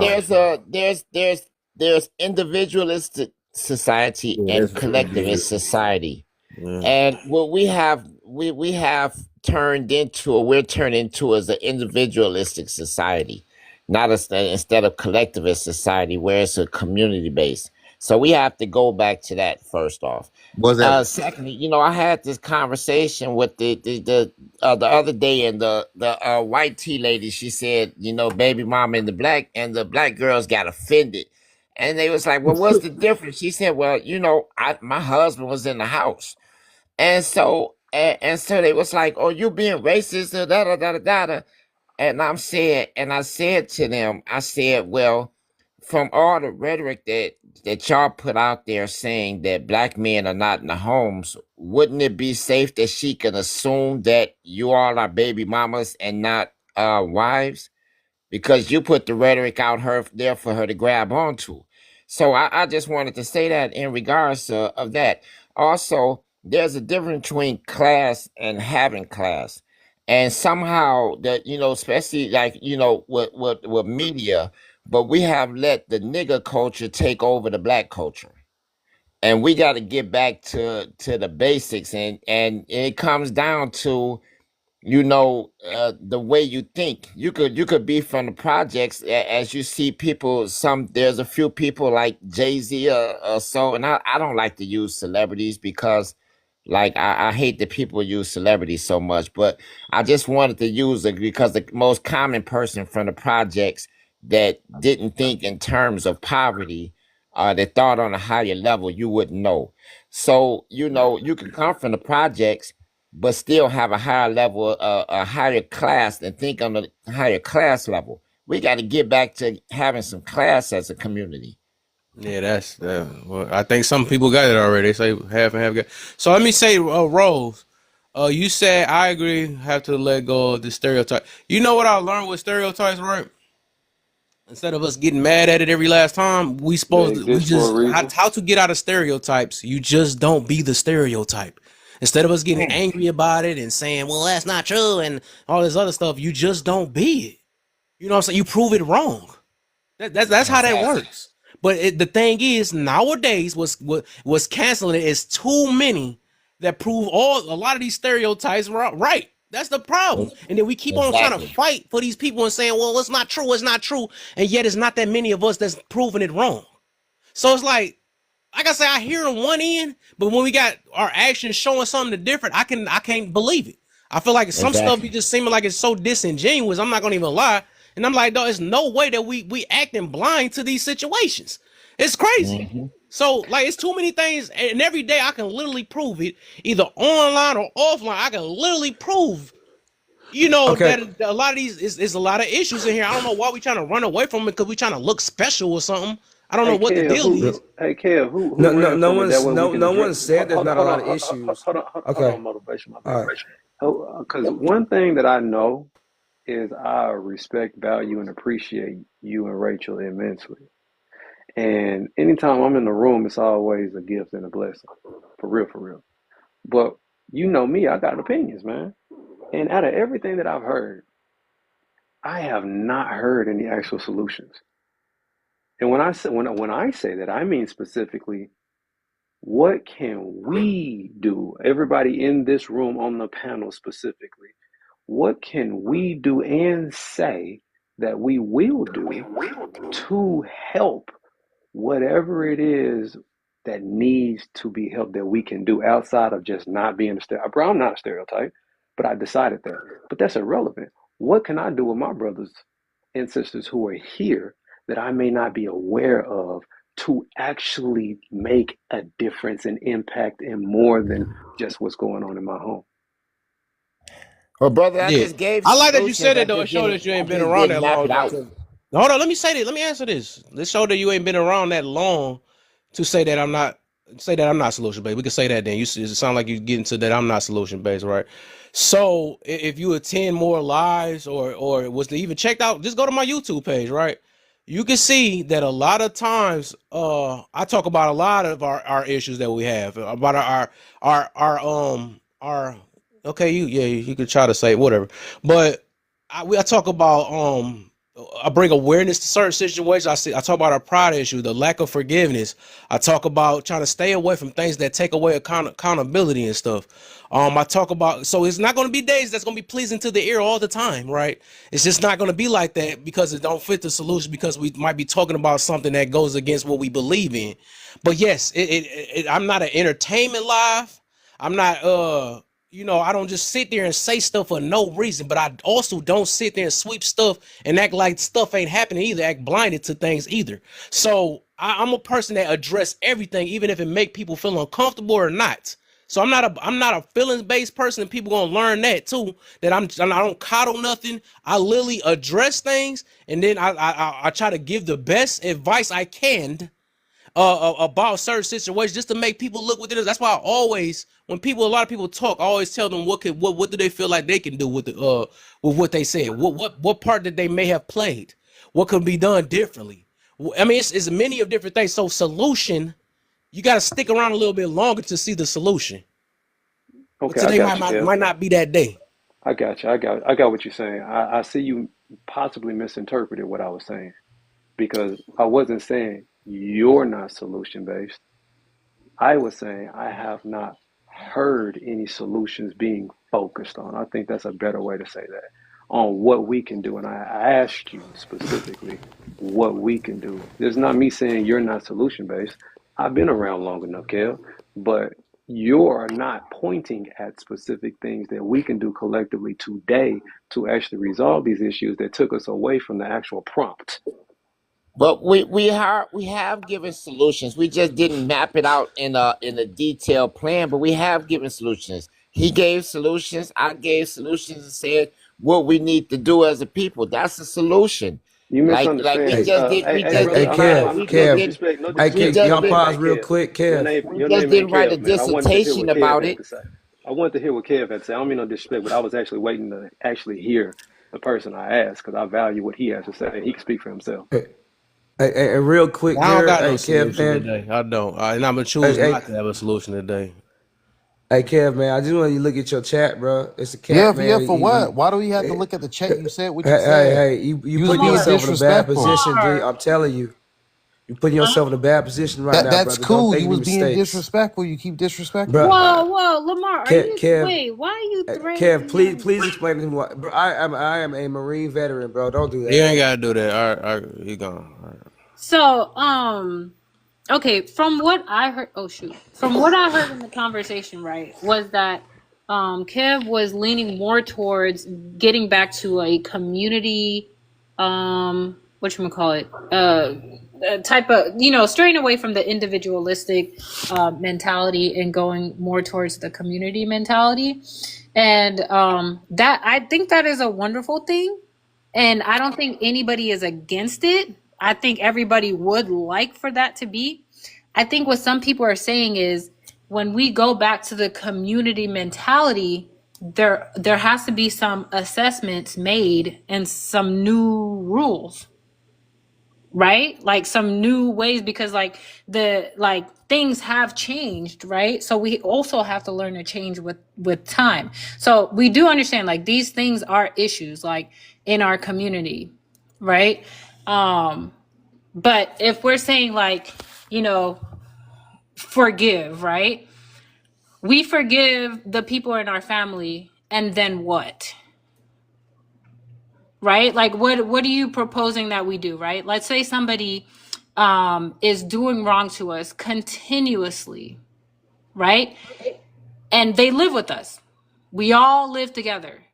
What is supposed to happen if they are not being responsible and changing, or, you know what I'm saying? Like, what would we then do? Boundaries. Right, but what does that look like?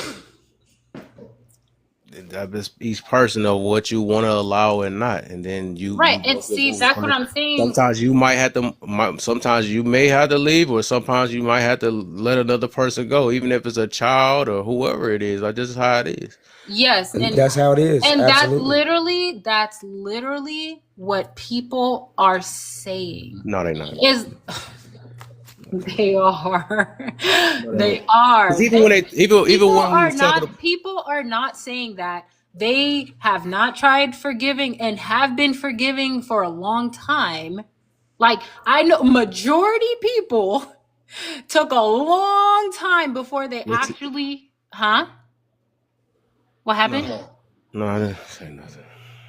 Okay, fine. Yeah, I mean, I don't know what, like, what kind of answer that. Oh no, I wasn't saying that. I was about to add because I thought you was done. I was just gonna say that all I've been hearing is defense like it's not happening. That's all and nobody was saying. Wait, like what's not happening? Like they throwing defense like we don't have issues. That's the problem, right? That's all I've been hearing all today. So it's like now I'm like, then what do we do? Just shut up? We're not saying don't there's say no nothing? issues though. Like I'm not sure where that came from. Of course, nobody ain't taking it that way, but let everybody, all these rest of the room, going to perceive it that way. We don't realize. I don't know if a lot of people is aware of what we are saying, right? Because you gonna mix in the people that already might be the issue themselves, and they waiting for people to say stuff like, "Well, everybody." That's a everybody problem. That's a this is things that people. This is a tactic. I don't know if y'all aware of this, right? This is a tactic where people like to take it off themselves to basically it kind of their behaviors it enable their behavior even more. Basically, I don't think that's the word I'm looking for, but basically it's like, okay, cool, they do it, I do it, and whatever. It's not no biggie. It's nothing I really have to change because this is a worldwide thing.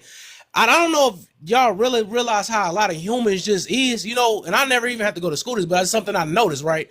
Is that a lot of them, what they do, they take these things, what we say, that's the reason why I don't talk the same way a lot of y'all talk, right?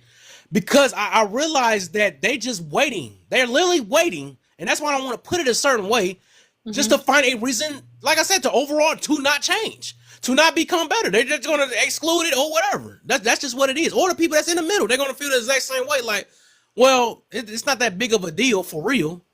All of us do it. Just like they be talking about, like people that be on Smugs and all that stuff. Well, everybody do it. That's their favorite go-to. Everybody do it. Oh, it's not that bad. Or stuff like that. Those are things that excuses the people that already don't feel like that is not that big of an issue. Sometimes you have to make things big of an issue. That's a tactic. That's a strategy to let it be known that it's a big issue. That's just how that works sometimes. And So that's a fair point. Oh, So you saying like, I'm sorry, Rachel. You saying like when individuals say Black Lives Matter, and then they turn around and say, well, all lives matter, and then some say, well, blue something like lives that. matter. Yes. Okay. Something like that. I want to just, I can't speak for nobody else, but I think I really need to clarify because I think I was misunderstood specifically. When I was addressing specific things, Kev, it was based on what was going on in the comments when Lamar was saying Black people are the only ones that do this. Only Black people. There's only Black people that. So I wasn't dismissing the fact that these things happen. I was saying, bro, that's not true. We are not the only. So when I brought up other races after other individuals said, well, this don't go on over here and don't, it was me directly responding to the clown that got kicked out the room. Okay. And also, I was just gonna say, no, Kev, that is a fair point. You know what I'm saying? People who are victims, like who have victim mentalities, they're gonna wait to use any little thing to stay a victim, and we don't do that here in this room, right? We're not about that. So, you know what I'm saying? Like moving forward, we can just, because sometimes people don't realize that they are saying something that somebody else could be using in that way. Like you may have seen it, you know what I'm saying? But if you pointed it out, because that's not what we were trying to do at all.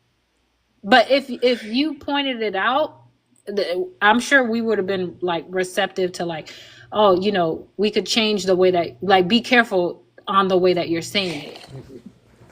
Yeah, And that, I and mean, and, and, and, and I get you. and the thing is, Kev, you know, man, and it's respect from one person to another, brother. You already know, bro. I don't accept excuses. You already know that I'm well aware there are horrible people that make horrible decisions in life, and they continue to make horrible decisions. You know that we've had, man, tons of conversations about this. So you know me, I'm all about holding people accountable. I'm not about making excuses. I'm only about saying, hey, you either choose to do better or stop talking about it, right? Mm-hmm. Choose to do better or stop talking about it. And you already know that's how I roll. And again, we already know there are issues and absolutely there are issues and problems in the black community. Like there are very well issues and problems in other communities. But like you said, when it comes to argument, you call it out, you focus on it. You say, what are you willing to do? What are you willing to do to create better results? Cool. Right. All right. What are you willing to do? Create better results. Cool. All right, brother. If you're over here with 3 baby mamas, you got to slow down. Stop having kids. Right. You get your life right. Get a steady income. In fact, start reading some good books. You know what I'm saying? In fact, just leave women alone for a little while and work on yourself. In fact, what you need to do, step away from the ladies, work on being a great father and being in your children's life, and don't even be worried about having a woman in your life, but work on yourself. Young lady, all right, cool. You got 2, 3 baby daddies. Listen, what you need to do right now, don't even worry about men. Don't even worry about having another man, a boyfriend, a husband. Don't worry about none of that. Work on yourself. Work about a steady income, getting your spiritual life right, getting your physical health right, and getting your mental health right, because that's what you need to work on. Because that's the reason why you keep on creating these results, and it's this negative cycle that continues to go around and around and around. So it's a lot of things that got to be called out. A lot of things is people got to start working on themselves. A lot of people that should not be in relationships, seeking out relationships instead of seeking out who they are and what they need to work on about themselves. Yeah, and to There's a piggyback lot on of these that, things. my Go bad, I ahead, thought you were. bro. Yeah, and to piggyback on what you're saying, because, kid, you know I say what I mean, bro. I asked you the question because I actually wanted to see how I can help you with that solution because I already see right now. It's like, hey, you have a platform. People come, they listen. You try to give, you don't always give the direct, by the way. Sometimes you're like, look, you can come to your own conclusions. You leave it up to people to figure it out for themselves. But why? This is not me telling you what to do, but this is me asking you. Let me not say why don't you? Do you have a program that the people who come to your actual live could opt into to start to actually assist with these specific problems? I'm not talking about just black community problems, but the stuff you see. You know what? Let's go ahead and get in control of the narrative because you actually give a flip about it. Do you have a program? Nope. Okay. So does anybody on this panel specifically, because I'm not singling out Kev, it's just like I don't like seeing that, okay, this is a real problem. Let's do something about it. And it's just talking. There was nothing done. It was suggestions and, well, you know, I said this, we said, bro, that ain't, look, I was in a room today. No, true story. I was in a room today, a Zoom room, where I witnessed individuals auctioning off offers people's coaching programs, masterminds, master classes, workshops, etc. Auctioning off offers that other people had. And in a matter of 1.5 hours, they raised $22,000. 11,000 went to a specific charity to actually help with the infants and NICU and the women that are struggling with all of these various things. And then the other 11,000 went to the individuals who are the owners of the offer, and they had to fulfill the actual offer. So when I tell you, I'm not coming from a victim mentality. I'm coming from, hey, I don't know if people are aware of these solutions.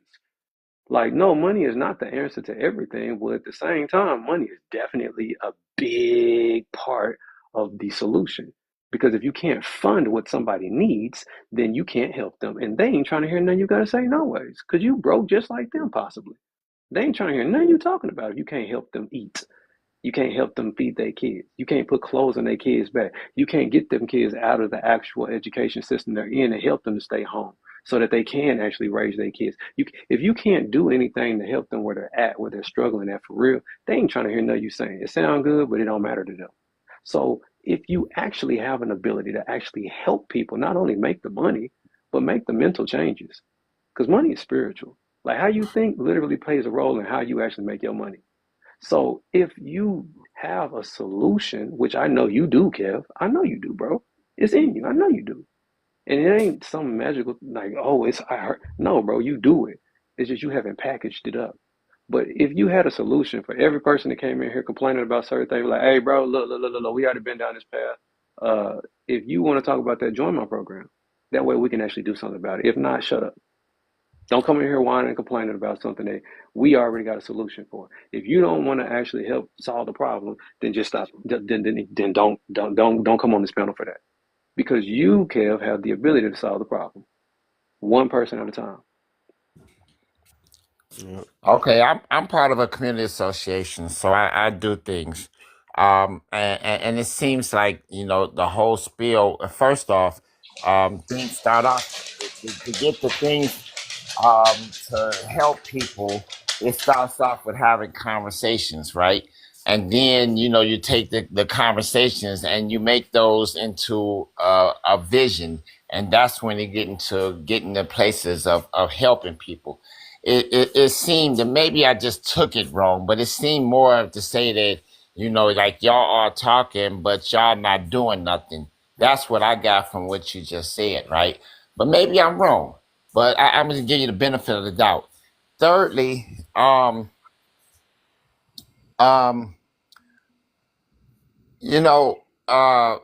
you can help people, but they got to want to help themselves.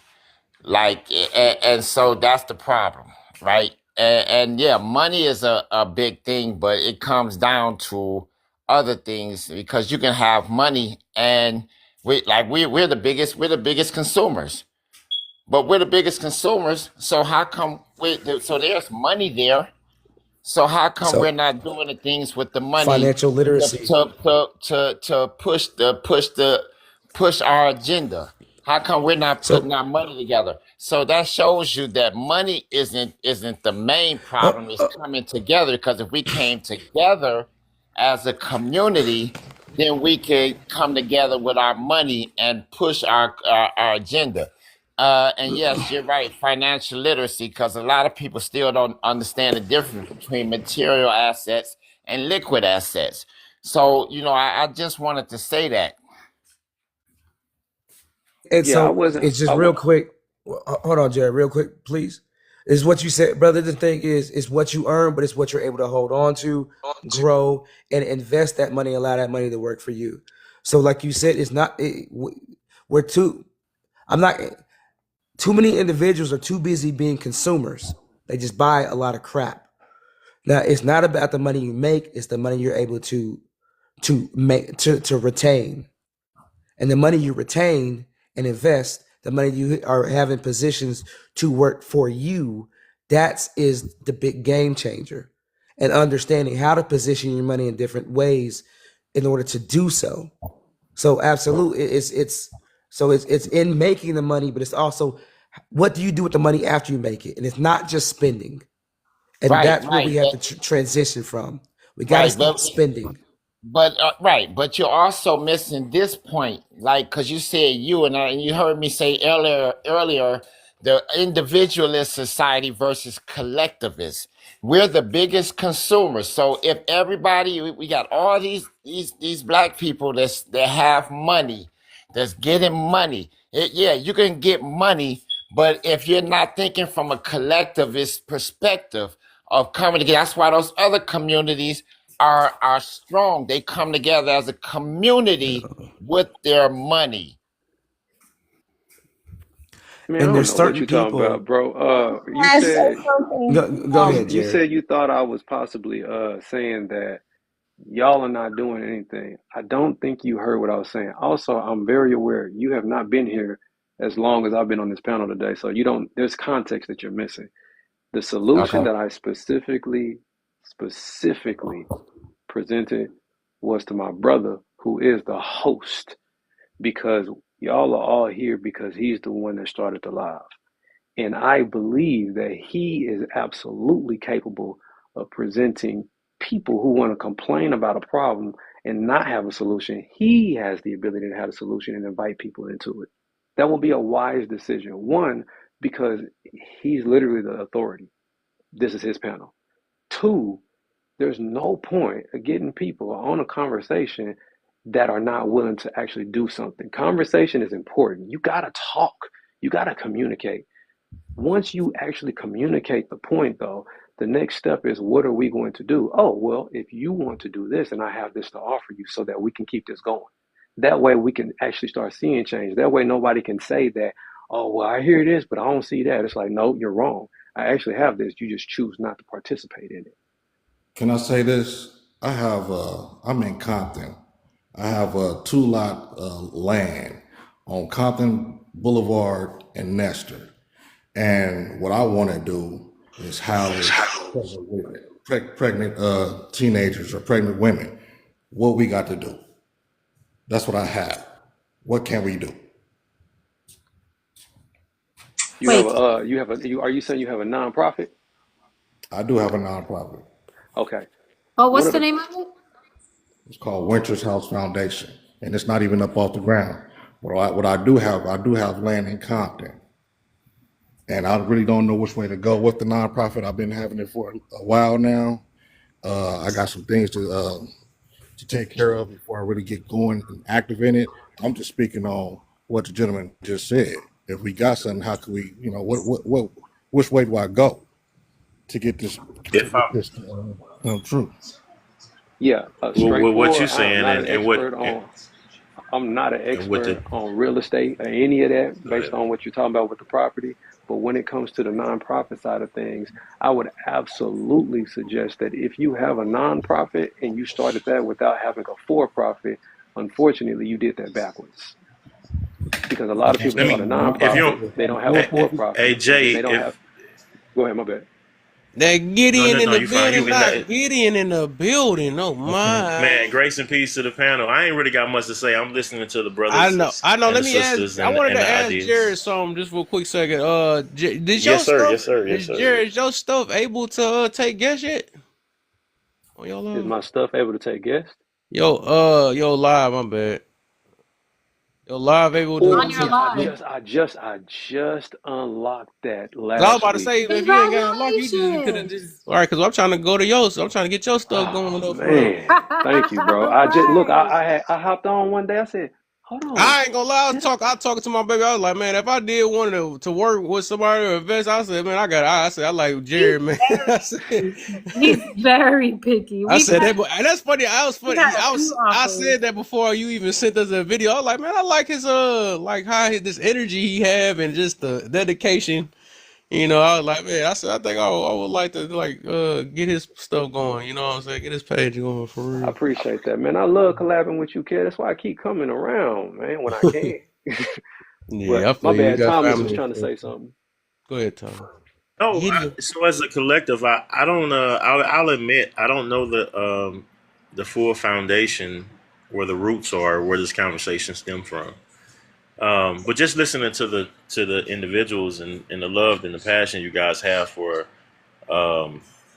your perspective and also your participation in said community and people and humans, just like the gratitude that you have of not looking or searching for a validation as to what you do for what you do. Only thing I wanted to add to the conversation. Well, I don't really want to add. I don't even like I said that. Sorry, God, forgive me. When you express, especially since I don't know the foundation of where the conversation stemmed from, please forgive me if I speak out of context. I was just going to say that in everything that we do as individuals who reach out to corporations, who get LLCs, who start businesses, who assist and aid in other people who want information, who desire to know God, who desire to want to have financial literacy. This isn't the love that you give those people, whether they if they have to pay for it. I mean, if you make that mandatory, then it's no longer a gift offering. All I'm saying is, just to shorten it up, I'm sorry, Kev, and says, it's just that remember what you're doing and the purpose you're doing it for. Just to throw in that if you do it for yourself, then it's just you that you're doing it for. You're not doing it for the. Not saying anybody said that. You're not doing it for other people. You whatever the reason of what you're doing.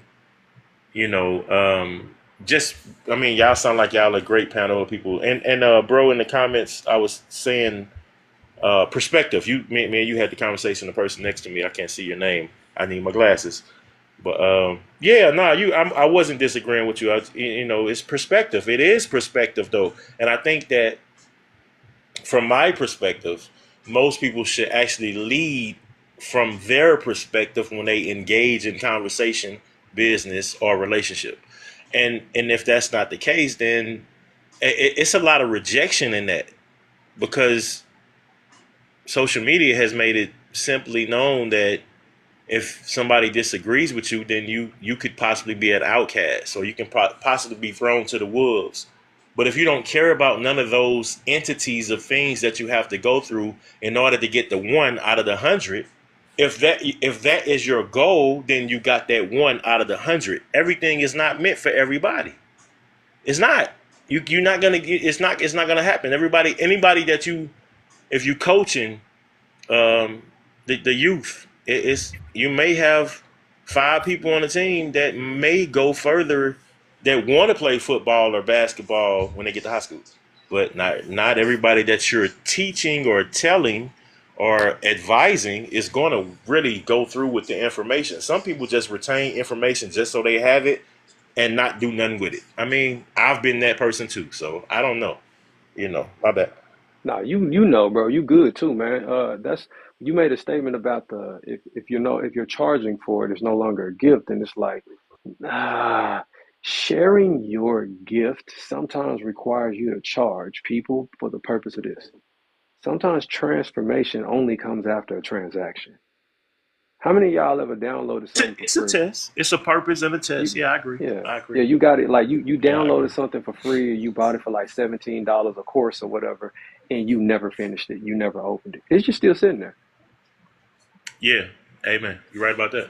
But yeah, I'm just using the guy, the gentleman next to me's perspective, and then your conversation. I think that y'all are really having like a real diabolical conversation of non-messiness, non-toxicity, about people being accountable or holding themselves accountable, whether they know it or not. And I think that's an influence, because it's so we came up. I'm an 82 baby. We came up in advertisement, whether it was in the household, in the educational system, on the street.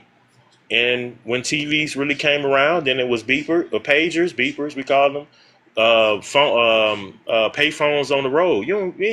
I can barely find a mailbox if I get lucky. You know what I'm saying? So I mean, so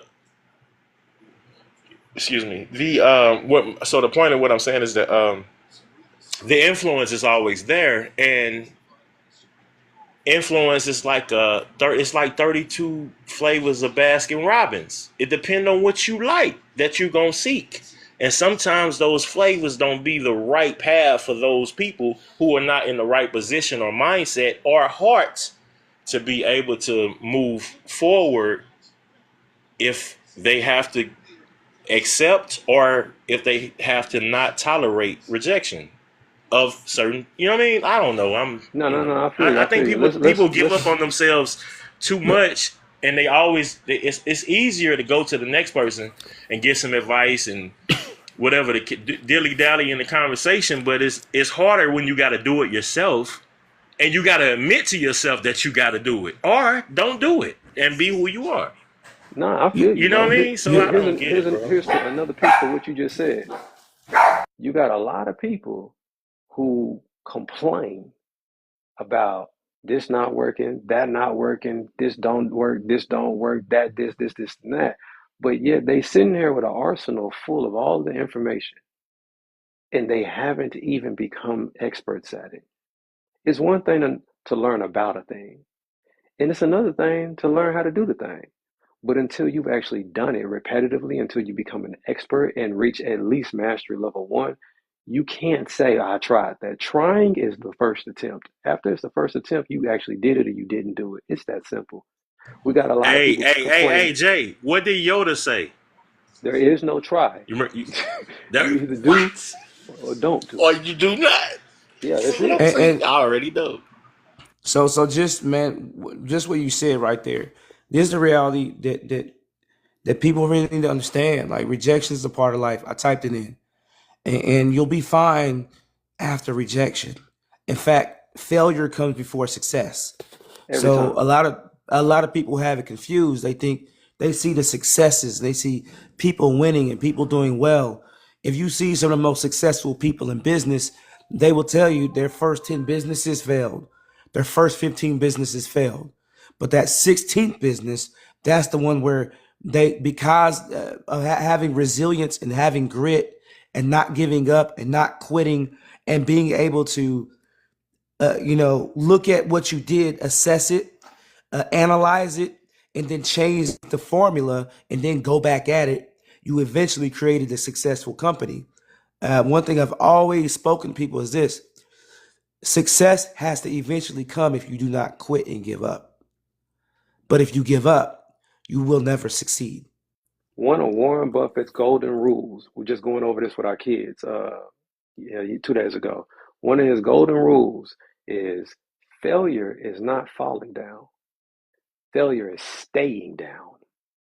You didn't fail if you learned from whatever it is you went through. I love how this brother, Tyler Perry, this man who's a billionaire, who was sitting down with Kirk Franklin and Young Jeezy and all that. So he said something. Hey, that don't mean I agree with Tyler Perry and all of that stuff. That ain't got nothing to do with it. It ain't got nothing to do with it. It's the statement he said I never heard anybody say.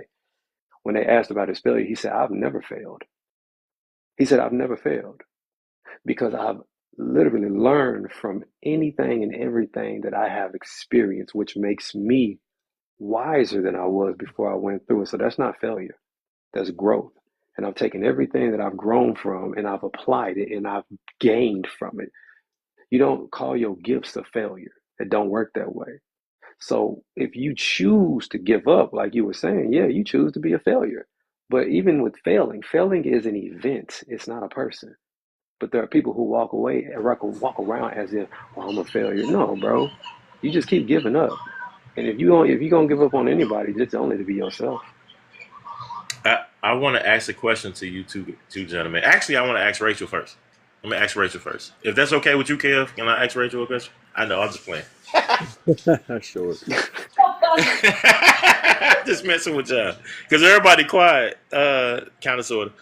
So Rachel, I have a question for you. I feel like I sound like Bert right now. I don't even know why, but he always got a question. yeah, you're right. As a woman of maturity, grace, and patience, which one do you hold more dear to you as a value? Purpose or principle? And it's not a wrong answer. It's just a degree of where people are in their life. And what we were talking about before you answer with the gentleman that we're talking about, what they talking about, it's a lot of double-sided coin duality in the conversation, because in order for these guys to, and even Kev, to get to where they are, they had to push through the pain, the hurt, the disappointment, the disagreement. So I'm asking you, Rachel, what would you say is good advice from you to a woman, to another woman? Oh my, he has like 2 questions. Oh, I'm sorry, my bad. I'm going too far, my bad. My bad. Hey, Kim, I've been working all week, man. My bad, man. I just had a lot of questions. My bad. Okay, wait. So do you want me to answer the first I one? mean, I mean, you the can do first what you one. want to do with it. The first one you asked me to choose between purpose and um principle, Principle. right? If I had Yes. to make a choice, I would definitely I value principle over purpose. I feel like your principles lead to your purpose regardless. Like even if, when you see like a mission statement or a vision, it is based off of principles and values, right? So like I feel like your purpose will be fulfilled naturally anyways based off of your value system. See, I like the way you answered it because you nurtured the question. If you because men, I mean, you can ask not I can't say anybody on That here per makes sense se, because Kev's but already like I'm you purpose. nurtured it because you took your time with it and you understood the difference between the two without a scenario. That's the most magnificent part about a woman. She can answer a question without needing a scenario. She'll give you the reason why she chooses what she chooses, and then you can dive into a conversation about, well, what if it was? But who's asking questions about what if? Well, I That was appreciate beautiful. That was beautiful, Rachel. You did it. Thank you You so did much. it. You did that. You did it. I appreciate the question. I feel like wow, Yeah, that was you fire. value That my was fire. opinion. So we can ask each other the same question. I mean, inside of ourselves, inside of ourselves or whatever. But I mean, whatever. It's not a question for the. I'm not trying to, this the Kev show. This For ain't got nothing to do everybody. with me. Kev, you I said you just would threw do that out there. something. Like, what's the difference? Oh Yeah. no, hey Without a y'all, scenario, you were able to answer that question. hey y'all. Without That's a cause scenario, that's cause Rachel's amazing. But look, man, much she love to is, y'all. bro. Much love to y'all. I did not realize it is. I'm CST, and Kev correcting. He said it's 2:52 in the morning. It's Mhm. 1:52 in the morning. I got to take my tail to bed because I'm gonna tell you who don't care if I'm Yeah, I'm tired in with the you. morning. 152 for me, These Central. kids. Yeah, I'm with you. So I'm gonna be Mhm. tired, and Hey, they well, ain't gonna God care. bless, bro. Yeah, It's gonna much be love to God y'all, bless, man. bro. I'll catch y'all regardless. later. Hey, it's good talking God to bless, you, brother. bro. Likewise. Good night, Jared. Apparently, I already follow you, Mr. God Jared, bless, brother. You because and your I family, can't. man. And Much I already love. follow. Oh, I already follow. Oh, yeah, yeah. Hey, man. I ain't bringing people with him. Kev so silly. But that's a good question though, timeless. And let's welcome Toby. Hey Toby. Toby in the building. I ain't seen him in a while. Yeah, it's been a while. It's been a while. How are you? I'm What's good, up, man. I'm all Reed? right, man. I'm good. I'm What's blessed. up, Rachel? Motivation, timeless. What's up? Hello, brother. Grace How and you peace doing, to man? Um, your Mr. T. I'm gonna call you Mr. T. I ain't Blessings gonna to call you you and yours, Toby. I don't man. like how they roll off my oh. tongue. I got too much history in me to be calling you Toby. I'm sorry, ain't gonna happen. Well, guys, I know. I just call him a Weaver, real Weaver. I don't Yeah, even know yeah. if I'm gonna let that roll off my tongue like that. I might say it wrong. See how you doing me? Don't do that. I'm joking. I'm joking, bro. I'm joking. You good. God bless, bro. Yeah,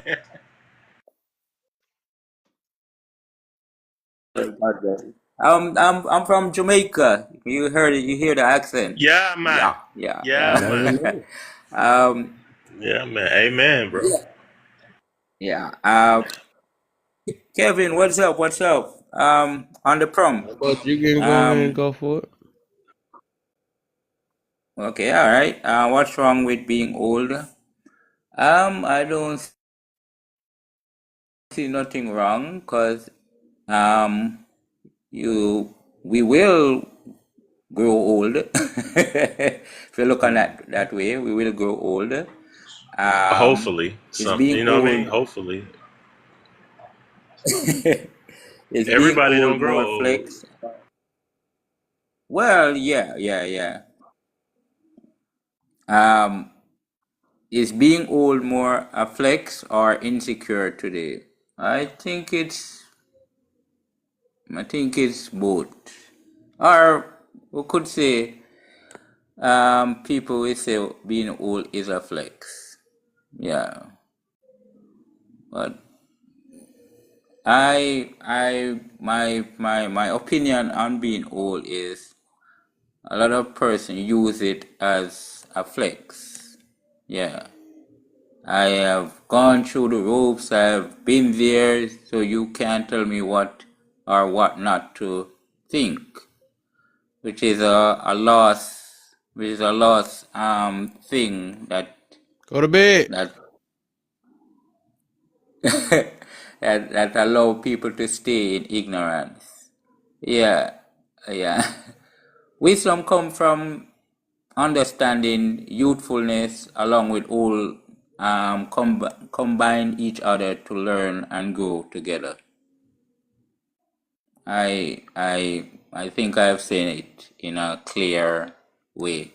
So we need to take from what has not been seen and what has been seen and put them together to make sense.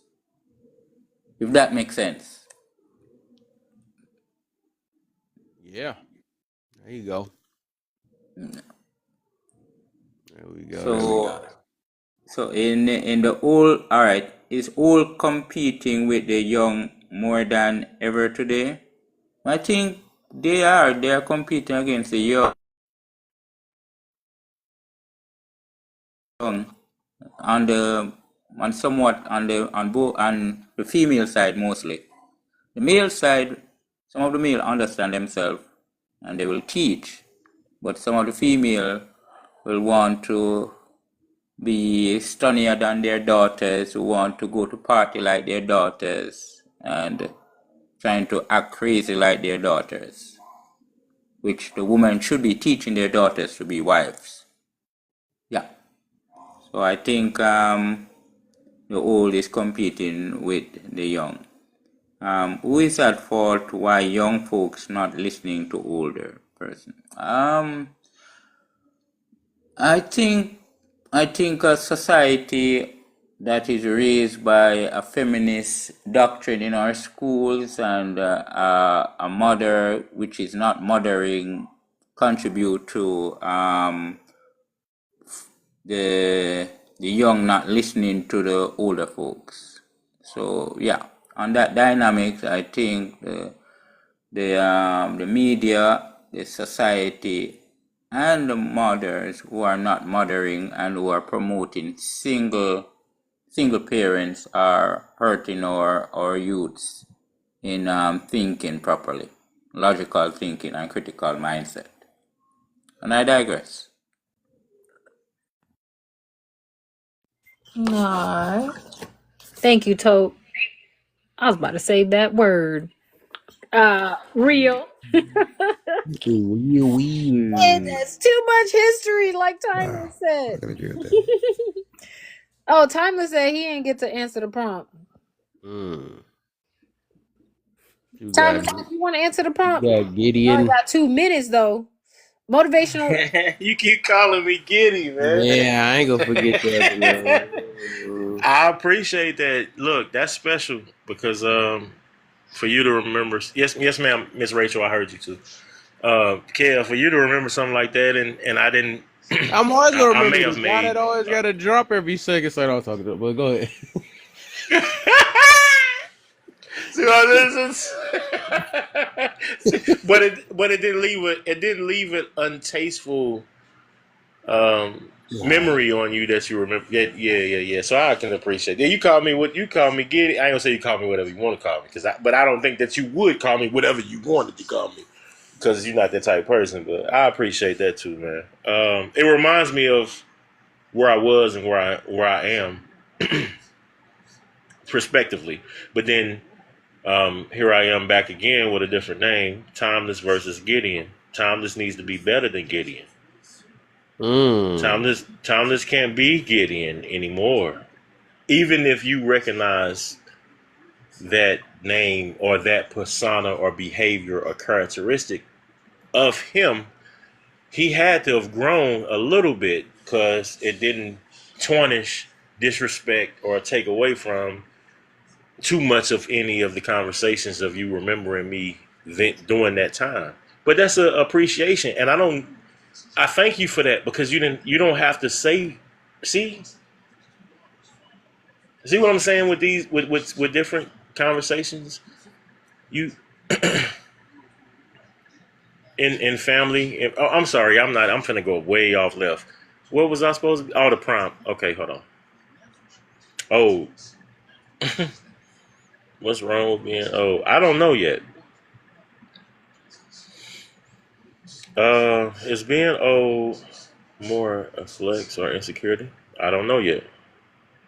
Is old competing with the young more than ever today? I wouldn't compete.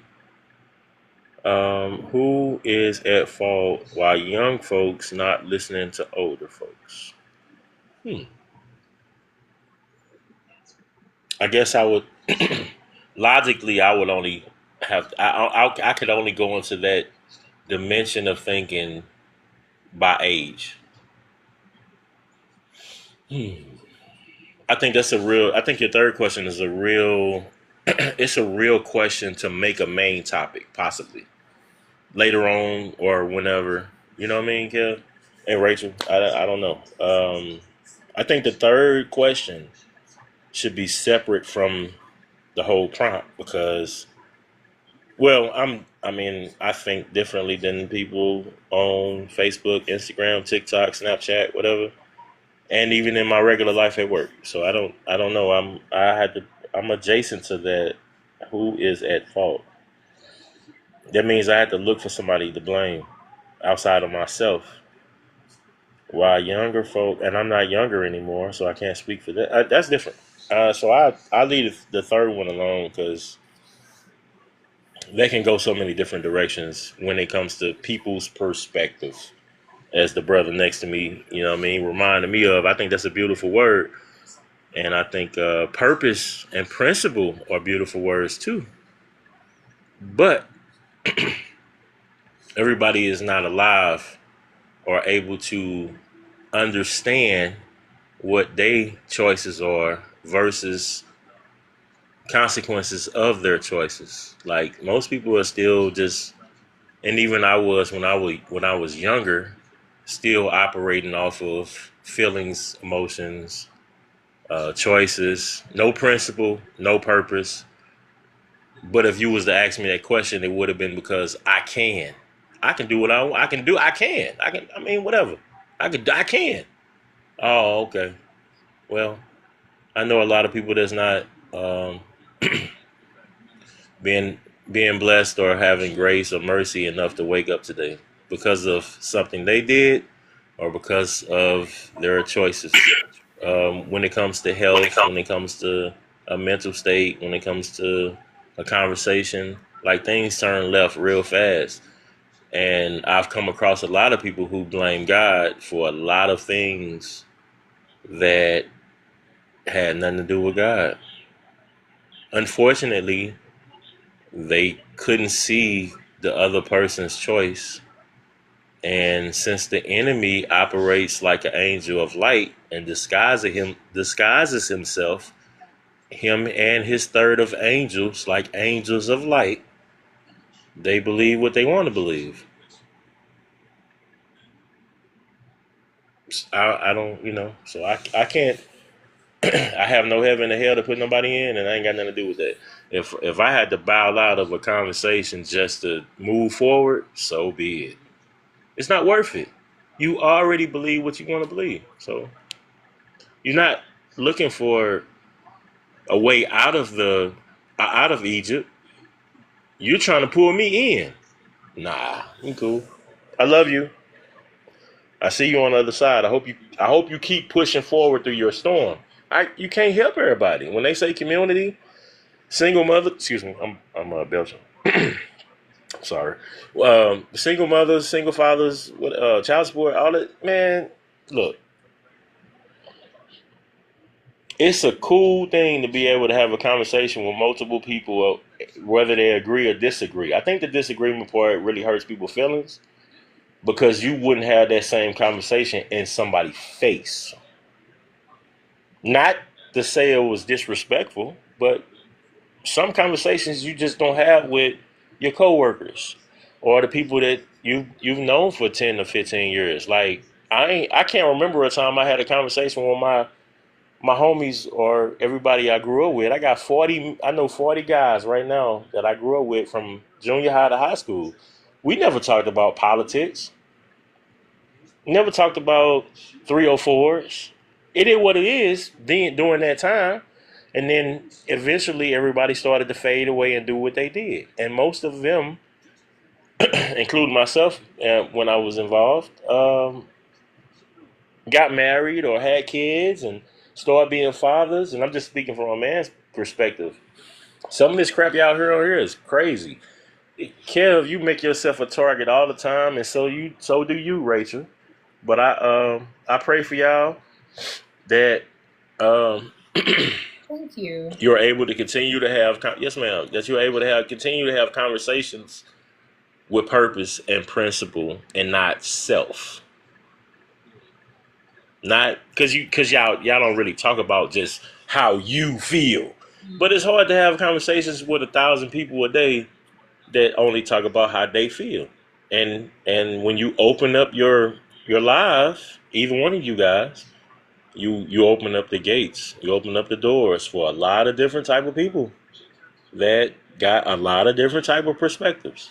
I mean, so just know why you're doing it.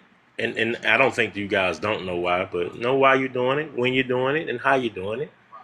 And don't let them see you sweat, and don't let them knock you off your pivot. I don't know why I got issue with my yeah, but God bless, man. I mean, stay on purpose, man. Stay on purpose. And Kev, you going hard with the you ain't even you don't even say Christianity. That's what be having me raw. I be at work like this ninja didn't even say nothing about Christianity, and you got all these type of people coming here trying to question you about something that they don't know. But you had admitted that you was trying to learn, that you were in the midst of learning and still learning, still in process, and they still want to come and attack you. Imagine how they did Jesus. He knew, and they knew he knew, and they ain't like it. Ooh, that's crazy. Be careful. These people here, man. I just tell you. Yeah. God bless, though. My bad. I'm talking too much. I'm sorry. Hey, so hey man, you already know what it is, Kev, man. Rachel, Kev. Hey, Tote, man. Hey, and Timeless, man, you cool, bro. I'm gonna send you a friend invite, bro. I'm gonna send you a friend invite, all right? Nah, you good people, man. You have a great head on your shoulders, bro. Hey, Kev, it's always love, man. Rachel, it's always love. Man, I always appreciate the conversation, the engagement, and it's always 1,000% respect, and that's never gonna be different, bro. Blessing to you and your households, man. Y'all have a wonderful early morning, man. I gotta tap out, bro. I love y'all. God bless y'all. I'll talk to you next time around, brother. All right. Thanks, motivation. Hey, before you go, bro, I want to throw something at you. It may stick, it may not stick. Grown men don't crash out. We lock in. That's the difference between a young cat and a mature Yeah, cat. we solid, bro. We good, man. We solid. Yeah, we don't. No. I'm just throwing. I'm gonna start something different because the social media gave too much credit and gives too much credit to the bad behaviors of YNs. Why they calling themselves YNs, I don't know, but I know why. But no different than drill music. I'm saying you get to the point where somebody like, oh, you finna crash out. Oh, you just told me your heart. You want me to go in on something that you said. You know what? I'm going to bow out gracefully. And I'm willing to bow out at any fight so I don't hurt your feelings. You know what I mean? So locked in, being focused is way better than crashing out. Oh yeah, for sure. I just man, wanted for to sure. throw that. I wanted to throw that at you. You know what I mean? Like when when you're talking to people, stuff like that. Like Yeah, we yeah, don't bro. mature men don't crash out. They lock in. Oh nah, bro. Absolutely. It's a respectful Yeah, they lock in. conversation. It's always Yeah. respect. At the end of the day, you know. Hey man, so blessings, bro. You be easy. Take care, man. Blessing you and your household, brother. Yes, sir. Yes, sir. God bless. How you Yeah, doing, boy, brother? that's another Just one. wanted to say hi to everybody. What's up, Born? Hey, Born. Now I'm gonna tune in on this and just say one thing. It is a difference when you dealing with online and when you dealing with real life with this topic.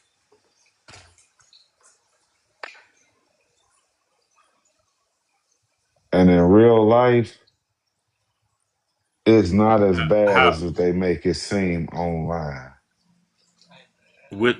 Which topic, bro? And grace and peace to you. My name Tom. Just asking, And my just for name context. John Which one you too. talking about? I'm talking Good to about meet as you, bro. far as Which one you like talking about? who was at fault as far as why young folks not listening to Oh, older. Ain't nobody competing with the young. I try to better the young, and a lot of my people that I mess with do too. But online is something different that we see.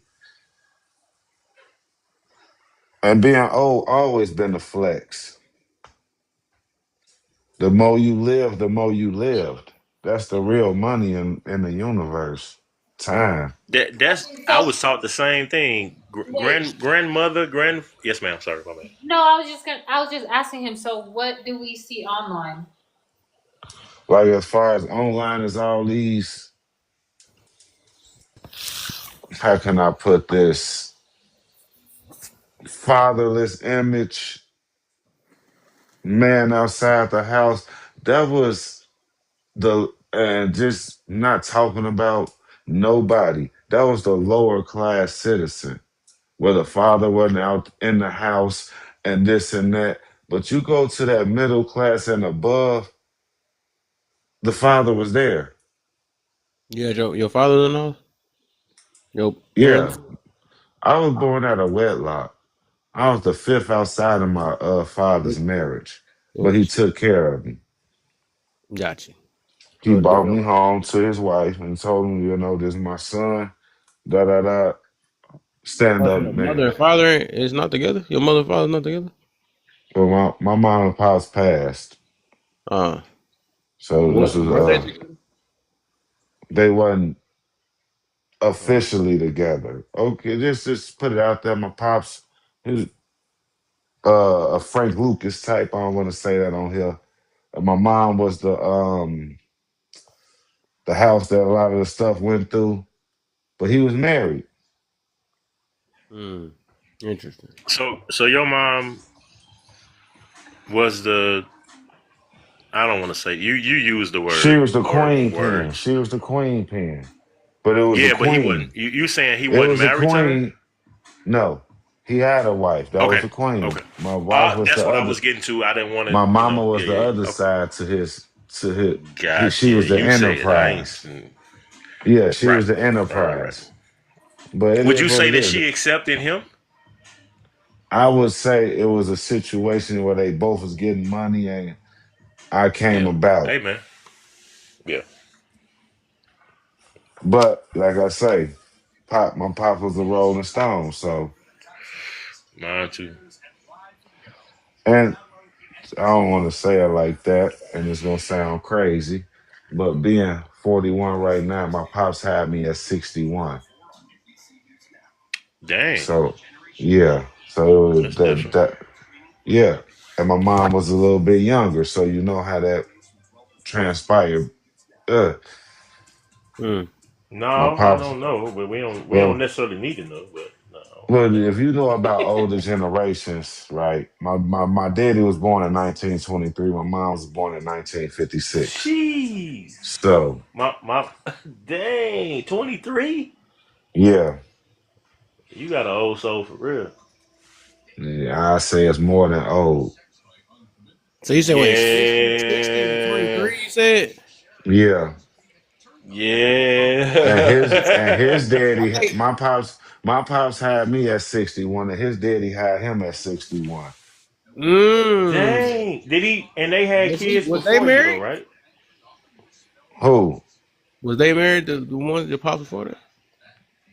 I My mean, my the apostle granddaddy prophet. and his Oh, his wife was grandfather. married, Yeah, his but grandfather. they wasn't married because they technically was born Because they didn't during do paper. slavery. Yeah, they Yeah. 23? 1923? No, What? my granddaddy Golly. was no, my granddaddy was born in 1863. They didn't abolish slavery until 1865. Mm. You talking about your great great? My granddaddy, no, my father's father. Oh God! And your father Mm, was born in 1923. Yes, my father had me in 80. I was born in Oh, he went through 84. So how was I'm everything. trying to see how was that possible? Golly. Because you were saying you had this thing where you said you was against the fathers or not being at home. You saying that's not true, and then you said that they had their own families. But that's what I'm saying. That's more into the lower class, like It was a different dynamic. the food stamp people, stuff like that. Yeah, it was a different dynamic. 23, and then by the time he was Mm. Like I say, my pops had 25, five that was kids outside his 1945, marriage, 19. and he was there for all of us. He was there for all of us, supported all of us, married and all. His wife didn't leave him. He supported it, It was good, y'all. uh, you know. And I see that Yeah, still, but the yeah. media don't show that.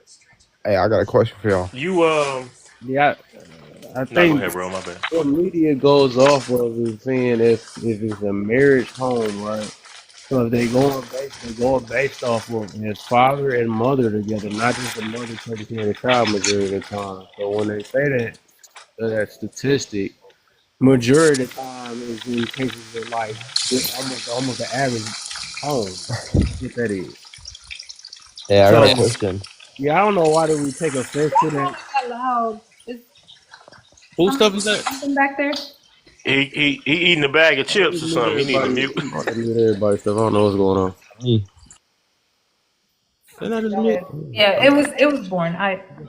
Hey, Oh, John. yeah, so what's up, John in the building? But yeah, I don't never knew why we took offense to that when if we all we gotta do is look left or right and realize that it's not a lot of marriages. It's just not. It's not as many marriages. Even back then, it just wasn't that much. It was, everybody got these stories about Papa was a Rolling Stone and all this other stuff and stuff. So it came from somewhere. So it have to be some sort of truth behind it. Because it's rare to kind of find a two-parent household nowadays. Because they had, just like you said, some of them had multiple families. Some did a lot of cheating. Some people just wasn't even in the house. So I think you got to have some type of truth behind it. I May think I that's ask just you a what they question, Kev? glorify. Hold up, Tommy. Let Oh, he Tommy. said that. Right, Truth and right. I'm on the honesty. That's same what's thing. up. No, that's fine. No, hold on. Oh well, sis. No, go ahead. Kev, this your show. You got it. No, I I'm don't trying want to to speak. see what. Let the lady speak. Yeah, Born was just talking. What did you say? No, I say, see, but that's just the lower class family. And that's just a small percentage that go on in the hood. The hood is a small percentage of what's out there. How many of us? Nah, but you know what? The hood is the best. And that's where you find real love, Who told you soul, that? and strong roots. Who the heck told you that? No, that's not. The Yes, only it issue I is. have, It's not. It's no. not. See, we talking about two different perspectives, and y'all can meet in the middle. Two different perspectives. You know what I mean? Well, struggle love ain't real love. Cause that man in Struggle jail love gonna is a tell you mentality. I don't anything. believe in that stuff either. The struggle of that's just a I mean, mentality. everybody struggle. Even the president struggle on which I decision he know. gonna make. Love is love. Ain't no such thing as no struggle love. So it's either love or it's not love. And I don't The know. hood love, majority of it is What the? struggle love. No, Man, ain't you're no just difference. loving in Let the me hood. let People me don't even know what love is to talk about love though. That's what I'm saying. There's no such thing as no struggle love, hood love, fake love, big love, little love. That's Right, not. it's just love. Keep it 100. That's what's It's just up. look. I'm Yeah. gonna throw you. I'm gonna throw you I a tell principle, Born. Hey, Born. I'm gonna throw you a principle. I'm gonna use me as an anecdotal. yes, sir. So I was born in '82, October 1st. Um, my Oh, mom and me dad were too. That's what's together. up. Yeah, my mom and dad were together for 25 years. My dad had an issue with with addiction, an addiction. He was a Vietnam vet, and he also worked combustion at one of the major, places in St. Louis that provided steel and aluminum and stuff like that. Well, it shut down. Well, he I guess he got depressed in his time before I was alive, and he tried something else, and it caught him. It took hold of him. So I come in the picture at 80. This is a 50. This is my dad 55, year 55. My mom was year 57. They weren't too far apart from each other. My mom waited on me to get. I graduated at 17 out of high school, 2000. My mom waited on my dad. Waited on me to get at least to be a junior. My sister was already gone. She's already in her second college, getting another bachelor's or master's. She divorced him. There wasn't a conversation with me. He knew why. I knew why. My sister knew why. She wanted some peace, but she held on to that ninja through thick and thin, even if he was not a provider all the time. Okay, that's okay. That's pretty. That's what I'm saying. That's the difference. So nowadays with social media, the finance, the literacy of emotions and patience, and nobody's talking about patience. Nobody's talking about purpose. Nobody's talking about principle. Everybody's only, well, not everybody.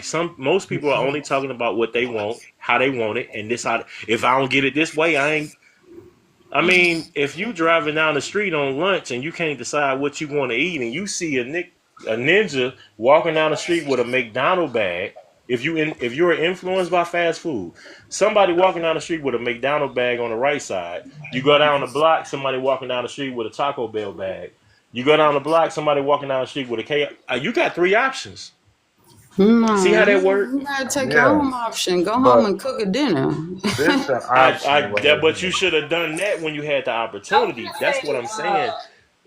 I think you make sense about that. I'm glad People you don't make that. I'm glad you Yeah, said that's that. crazy. He's not talking about struggle. But now listen, this is the opportunity. No, man. We just talking about overall. We just talking about people, the way people We think. make our own struggle on a day-to-day basis. Yeah, that's I what I feel was that with gonna my say. whole It's heart. like, yeah, in regards to struggle, it is very subjective. The same way that, like, something could be traumatic for somebody and it's not traumatic for somebody else. And so I think that oftentimes people create their own struggles that don't even need to exist. The mentality. I mean, the struggle does exist. It's about if you're gonna take a step forward or a step back. That's the you have to prosper. No matter what happens, you still have to prosper. It's not about the struggle. It's not about this happened to me, that happened to me, they going through. I mean, you have to sit down and sit inside your soul and say, okay, I'm gonna make it. This is what I'm gonna do. It's sad to say, but you really do have to worry about self sometimes. Well, sis, I was just gonna say, as a person matures you taking over, bro. Dang. Oh, my bad. Man, you got a good panel, good man. My bad. Gideon is back. Dang. All right, so I was about to say that struggle is a mindset. I hear people keep using that term or whatever. Yeah, I don't like that mindset. Yes, because I guess because I take it differently, because I try to motivate people more, and everybody keep coming with this struggle and going through and all this other stuff and whatever. If you change the way you think, everything don't have to be viewed as a circle. I mean, as a struggle. And struggle is not objective either. So just like I said, it's a subjective thing. That means it could change, right? For one person's struggle could be another person's miracle. Be careful what you feed your spirit. That's right. Well, I'm about to say, but it is two different kind of struggles, physical and mental. Yeah, but all that stuff is still mental, regardless. So it's not. It's all a decision. Like, it's just like, okay, am I gonna sit down and cry? You could cry one day, but you got to get up and keep going. Nope. Can you guys please let Kev finish his point? Yeah, yeah. I was just saying the point is the way we view things is what make it struggle. I just always hate that term because it's just a defeated type mentality. Though I ain't gonna lie, it never like when we say stuff like that, it don't never have us push forward on a lot of things. That's why we always be like, oh, this struggle, love, and struggle this and all this other stuff, and it's like, dang, I think we trying to fit struggle into every dang on thing in our life when it don't work the way we want it to work. That's not just how it is. It's just go a different route, or try something different, or I said that twice, but basically, just you have to just change your point of view on things. I think even like with healing, that it's just point of view. It's really like nothing. That's what even therapists like. They try to let you see your problems that you have within yourself to maybe even help change your point of view of how you view it and like how do you feel and let you express yourself and and then eventually that's where the healing process comes from. So it's like you either have I'm a try harder this time, or you have I'm struggling or whatever. And usually more of the time people that use that they really not. That's why I don't like the word hard or Okay, can I respond to that? Go ahead. Now, this one I'm gonna say because let's say struggle is subjective, like you say, it's a thought process and the way you think about it and the way you live life. So I would say, and this is coming from the way I grew up, struggling, going to a school that wasn't fully funded in a project area where I do not knock my parents because at that time it was not a great system for people of my color. They did the best that they could. Community living, pass down clothes, not given the best opportunity to thrive,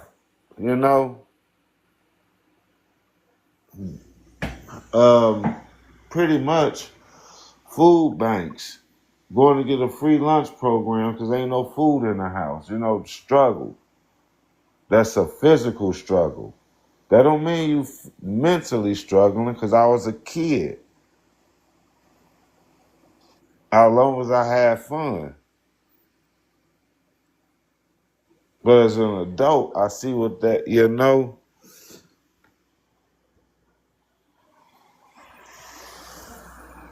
Yeah, I about to say that's how you want to view life. Toby. No, I was saying it's a difference. Now, you could do something about the physical and the mental struggle. Exactly. Change your perspective. Toby said in the comments, giving up is not an option. It's a choice. That's the same with struggle. I don't know if I... Hold on. And everybody gives up. Everybody struggles. Choice and option is the same thing.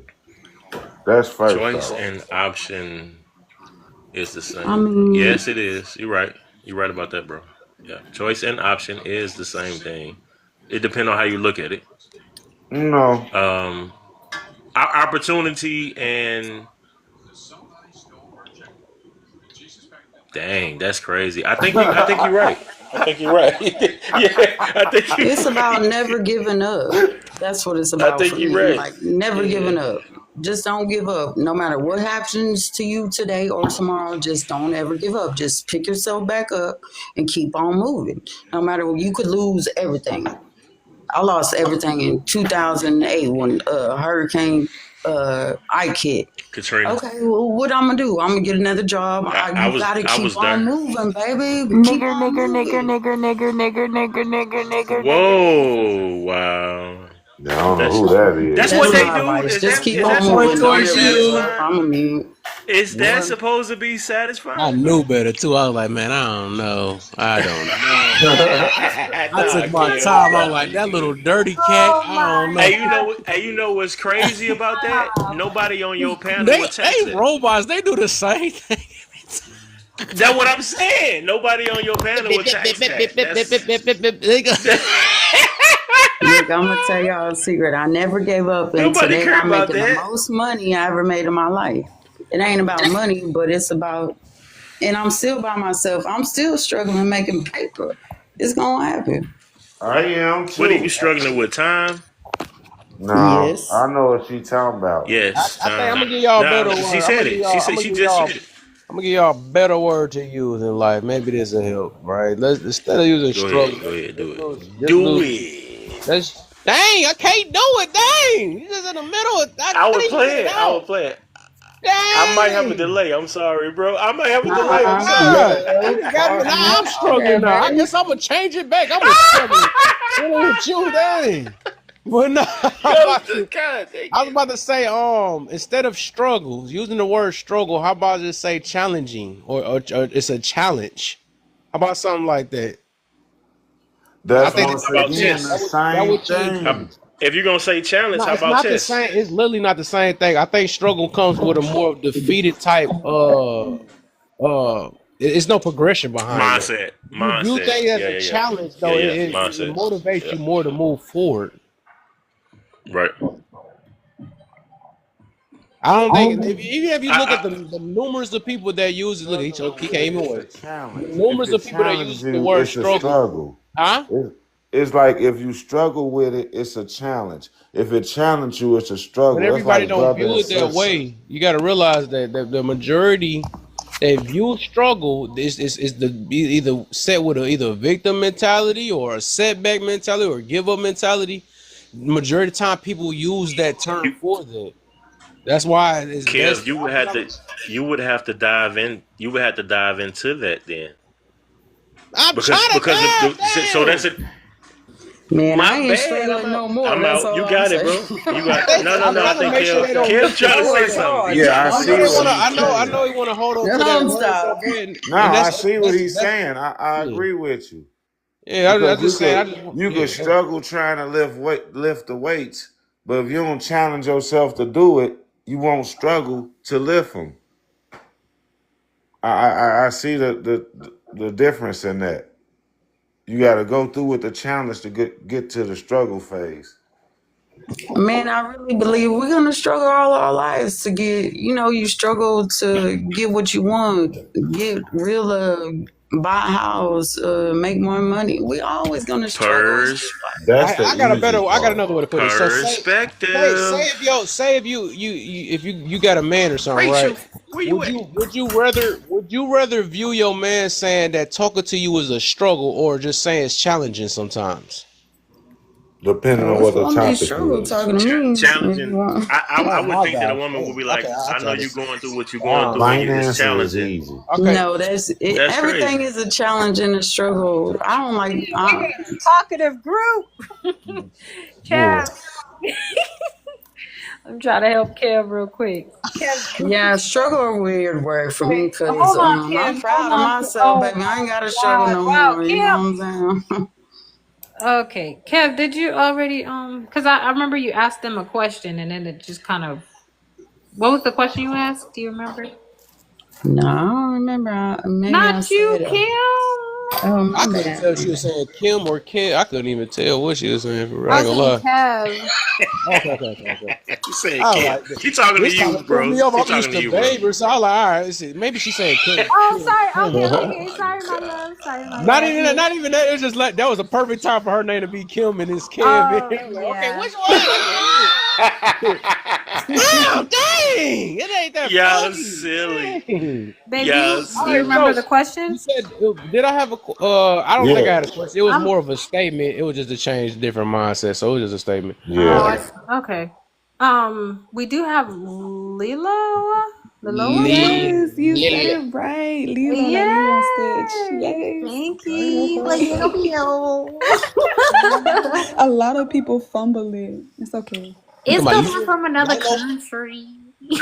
Not fumbling. Milo? Yes, because they think it's like Lil Oyeka, but it's Lilo and then it's my middle name, Ayeka. Mm. Where'd you get Okay, it I from? feel special. Everyone's so Um, creative. Lilo. no, No, my I'm my curious. Where'd she get it sister. from? You an anime person?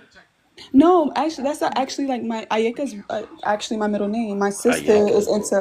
My sister's actually into anime, and she got that name off of really One of the old. shows. Yeah, but Was it I'm into Seven anime. Deadly I don't know what Sins? anime she was referencing to, but Ayeka was one of the characters. Hey, it's unique. You Keep it. wanna did you wanna All right, answer so you the go, Joe. prompt? Did you come up to Oh, answer the prompt, or did you want to speak yeah. on whatever we were talking? Yeah, I just came in, so I don't know what you guys are talking about, but I can answer the prompt. Oh, okay, got it. Is being old more a flex or insecurity today? I think it's a little bit of both. Because when it's a flex, it's like you have the experience, you have the wisdom, you have the stability. Some old people have that emotional intelligence and the cultural rebellion. But when it's an insecurity, it's like in today's age, there's a youth centric standard. So, like, especially in industries like tech, entertainment, or even fashion, being young is equated to beauty, potential, and value. And aging is like it looks like a decline. So, like, older people may feel this pressure to conform. And I think older people, not even just now, it's just like they feel isolated, they feel lonely. They're usually excluded from intergenerational spaces or conversations. So that's why I say that. Is old competing with young more than ever today? Oh, yeah, I think so. I think in areas like jobs, housing, tech, and even cultural influence, I think in the workforce, like older people are staying in the workforce longer due to like a lack of retirement savings, a longer life expectancy, whatever, versus younger people are facing like the stagnant wages, the high student debt, and fewer job opportunities. So both groups feel like they have to compete for the same position. And I think in the housing market, most older people that own most of the real estate, they often bought that shit at low prices decades ago versus us. We struggle to buy homes due to these inflated prices, low inventory. Like, you want me to pay 2-3K for an apartment and ain't even got all the amenities. Like, what are we talking about? I think the tech is also a big thing because social media has given like younger people massive cultural power, but like the older people, they have been online too, but like it's just in a different way.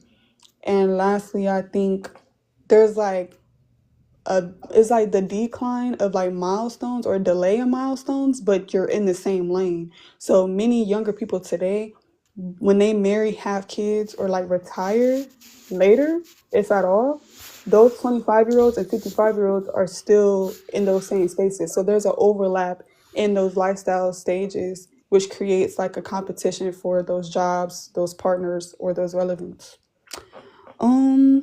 Who is at fault why young folks not listening to older? I think younger people feel like older people don't understand the modern challenges that we face. And I think older people offer outdated advice for a new world. So like advice that worked in the past might not be relevant to what's happening today. Um, yeah, that's pretty much how I feel. Linda. Hey, can I respond a little bit to that? Right after these other two people go, Maureen has got here. What you got for me, Maureen? You gotta unmute.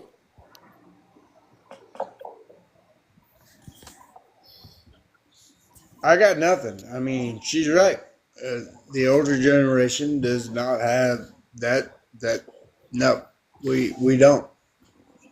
We don't know how to navigate this new technology. But you know what we do have is we have stability. We actually have stability, and she's right. We have property, we have things, and yeah. So no, we don't know how to navigate the new technology, but hey, who knows? Who knows? Maybe take a class or two, and I mean, it's always there. We can always go take a class or two, but you know what we can do is we can appreciate where we came from and where we're at now. And everything that she said Yeah, times 2. All right. Heather, what you got for me? Hello, I'm Nine Ether, actually Got you. Ether Energy, and I have to debate that here. So I'm 47 years old, and for the first time in history, I feel as if the family and community was destroyed by the younger people. So I heard everything that that young lady said, and Wow. what's interesting to me is that the younger girls look older than we do. So, like, I'm not in competition with anybody that's younger than me because my grandmother passed wisdom down to me, and I chose to add to her wisdom versus just completely telling her she doesn't know anything that she's talking about. Because there was a phrase that young people used to, I mean, that older people used to tell us, and they would say, "Baby, it's nothing new under the sun." That meant that whatever you have, you're supposed to add to it each generation. So, as far as us being uneducated, that can't be true either. We're the first generation to even go to college in our family, and most of the younger people told me that they didn't think that they had to go to college. So, I find a lot of these topics very, very interesting. Again, for me, and as far as who is at fault or why the young people don't listen to us, they chose to reject that information. When I was younger, coming up in the 90s, I chose to be selective. I knew some of the older people didn't know what they were talking about, but I definitely I drew closer to the ones that did. So this, like, not only that, it's like the younger people are staying with us until they're 30 years old. We actually got out of our parents' home and we took that responsibility off of them at 17 and 18. So there is definitely a discrepancy here. Hey, can you cook cornbread from scratch? That's what I want to know. Can I Nah, want can you cook Before we biscuits before we from before we scratch? before we That's what tend I to get want off to know. topic, Did she answer the Nine before question we Ether. yet? before we Dang. Can I respond to Nine oh Ether, okay. please? I want her to answer that question. That was a good question. No, that I'm so wasn't. grown. I'm so grown. I'm born in the Okay, 70s. Nine I'm so Ether. grown. I I don't want have to to answer respond that to that. question. I don't. I want to give you an I'm adult grown. question. Got you, Now, got you, Nine got you, got you. Ether.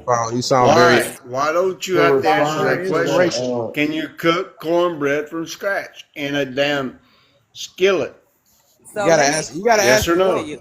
I Ask the can young. cook Ask the hot young water folks that. See, cornbread, sweet cornbread, regular cornbread. That's not a question. I cook dressing. I don't make stuffing. I make okay, dressing. If you make dressing, you gotta know how to cook a cornbread. So that's there what I'm you saying. I go. don't answer Okay, Tell them Well, again, girl. you okay, just answered Nine it. Oh, You Ether. just Nine answered I it. see. hey, Ether. no, let me So, ask. Let me say this though. So if that how you talk to the young folks, I I can see. mean, that's from white Man, boy right Marie. here. Right here. I can't do it no more. Okay, I can't do it no more. thank So, you. so if that's how you answer questions, Ether, I can see why the young folks don't listen to you because you couldn't even answer That's that how simple I question. answered him. He slurred talking. I don't have time for that. I just told you. Okay, I give you that. I give you that. I give you that. Okay, Nine Ether. I want to respond to that. Now, you say 17. You got out and took that responsibility off of them. You didn't take no responsibility off of them. You supposed to help them. Y'all supposed to build together as a family. So Mm. again, I love how you chose to dissect that. When I said we took that responsibility off of them, we did. Many of them wanted us to leave. Now, did we go back and help them? First off, my mom is 65 years old. We still paying her bills to today. And I May I say understand that. something really To quickly? today. And Hold we on, had to hold get up. them out My of the mom's home. 73. She pay her own bills, so we May got I say Listen, soldiers something over however really that here. has to quickly? go, that's your You know what I'm saying? situation. That's You got to wonderful for come your from a mother. soldier.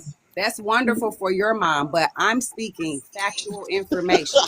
I'm born in the 70s. They just desegregated the schools in the 60s. Many of them still needed our help. I'm not throwing that That's up a in their life face. choice. I'm not throwing I'm I not throwing Y'all that understand up let in that. her their finish. What the face. hell is going on? Y'all, I know y'all hear her talking. That's crazy. Let her say her point so she can go to the next person. I'm agreeing with her. I was just giving You her know, a when I people cannot like me hear that many speak, people this talking at one happens time. all the time. This happens Go all the ahead, go ahead, go time ahead. No, you because can the do your truth thing. I don't know hurts. what's going on. I don't get why they doing that. Go ahead, after. And I think Kaya was trying to go next. I think Born after that. The only thing I have to say about that is this: history speaks for itself when it comes to our community. Them people were Jim Crowed in the 60s. They just desegregated the schools. I'm a Gen Xer. We were the generation who they instilled in us. Please go to school so that you can help us. It wasn't a matter of them taking care of themselves. And we would never have a 70-something-year-old woman taking care of herself. Right now, if people are not aware, the elderly people are the majority of the homeless people. So that's why these conversations are sometimes redundant when people choose to just like combat the information like that. All right, go ahead. So I was going Oyeka. that. Oyeka. I'm now you say Kia. Yeah, just to I'm say gonna really answer. quickly, I wasn't trying to say like generalize, but from a younger person's perspective and my experience, and as well as my peers' experience, growing up, whether you had that tradition or not, there is something fundamental in the fact that, especially in Black households, what happens in this house stays in this house. And if I have any type of form of question or anything that can be deemed as disrespectful and things like that, to where it's like, I know everything, you cannot define me, da da da da da. And it's like, when we say breaking quote unquote generational curses, it's not about being a rebel or not trying to listen to you guys. It's the fact that most of the time when we try to come to the older generation about things, it's from usually a skewed view, not from guidance, but more so in a disciplinary punishment kind of way. So when you have a whole generation of children now with social media and all of that, when you are not coming from a place of, I guess, understanding, and it's just like stuck in your ways, it's not going to be, it's going to result to what's happening. And if we talk about how our generation is this way, didn't the older generation raise us?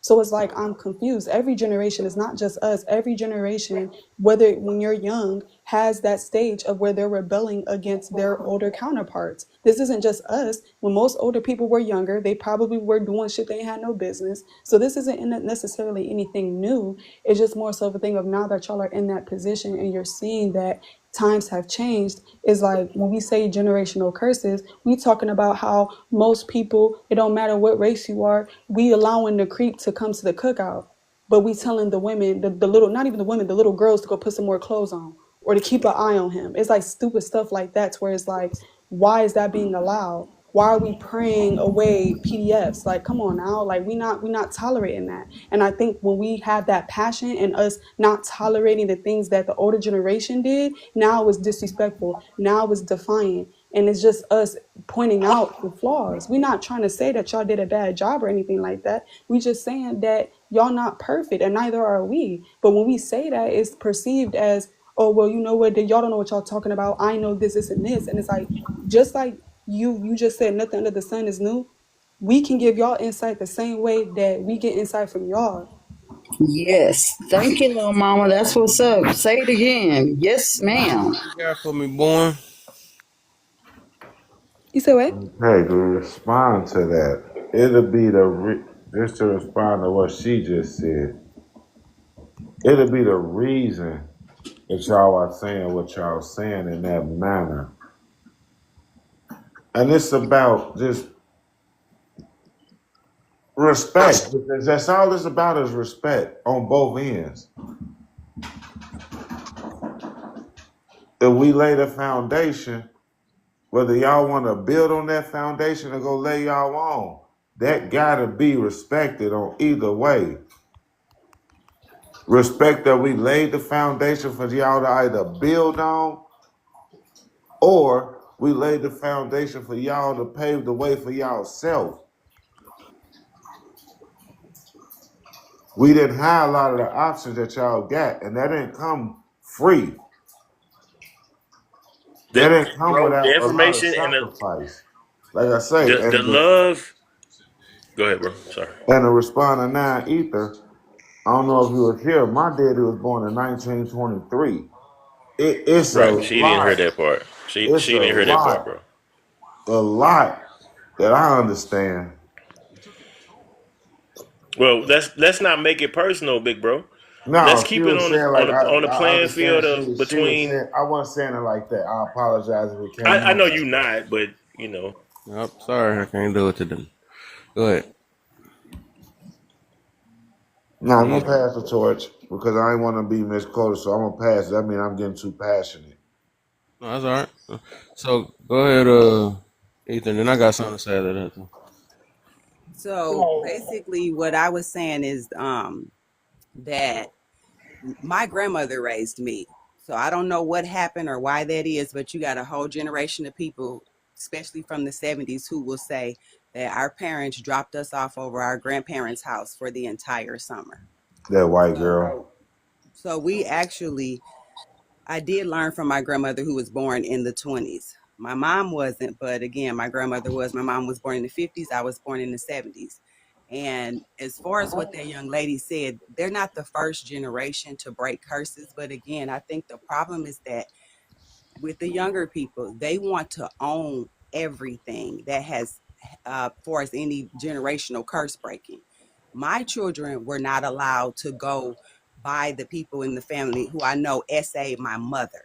Now, I don't know what was instilled in my mother for her to still talk to her own brothers who did that to her. But like I explained to my mother, that will not happen to my children. I saw the way that they looked at me. So again, the problem is that this, as far as I'm concerned, I want to land my plane with this. We were supposed to be passing a baton. My grandmother instilled in me how to cook the meals. My mom did not know how to cook. My mom was doing her thing. So she has some jealousy in her heart towards me. I have zero jealousy in my heart towards my children. The way like my mom raised us, they said, don't play in traffic because I said so. I told my kids, don't play in traffic because you could get hit by a car, you could get hurt. Everything that they told us was because I said so. I explained it to my children, and many of the elders did tell me that I was being their friend by raising them that way. And they told me that it would turn around to bite me. And do I agree with what some of they said? Yes, because it is now biting me like really bad, the way that my children are acting as if I didn't instill anything into them. And let the truth be told, I'm not trying to throw any type of shade, but the generations under us are now complaining that they can't make it on their own financially. So as far as I'm concerned, I have 2 degrees. They just released all this information about the BLK women having more degrees than any other female group in America. If they go into that and then release the numbers on how old these people are, we're going to have some interesting topics here, because I've already told my children, my parents did not graduate. I'm the first generation to graduate, to even have 2 degrees, and I've been on my job for 24 years. I am not telling them, if you don't listen to me, I'm not going to leave you any money. But if you do not respect me, I will not be passing this baton to you. Yeah, I What if want to they don't say. want the baton? Let me say this though. I don't see like, and this just be showing though, just even hearing how this thing goes. It's like, how do we have a goal to blame it on somebody younger than us when y'all the ones give these kids these phones, y'all give these kids the places to go to, and y'all the ones that teach, that had them around certain schools. People don't even try their hardest. They can only do what they can. The parents, right? But it's like they try to take away the fault from themselves so much and automatically just go to the child that they raised and say it's the child's fault for not them getting listened to. When a lot of people can't even communicate as adults right now, and how the heck would they communicate with their dang on child? I don't understand how they just grew that out of somewhere. I think one of the biggest things is that and this is what I stick with. I don't think that a lot of the other folks was worth listening to. I listened to how they even um how they interact with other older folks or other people. Like they competing with them. You're not gonna tell me nothing. Some of them don't even like other advices that's not dealing with if somebody telling them about their child, or not even their child, they're how they raise them, right? And now you can't tell me anything. I know what I'm doing with my child and all this other stuff. It's like, it's like, dog, they're not listening to nothing because they think they do know everything. So these are expectations that we expect from children.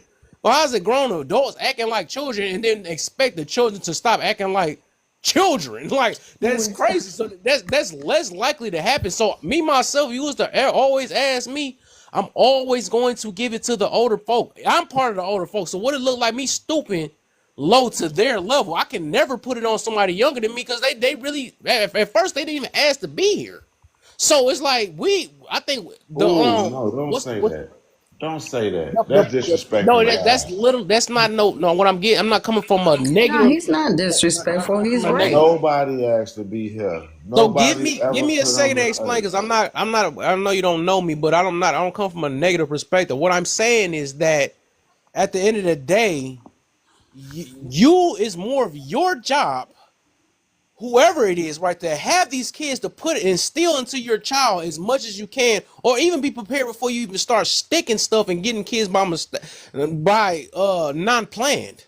So that we know that's majority of the time that's the issue. Majority of the kids are not planned, and then they bring their unhealed self, and that's why they. I mean, in the 1940s, children weren't playing, so everybody. I was just about to say that ain't the issue. So let me issue is that age difference. If you keep interrupting, like y'all about to just get dropped. Like if the host is trying to relay a message, can you please let them finish?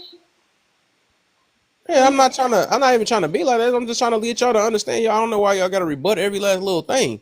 So I get it. Y'all don't think the adults have no problems or whatever. I get it. Y'all think y'all the best, and that's the issue already. Anyways, y'all think y'all unteachable.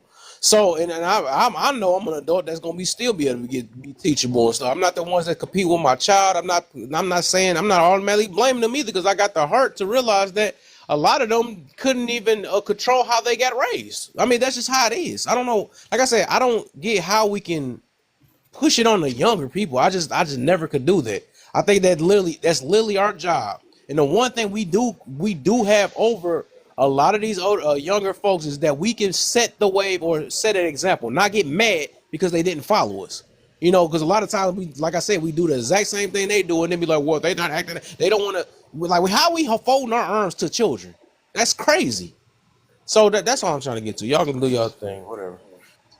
And what I was gonna say, Learn, is that we can't make the kids listen anymore. Now our strength has been taken away from us by this government. We can't discipline the kids like we need to. The school system, which we can take them out, right? We can homeschool, but not everybody is able to do that. And we're at a point, we're in an era where kids don't have to listen. Listen, these kids, I think this was in Detroit, they recorded calling the police on their mother because they didn't want to come home on time. They're coming home late at night, and their mother locked them out of the house. The dad is a pastor. She's the first lady. They're trying to instill discipline into their children. And the government comes and arrests the mother for locking the kids out the house. See, back in the day, you could do that. And when no police going to come and arrest you because they agree with the parents' discipline. But today, that's not so. The kids recorded their mother being handcuffed and taken away. And the mother said, "I hate you," and spit on the kids, which I think they deserved it because of what they were doing to their mother. Had the mother arrested. This is what we're dealing with today. The kids don't have to listen. And now it's really not good to even have kids in America, the way the government is. But you don't get a chance to raise them. I know my can't baby. raise them like you want to. You just don't. But how did that child even get to a point where they had the gall, the audacity to even? How did they get to? They're influenced by their peers. They're influenced by the schools. No, that is poor. Thank you, Born. I'm parenting. glad Born said They it. are not consistent in their parenting, and also they are poor examples for their own children. Oftentimes, when you see these children misbehaving, not too far behind them is their own parents misbehaving. I disagree. No, it's a majority is that's a fact. Just keep living, y'all. That's all I'm gonna tell you. Just keep living. Keep What? Like the making sister, And that, excuses even for that these right? poor stupid parents. comment You're right there, I making hate that one. excuses. Like, why do they say that? Like, You're and rather making than excuses. take accountability and say the part, you rather just say that. Like, that's not gonna help these young folks Man, saying that. That's The not sister, gonna help even them. It's God, just even God blaming. said parents will not be responsible for the sins of their children. Even God said that. Hey, but think about this, brother. Like the host Oh, was just saying, like the host just said, and the sister just said, it's the accountability. Like that's the thing that we not taking seriously. So The you saying that accountability yo? when it hold on, let me finish. When it comes to the children and everything, the accountability that our parents have for us when they would get on our ass and the neighborhood, if they mama and daddy wasn't there, you couldn't say nothing to the neighbor. The neighbor would get on you. Like it's not like that right now. Now you have like if you try to let a child know, hey, you're not moving right, you doing something wrong. Now the mama and daddy coming out there trying to fight you because you speaking, trying to give them game and everything. Like that's not how it's supposed to be. The community is supposed to be able to speak life into all the children that's in the community. But now they got the mamas and daddies out here that's young, don't know what's going on. They out here with the BS and everything. So they trying to fight. They trying to do things that sabotaging the kids. So when it comes to the older people, like I think the older people were more so, hey, I'm gonna look out for this young brother and this young sister, and I'm gonna get on them when I see them messing up. It ain't like that right now because I remember when I was coming up, and I'm from Memphis, man. We had older people on our street and on our block. Man, we wouldn't dare get out of line and do nothing. Even the gangsters and the dudes that was in the gang bangs, they had much respect for those older people. Man, let me tell you something. In 1974, there was an enactment. There was an act passed called the Children's Punishment Act or something like where you can't whoop your children anymore. That act was passed in 1974, and it has snowballed to where kids are calling the police on their parents when their parents are trying to discipline them, and the police show up and arrest the parents. Guys, I don't know why y'all don't see this. I'm I I'm don't in know this. where that's happening at because my parents What? would dare me to call the police and they would tell me once I go to jail, when Right, I get out, I'm still gonna beat your ass. right. That's cool, but then you lose your home, you lose your livelihood, everything. Right? Like those are scare tactics right there. Those are That's scare Yeah. cool. tactics. But it actually happens. Look, Look Like what's I let, said, going let, on parents. right now. Like I'm can quite I, sure everybody on this panel had grandparents and aunties and uncles that was like might Right. be with the BS or the shit, but at the but same look, let me time, you intervene with wasn't that. finna disrespect Yeah. them. You wasn't finna do Right. nothing crazy Can, because they was gonna get on you. Like that right there is a scare tactic. Like yeah, it yeah, doesn't matter look, that to is a us scare because tactic, and it worked with some, and it didn't work. But I do, it works. That's what I'm hey, gonna can get I to. please I think get, people go to the street, but Yes. can I I was gonna please say get this 30 too, that seconds on the that? thing is now the fear is not in the kid. Not people fearing their kids. It's the opposite way now. So right, it's just it's the all parents backwards. fearing the kids. Hey, Yeah, can it's I backwards. They please scared to Let me interact tell say you with something. anything. her? I don't know. I don't want to hurt them. I don't I want done to, had the police called on me to my house over Me my daughter. too. Okay, can Right? I get 60 seconds on that topic? Because go I My ahead. want to kids address 17 one. and 21, 22, and I swear to God, they said they was gonna call the police. Go ahead and call them. I'm still on your ass. And I guess what? See, I Like want they to right address here, one better thing. people. They didn't graduated from college and everything. One thing we have to understand: our parents didn't go for the BS when we did some stuff and everything like that. So why should we have to go for it? No, be steadfast, be on them. Because right now, Mhm. this society that they living in with all this virtual reality and out there on these Instagrams and Facebooks, that's fake. So what they doing out there, that's fake. But in the real world, no. Let mama and daddy know, hey, try that if you want to. I'm on your ass. Like white on rice. Well, I know All people I that can say kick their is the children out. main thing, the biggest difference is the age that these people are having babies. True. Our mamas and daddies used to be in their late 20s, early 30s having us. Now they I having agree. them at 16 and 17. They don't know how to be parents yet. That's why they getting into it like that. That's I why it's agree. different from what Hill Simps is saying.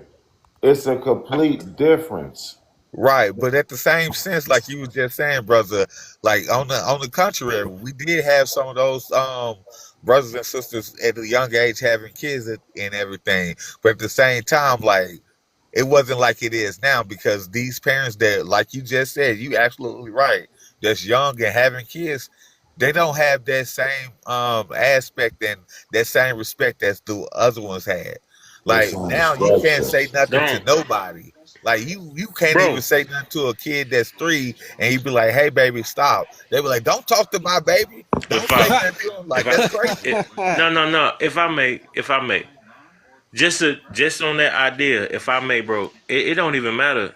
Like so I get what you're saying, but with that same mindset, and as we continue to grow old and give some type of longevity about men and women or whatever perspective each of us have, no, that's not a rememberable conversation that you would have with a youth.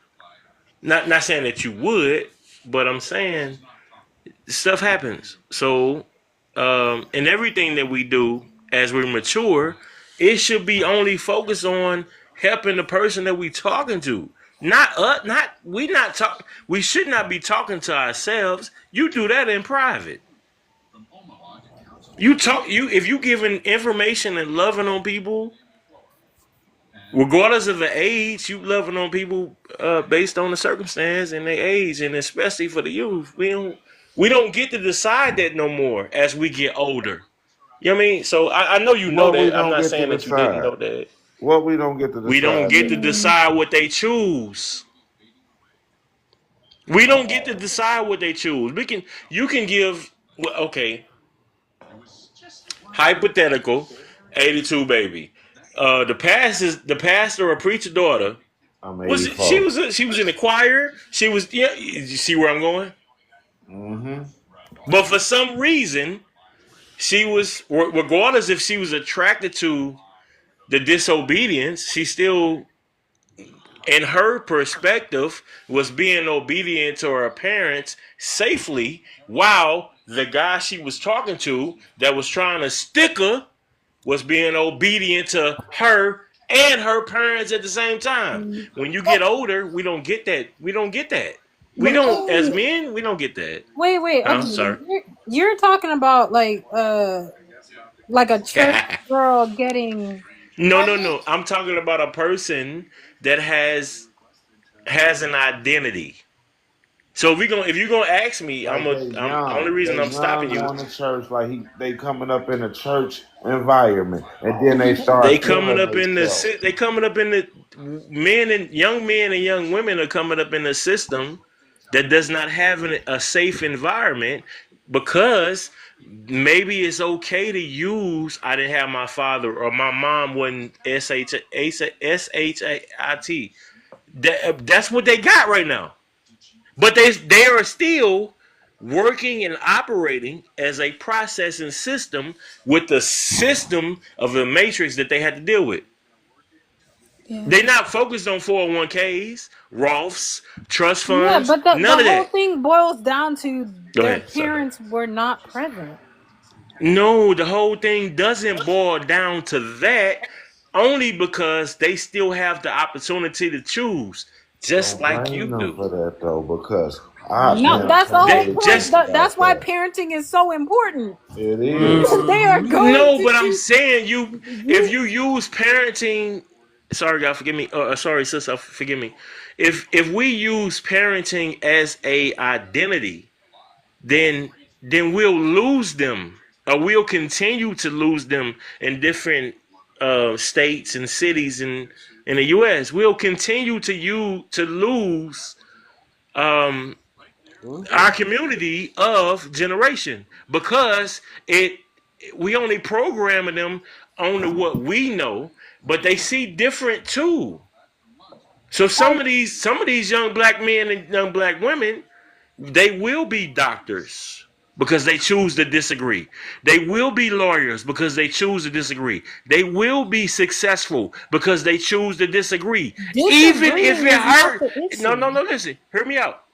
Even if it hurt them, even if they coming through hurt in their own personal perspective, they're still going to choose something better than them. But all they hearing on social media is, my dad was a C head. My mom was a P2.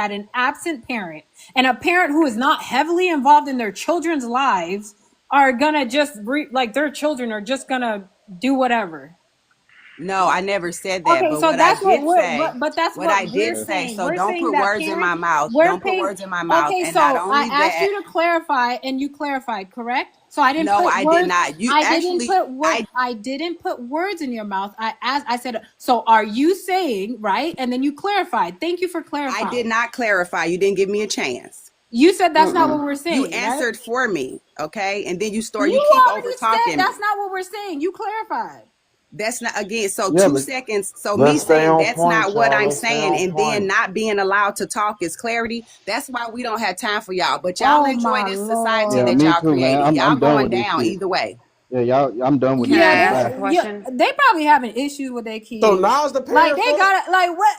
How is it that difficult to take accountability for if your kids, even if there is a Nah, I agree point where with you your on that, own lady. Can I children, ask a yes, question? they are going to hold some form of responsibility, but to Yeah. say that you are not taking any Whoa, accountability get for this why guy your up out of children here.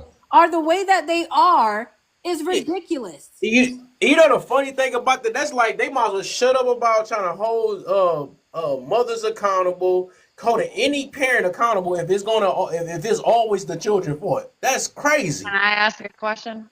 Go ahead. Go ahead.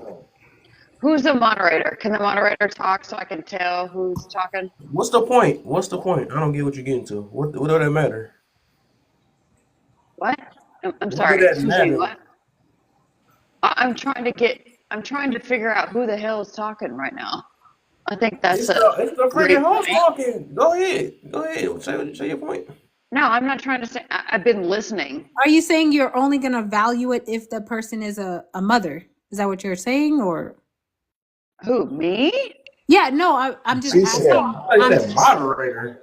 Oh, I'm. moderator. Did you say moderator or No, mother? the person. No, no. I'm trying to figure out who. Like it glows with the blue mark with people that are talking. I'm trying to figure out like who's talking what. Oh, girl, your thing might be glitchy. Right, the blue. Okay, I know what she's talking about. The moderator is gonna be blue where the sub is at, where you read Yeah, the I can description. tell you're talking, but I'm trying to tell like who's talking what, and I haven't heard like the Okay, person yeah, that if is. your thing is not lighting up when people are talking, you might have to drop down and come back up.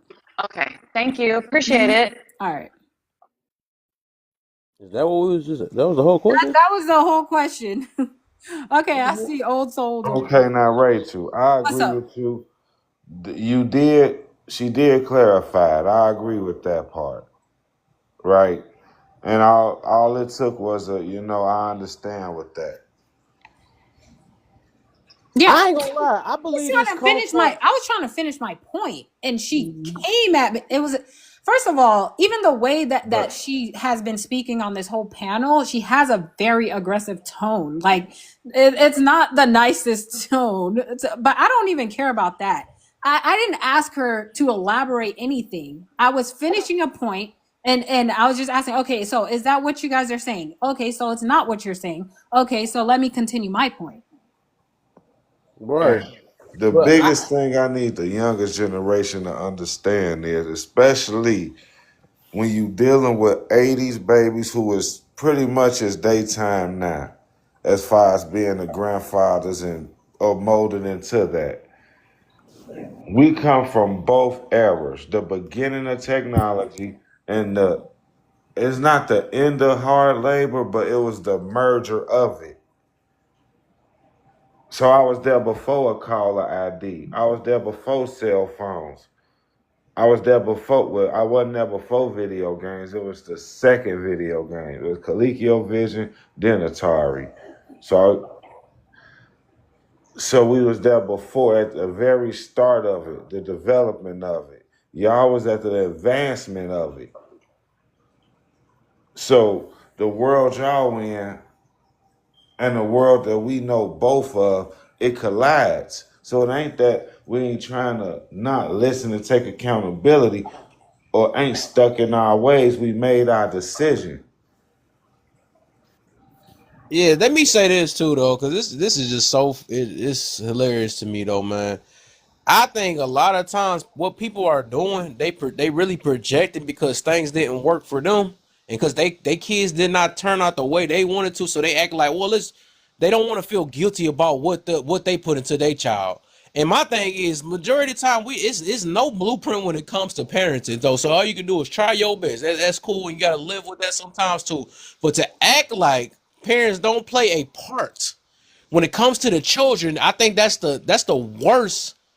That's horrible. I mean, that's just some horrible type thinking. And then I'm not gonna say, because I always used to argue the other hand, I don't say it's always the parents' fault. I don't say it all the time, because yes, you could be trying your best, and then the child still come out and make their decision, whatever it is. But that's not the case for majority of the time. It's just not. When I listen to people even on the panel, I can tell they not a good parent. I can just tell the way they have conversations. If you talking to, like I said this earlier, like the way you have a conversation with adults, I can imagine how you talk to your child. You belittle them. You probably you belittle people. Like, there's no way that you're a good parent. Everybody be thinking that. I mean, all these things, just like I'm no different. I view it no different from how you handle conversation on here. That's the same thing with relationships. I can tell a lot about a person by disagreements and how they handle their anger. You cannot tell me that change all of a sudden when it comes to parenting. So you got to admit that you don't know it all, because ain't nobody's a parent guru in this thing. You're going to play some type of part when it comes to your child, no matter how it is. To act like that you're just sitting here, you have a child and you not doing or instilling anything in them, that's an issue. So I I don't know agree why with every that. parent keep thinking like they innocent. I agree with that, but I think that right now After at this I'm gonna age let they confusing child with my brother teenager. old soul go after that too. I ain't seen him Okay, in a you can go while. ahead. Okay. Oh, so what's the deal, my brother? You been all right? Hi there, Kevin. Blissful upness, my beautiful people. Coming from you all from Trinidad and Tobago. I'm from the Caribbean. Hello. Right? Oh, my fellow Caribbean brothers. Now, our way in which we grow in the Caribbean, it's gonna be not totally different. But the thing is, there's a big difference in our teachings to you all teachings out in America, right? Now, we have to remember, we were once kids. For me, when I was a youth, I was very hardened. Love my own way. No matter how much my grandparents or parents would tell me, don't do this, I still go in and do what them tell me not to do. All children just so. All kids, all. You as the parent would tell them, don't do this, they will still go and do it. I know for a fact, when I was younger, I used to steal. I used to handle people things a lot. I get cut tail like wow for it. When I tell all you, my aunt and them, you see these hands? You know how much licks it get? Look at trembling. You know how much licks it get? It didn't kill me. It didn't make me become a bad person. It straightened me up a little bit. Plenty. Right? We like to say, is the parents' fault for this and the parents' fault for that. All you have to remember, right, there are other entities out of your home that teaches your children as well. We have to remember these things. Right? Because I never see my grandfather steal. I never see my grandmother steal. I do it. Right? At the age of 14, I went under the bed because my grandfather come and tell everybody we moving out of the house where we were living and going to our next place to live. At the age of 14, you know what I did? I went underneath the bed in the darkness and I talked to God. I say, Father, Lord, don't let me carry these nasty, bad habits where I'm going to live. I never thief nothing after that. I never put my hands on nobody things after that. And next thing, with age come reason. I have a 24-year-old daughter. She's going to be 25 the 18th of this month. I never had cause to raise my voice at her or hit her. Never. Why? Because I checked myself. When I was young, how I was. I see how my aunt and them was. I see how other people, children was. And I tell myself not to do certain things with concerning my daughter, concerning my children. I not to do certain things. I never had cause to hit none of them. Right? We have to remember not every individual is the same. We are not the same. I had friends who continue stealing the die and the gone. Because why? They continue doing the bad things that they were doing when they were small. Right? So we have to stop blaming parents for things. We have to stop that. We know it have bad parents. We know it have, look, right in my area where I am living, I cannot speak to none of the neighbors' children. Why? Because them parents is hooligans. They have no sense of hearing. They have no kind of understanding in them. No matter how much you talk to them and you tell them, so be the case. Your child down the road, so, they're watching you and you're telling you, all you don't mind my child, so don't tell my child nothing. That way parents nowadays telling the older generation, because we seeing the wrong that the children doing, you know. We seeing it and we trying to correct them and they say, leave them. So you know what I do? I mind my business. I just leave the people, children alone. We have to know where we speaking and where we saying, because I never answer back my parents. Never. At the age of 17 was the last time my mother raised she hand at me. You know why? I was just about to finish school. Just about to finish school. Mommy turn and tell me, Clyde, don't go down the road. Because why? Them fellas down the road, the behavior was off. Me and listen to she, I went down the road and I do what I had to do when I come back home. She started to beat me. I do so to raise my hand. And I hold what she was going to hit me with. And I watch mommy and I say, Mommy, I just went down the road to play a little basketball. You don't have to beat me for farm that I 17 years now. I didn't have to raise my voice at her. You know what my mother sit down and told me? She said, Clyde, it's not that I don't want you going down the road, you know. I know what them fellas down the road give, because she does be seeing them doing things and she don't want me get involved in it. Right? Some of us, we don't like to take responsibility, you know. We like to throw blame on the parents. Now, had my mother didn't do that, you know where you Almighty himself know me. Because I would have get myself in trouble. So my mother was wrong for hitting me? No, she wasn't wrong. She wasn't wrong. She wasn't going to kill me. No, she wasn't going to do that. Thank you also. Appreciate it. Yeah, because there's some things I did want to address too. So can we at least get this right? Because I think you coming from the angle that I be coming from a lot of the times, because I don't believe that I believe yes, kids can grow up differently. Every parent, I say that all the time, right?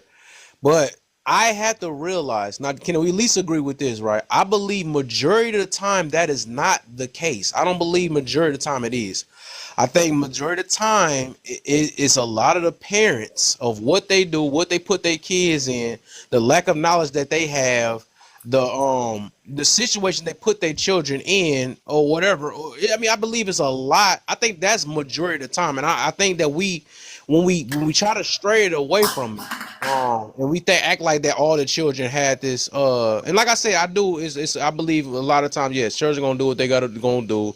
They gonna make their own thing. I was one of them children too, right? That was gonna go against the grain, whatever it is. But I would say that my parents still instilled things into me, right? That's what made me become who I am today too, because it's still stuff I had inside of me.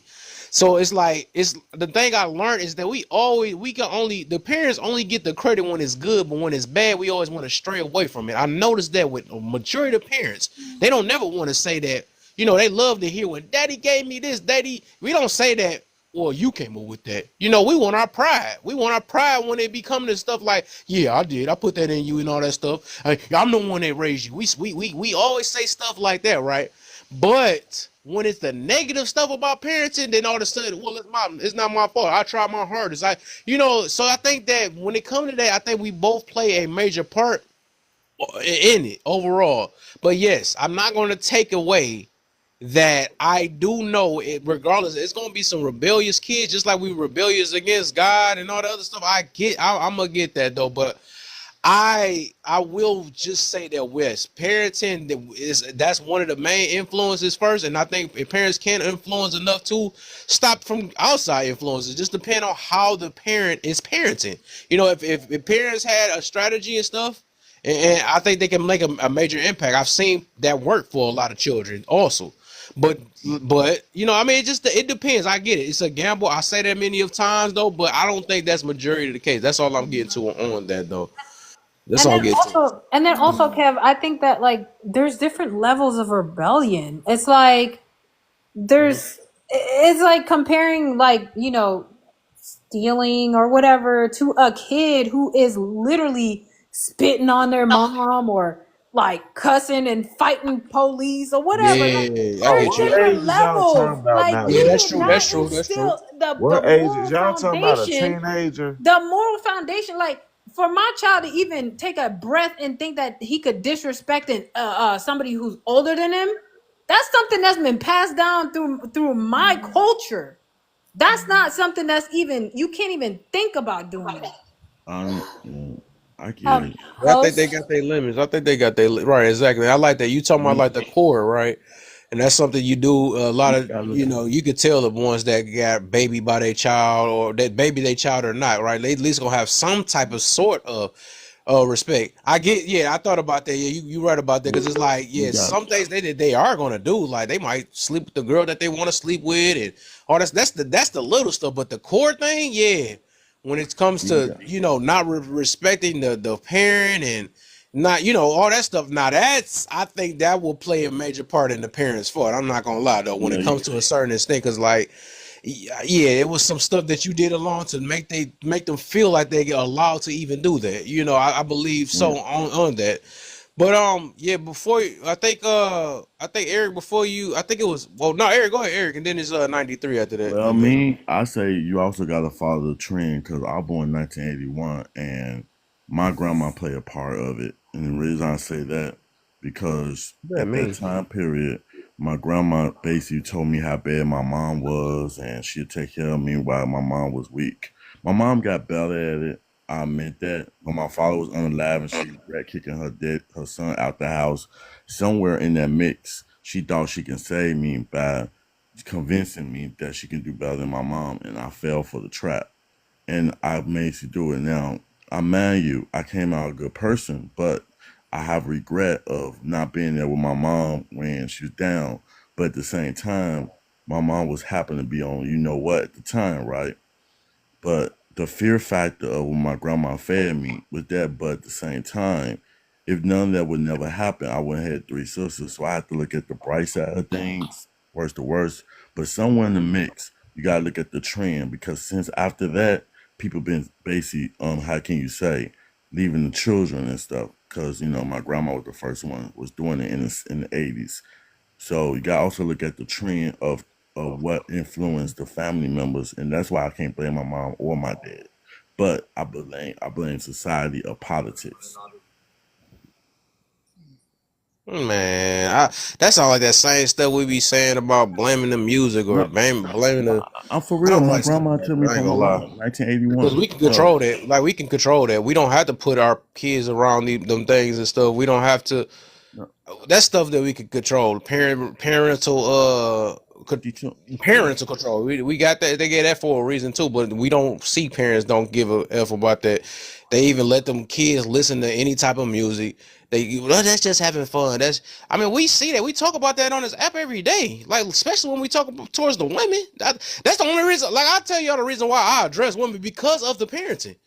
I don't know why everybody else address women, but I do that because of that. They're the main one. Otherwise, I can really care less. I really big on men because I think men is the one of the biggest issues today overall. But otherwise, that's the only reason why I'm on the women. I don't, like I said, but yes, if I didn't think there was an issue about these people that they raising and stuff, and they create these little monsters and all that stuff, then yeah, I wouldn't even really kind of care that much about getting on women head for real. But I noticed that is more from what I've seen. That is a lot of single mothers out here. I don't know I think they say it's early statistics even with that, but I don't know about that. I see that a lot. You know, I think that's one of the biggest issues, especially in our culture and stuff. I wasn't trying to say it like that. I was just saying somebody. Yeah, that's not towards you, Eric. I know you feel like that stuff is towards you. I was just speaking in general. I was just trying to say in general, somebody always trying to break up the family because they see the grass greener, so they always interfere between the child and the parents, and then they make them divide them up. You always have a friend or somebody come. They not making nothing. I don't like that. I don't like that. Oh, it's the government splitting the families. All that stuff I kind of grew from. I don't even believe that stuff no more. Like the government there ain't no government coming in somebody's house and saying sleep with this girl. My grandma never took me from my mom. She would never got paid by raising me. See how that go? That's what I'm trying to enter. Money does not affect a family. Okay, back then they were incentivized. Back then they were incentivized, but today, as we speak, I think right today there's choices that people right now. Every time a woman fill out a low income, a man cannot be involved. It's millions. That's what I'm trying to say. Millions of ladies right now that's on Section 8 right now. Man can't live in a house. It's millions of women right now. But they sleeping with them type of women though, so that's the issue. So that's I said. That's what I'm saying. It's still out there. Government fault then. We keep sleeping with these type of women, so that it's not the government. The women are not. It's the mindset. The women are not choosing. They're not choosing not to be with this man because they're gonna get government housing or whatever. They're choosing to get government housing because they don't have they're not getting the money. They don't have the money. What you mean? Yeah. They don't want it. You think people are breaking up because of government housing? You think in today's time, that's the reason they're breaking up? You don't think they're breaking up because of lack of communication? They don't think they're breaking up because they are having children before they get married? My grandma didn't want me to have a job. You don't think they're breaking up? Their kids to work. Kids trying to get a job, but they don't even allow them to work because they're gonna go up on their rent. This is real life. What happened to me? My grandma didn't want me to work, but I forced myself to work anyway. And she kept saying, "No, don't work." My uncle, he didn't work, and guess what? But the government is not pushing you to make these decisions, though. They punish you for it. No, you're not punished. No, you have to make a decision. Do you want the help from the government? If you want the help from the government, it comes with stipulations. If you don't want the help from the government, both of y'all gotta go to work. Right, exactly. That's the whole point. Ain't no government got nothing to do with it. Y'all make that decision yourself. You saying both of y'all gotta go to work. This child wasn't born out of no relationship. This child was born off of some people born the government did it. Oh my God. Y'all don't know how the hood work. That's all I can say. No, I know how the hood work, but we don't want to address the primary issue first of what made y'all even go to the government for anything. We don't go to I don't get what we run away from. This is one thing y'all gonna learn about my room. We're not running away from accountability. So it always starts somewhere. So we keep somebody slept with somebody's girlfriend or boyfriend. Motherfucker got bopped off, and now you left with that baby because he ain't leave. Yeah, so it started with one bad decision. And that decision is majority decisions that's in the hood. Yeah, but the Yeah, government and to go back didn't to the make mentality, you what you do said. the decision. Now she a single mama trying to make it with this baby off limited child support. Guess what? She filled out for Section 8. But you And know the guess sad what? part Guess is, what? And she's still probably not going to learn from the past mistake because no one is holding her accountable, right? Where like the government is No, you're in the pushing you. system. The That's the government is system they pushing talking you. about. Yeah, the government is pushing you to do this. Now you're in the system, and then people end up doing what? The same thing over and over again. yeah, and then the thing is, this one thing we can't act like that. We had too many examples, seen too many single mothers to still be a single mother again. I think some people be thinking they so special that they can try it differently and fall for the exact same thing. So that's the whole point of why we on this app now, talking about different things, so people don't make the same mistakes, or at least try to help prevent a little bit, right? And A that's little why I because said regardless, people gonna do what they're gonna. Eric, man, I see you trying to step in every time, everything. I You're was not trying about to to help do out. Eric. My bad. I was trying to help out. That problem ain't gonna get solved till So let me people let stop it's two having people that sex have out of it. wedlock. Go ahead. You said what, boy? I say that problem ain't gonna get solved until people stop having Yeah, I get sex you on there. That's out of everybody got a lust committed issue. relationship A and lot, out yeah, of a lot of people. wedlock. Yeah, a lot of people got lust issues. That's why all you can do is try to speak and try to talk to people to see if they can prevent them things.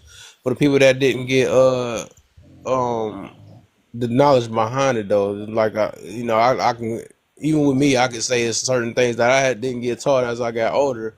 I mean, I seen it, but I never got, I got taught. I was the one that got taught get notches on your belt, and it's about keeping up with the Joneses or keeping up, this image and all that stuff. So I never. So that's why I have to teach people different. Thank God I ain't getting none of these chicks pregnant or anything, whatever. Thank God, because I could have been like the rest. But Infinity, and then Jazz. What you got for me? I just wanted to address the first part. Got you. Said what's wrong with being old? There's nothing wrong with being old. I mean, I think getting old is absolutely beautiful. It means more knowledge, more wisdom, more life here on earth, right? I'm a nurse and I've worked in hospice for a long time and I've seen many people pass away. And to me, it's just a blessing. The more days you get, the more years you get. It's beautiful to me. I mean, I love my elders so much. I respect them so much, and I think that getting old is a blessing. It's I mean, if you get cut down short, it's sad. Why do you think we grieve more for younger people that pass, right? As opposed to someone who's been here for 95 years or 100 years. There's so many things you can learn from somebody that has been where you've been. And I absolutely adore getting old. Every year that goes by and I get older, I don't mourn or get upset. I'm like, thank you, Jesus, for another year alive. I love and respect the elderly people. Nice. Jazz, what you got for me? Then be back open panel, y'all. Hi, host. Hi, panel. Are we answering only the first prompt? You can do all four of them. I'll give you a timer, 3 minutes. You can do all four. All right. As that lady said before, I don't think there. I'm sorry, y'all. My voice is raspy. I didn't notice. No, I don't think that there's anything wrong with getting or being old. I think that as the lady was saying before, there's like as I get, I'm young too, y'all. Like I just started my life, okay. You sound like an old lady right now. So stop. No, I'm young. I'm young, and as I get older and I see my peers who have passed away, there's certain milestones that they're never gonna reach. They're never gonna know what it's like to turn 21 and go out for the first time. They're never gonna be able to graduate or have that opportunity. They're never gonna have the opportunity to, have children, build their own family. Little things that I think that we take advantage of, especially being young. The older people in my life would always tell me, if you don't use it, you lose it. And that comes with your knowledge, your brain, experiences when you don't, like, our time on earth really is limited and it goes by fast. So I think it is a blessing to be able to see that whole journey through. I think that when it comes to as being able to flex your insecurity today, I think that comes with like societal norms. I think people have conditioned people to think that there's something wrong with getting older when it comes to men and women. Um, I don't know. I notice a lot with even with my peers when it comes to women, like they feel like they're less. I don't know how to explain it. Like their beauty, or like you only matter because you're young. Like I don't know. I think that it's just societal standards that if you choose to abide by, that's you. Or old people competing with young more and more every day. I think that it goes back into the socialized standard where everybody's kind of following and like you said, like keeping up with the Joneses. They doing the same shit. Like everybody, it seems like, looking up to the same or have the same role models. I feel like back in the day, shit, grandpa used to want to be Stanford or something. Like I don't everybody wanna be motherfucking Club Shay Shay and shit. I know I'll be along with y'all. And then the last one, whose fault is it for not listening to young folks, older folks? I think that more young people need to be receptive to what older people have to say. But I think a lot of older people gotta understand um maybe sometimes it's not what they're saying, it's how they're saying it. I'll end there. All right. Well, like you got something for me, Unc. Yep, I knew you got. I know what that finger mean. Kev, the young lady below me just said a great point that a lot of people does miss. You see, our tone in which and how we use our tones and words have a lot to do with the reason why our youths don't listen to us. I like Our how you said that. tone. Yeah, our tone is a big problem. That is why I learned, my grandfather teach me, listen before you speak. You realize, Kevin, every time I come up, every time you see me on an app or on a platform, I only speak when it's my turn to speak or whenever the host asks me to. You realize that? Yeah. I am 50 years old. 50. I just run 5 miles in 35 and 40 minutes at my age. Right? It's 4:46 in Trinidad and Tobago, and I am up already. I up since 1 o'clock. I up. Right? We need to teach our children patience, because I have as I tell you, my daughter, she's gonna be 25, and every day I just tell her, Chunks, patience is virtue.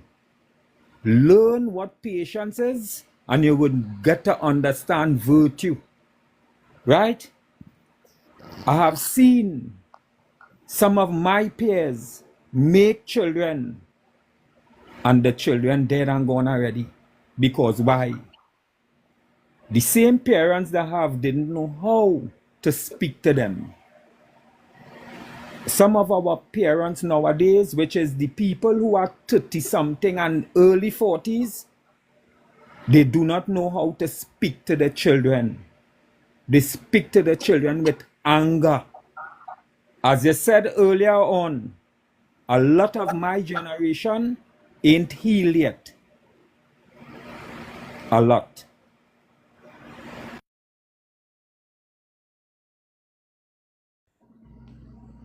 And that's why I said, Right.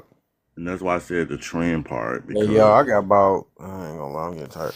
So I got about 12 more minutes, y'all. and that's why I said the trend part, because when it comes to the oldest and the youngest, what is old? Because old is just a title of what the government or something give you. When reality, if we go to the Bible, people live to be over 100 or 1,000.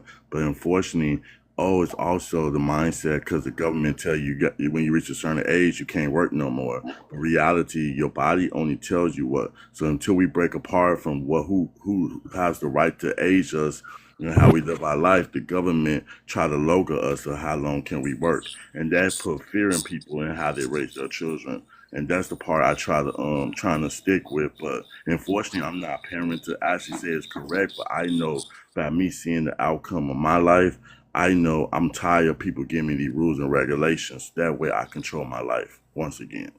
Yeah, so one thing is old is Can not I subjective. jump in real quick after that, Kev? I got you in a minute. I was about to say old is not subjective, it's literally objective though. So we, even though you saying that we can make it a mindset or something like that though, I think you did mention the body, right? So your body gonna get old regardless of how you feel about it. Yeah, And I think that'd be the issue. A lot of us be think we can outsmart our body, and it's gonna let us know we ain't got the stamina no more. We ain't got the drive, the push, we run out of breath quicker. So we might be on crutches next. It's like our body is not gonna stop, no matter how much we think or how young we think we are. Our body is going. That's just part of literal life. So I just say the mindset. I could get. Where's that? I say the mindset because a lot of people, like you said, don't take care of their body the right way. But you got some people that look like they 20s and they 40s. You got some people that's a look though. Yeah, so that's why I mean. Yeah. So in the inside, they still old. I know that part. But what I'm saying is, if you don't take care of your body like a car, of course it's gonna run out fast. Less gas, the more the car break down. You're gonna get old. It's like saying that nobody's gonna unalive. Like you're gonna unalive. That's objective too. So you can have all in your mind of what you think about your body. You're gonna go through experiences. I just know my personal experience. The oldest person I ever had in my family was 90 years old, and nobody made it past that limit. Well, in his mind, it's probably 90 years young. You know what I'm saying? But just saying, that's my point. So that's one thing we're promised every day is to get older or old. I do want to say one thing real quick. I think a lot of the times, children and the elderly, to me, are the most marginalized communities because once you get to a certain age, you're disregarded. A lot of older people feel like their opinions don't matter, their views don't matter. And we're living in a time with advancements in technology. It's one of those things where it's survival of the fittest, and it's in a different way. It's in a technology way. And I think that for me as a young person, in my view on what's going on in the world right now, I think that a lot of elderly people, how do I put this? I think as a young person who is fearful sometimes of what the reality may be moving forward, I know that we have elders that have went through and overcame way more severe hardships and had way more better hands dealt to them, and that's what gives me hope to keep moving forward, because I know that we have to right now, I think, as young people, look to our elders for more clarity, advice. But I think for me, when it comes to young people too, as well, children, I think when I was a child, I will let prefix this, I'm 21. When I was a child, a lot of the times when I would go through certain hardships, I would be like, it feels like adults forget what it's like to be a child, or they forget what it's like to, children literally don't have a voice. Like, if there's nobody, unless it's the parent being there, there's nobody advocating for that child. And it's one of those things that if they don't have a parent that cares about instilling certain values and lessons into them and morals, that I think it makes it harder to become an adult. And I think that a big sense of this topic, I'm gonna land my plane. When a child's foundation, because adults are just adults that were once children, and I think a lot of adults, the hustle and grind culture, nobody really got time to fill their shit out. And I think we have a lot of cracked foundations, and until we build our own stuff back up and within ourselves, you can't be within community and do right by people. Exactly. That's all I was trying to say in my own way. Um, Yeah, hey, Song, hey, Tech. We only have about like 6 minutes, so go ahead. okay. What's wrong with being old? Nothing. I think we would all wish that we can get old. That means you kind of overcome life. This generation is deemed 1 out of 2 people will have cancer or the big C and other issues from all the processed foods more than generations prior. I think this generation brags about hindsight. They let people up on podcasts who said, I've been in jail and let me tell you how to. I'm like, shut up. Hindsight is the worst way to learn. Foresight that's what we call the holy grail in business. Then in investments, which the industry I'm in, that's about foresight. It's about, I keep nothing but older guys in my phone. Period. I'm in my 40s. I keep them because I want greatness. And so foresight is what we call compression of time. So this is how you sit with people that's already been through it, already did it, and it saves you a ton of time.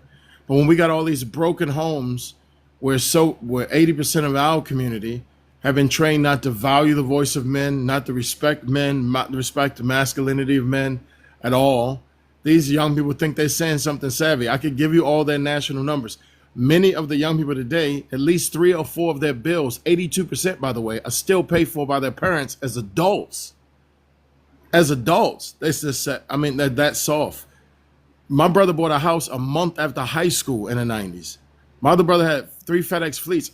At 21, I owned a record label. I finished my career writing 800 songs on 3 passports. Being trained, I was born in 76, so I'm still in my 40s. But I listen to the young guys today, I'm like, dude, I did more by 25 than you're going to do in your whole life. Like, I don't know, because it was foresight. I had nothing but elderly people around me. The way I was raised by my dad. So many of these guys have been trained by their broken home moms to have no respect for men's voices, no respect for the elderlies. So they don't know cheat codes. They literally brag on hindsight. I listen to so many of these panels where they come up on these panels. It's the most ridiculous, stupidest thing. How cats are bragging about getting out of the mud. There's no generational success from that. You can't even pass nothing on. And the second thing they tend to brag about is insight. Hindsight is the worst way to learn. That means you ruined your life. You messed up all kinds of stuff. You come up after 12. Man, let me tell you what I've been through. Shut up. Me and my brothers, we would just get away from you. It's like, what are you talking about? There's nothing you could use that's valuable. Because all you have is hindsight. That means you ruined 7 years, 8 years, 10 years of their life. We saved so much time to make sure our 10 years from now was powerful and strong. Now by the time we were in our 20s, we all have big houses. And I'm like, now y'all starting this at 40. I could land here.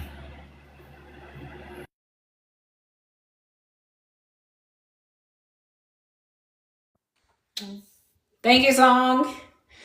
Go ahead, Ted. You better get in there. Okay, I would say what's wrong with being old? There's nothing wrong with being old. It's a natural process of human development.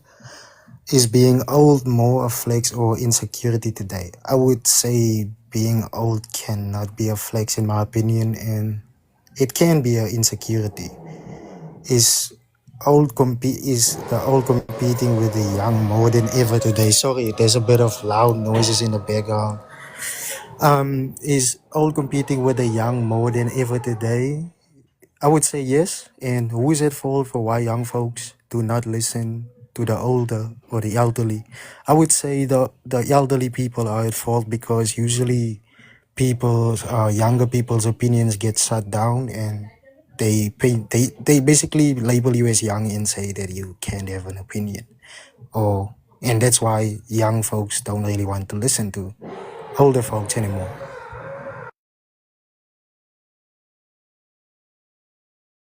I think the mother's ruined. I come from 7 generations of marriages. we would study the numbers. We would watch on football. My brothers, we won 5 championships. We would watch guys crash out in the locker rooms. We would dudes that didn't have their fathers. We would watch, like, your mom has taught you not to listen to leadership, to have no respect for your father, to have no respect for your legacy. I can look right here at the generational wealth transfer. It's not even close. This young group is talking. I'm like, what are you talking about? The baby boomers got $4 trillion. Gen Xers got $30 trillion they're transferring to the next generation. Millennials, 27. Gen Zs, they on pace to have 11. They're going backwards. How baby boomers didn't even have Roth IRAs? Roth IRAs got started in the Roth got started in the 90s. Started in the 80s.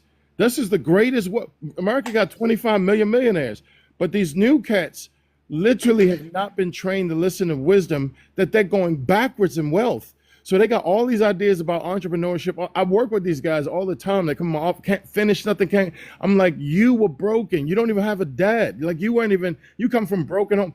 That all requires mental toughness and discipline. So all you got is ideas and talk. So I got my children on pace to have 3 times the net worth you got by 25, because you ain't tough enough.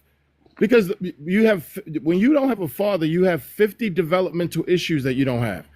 So I tell cats, when 80% of the young people around you are fatherless, it doesn't matter what your idea is. You don't have the mental toughness to get any dream you want. All you're doing is talking. You're just coming up on these platforms and talking. You don't know how to make them happen. And if anything bad happens to you, you don't have the mental toughness to come out of it. This is what I tell people. My mother taught me how to win. My father taught me how to fail. Guys that sit beside me in business, I'm like, bro, I'm going to beat you because you don't know how to lose. I don't care nothing about winning. I got this dream. Shut up. Michael Jordan beat you because he knows how to lose. Who cares if you know how to win? I want to know, do you know how to lose when it didn't work out? I'm going to beat the bricks out of you because you don't know how to lose. I know how to lose. You guys crash out the amount of touching. 92% of DV cases are done by guys raised by their mothers. I can give you 96% of mass unalivers are guys raised by their mothers because they don't know how to lose. Touching women don't touch me. Guarantee that guy was raised by his mom. He don't know how to lose. He only know how to win. He only know how life works out for him. But if it doesn't work out like that, he crash out. She crashes out. They're coming up on these platforms, cussing each other out. And I'm like, you a loser because you don't know how to win. So a biggest part of winning is knowing how to lose. So this new generation, y'all glad I wasn't in the 90s. Y'all glad I'm not in high school with y'all. I wouldn't even hang with y'all because because you don't know how to lose. Forget winning. Who cares about your dreams? You don't even know how to make them happen. Yeah, old school is please. But they don't even know to listen to cheat codes of older people to help them. They're being trained to dog the elders. Boy, now I'm gonna beat you. Now I'm gonna definitely beat you. Or stomp you because you don't understand success. Yeah.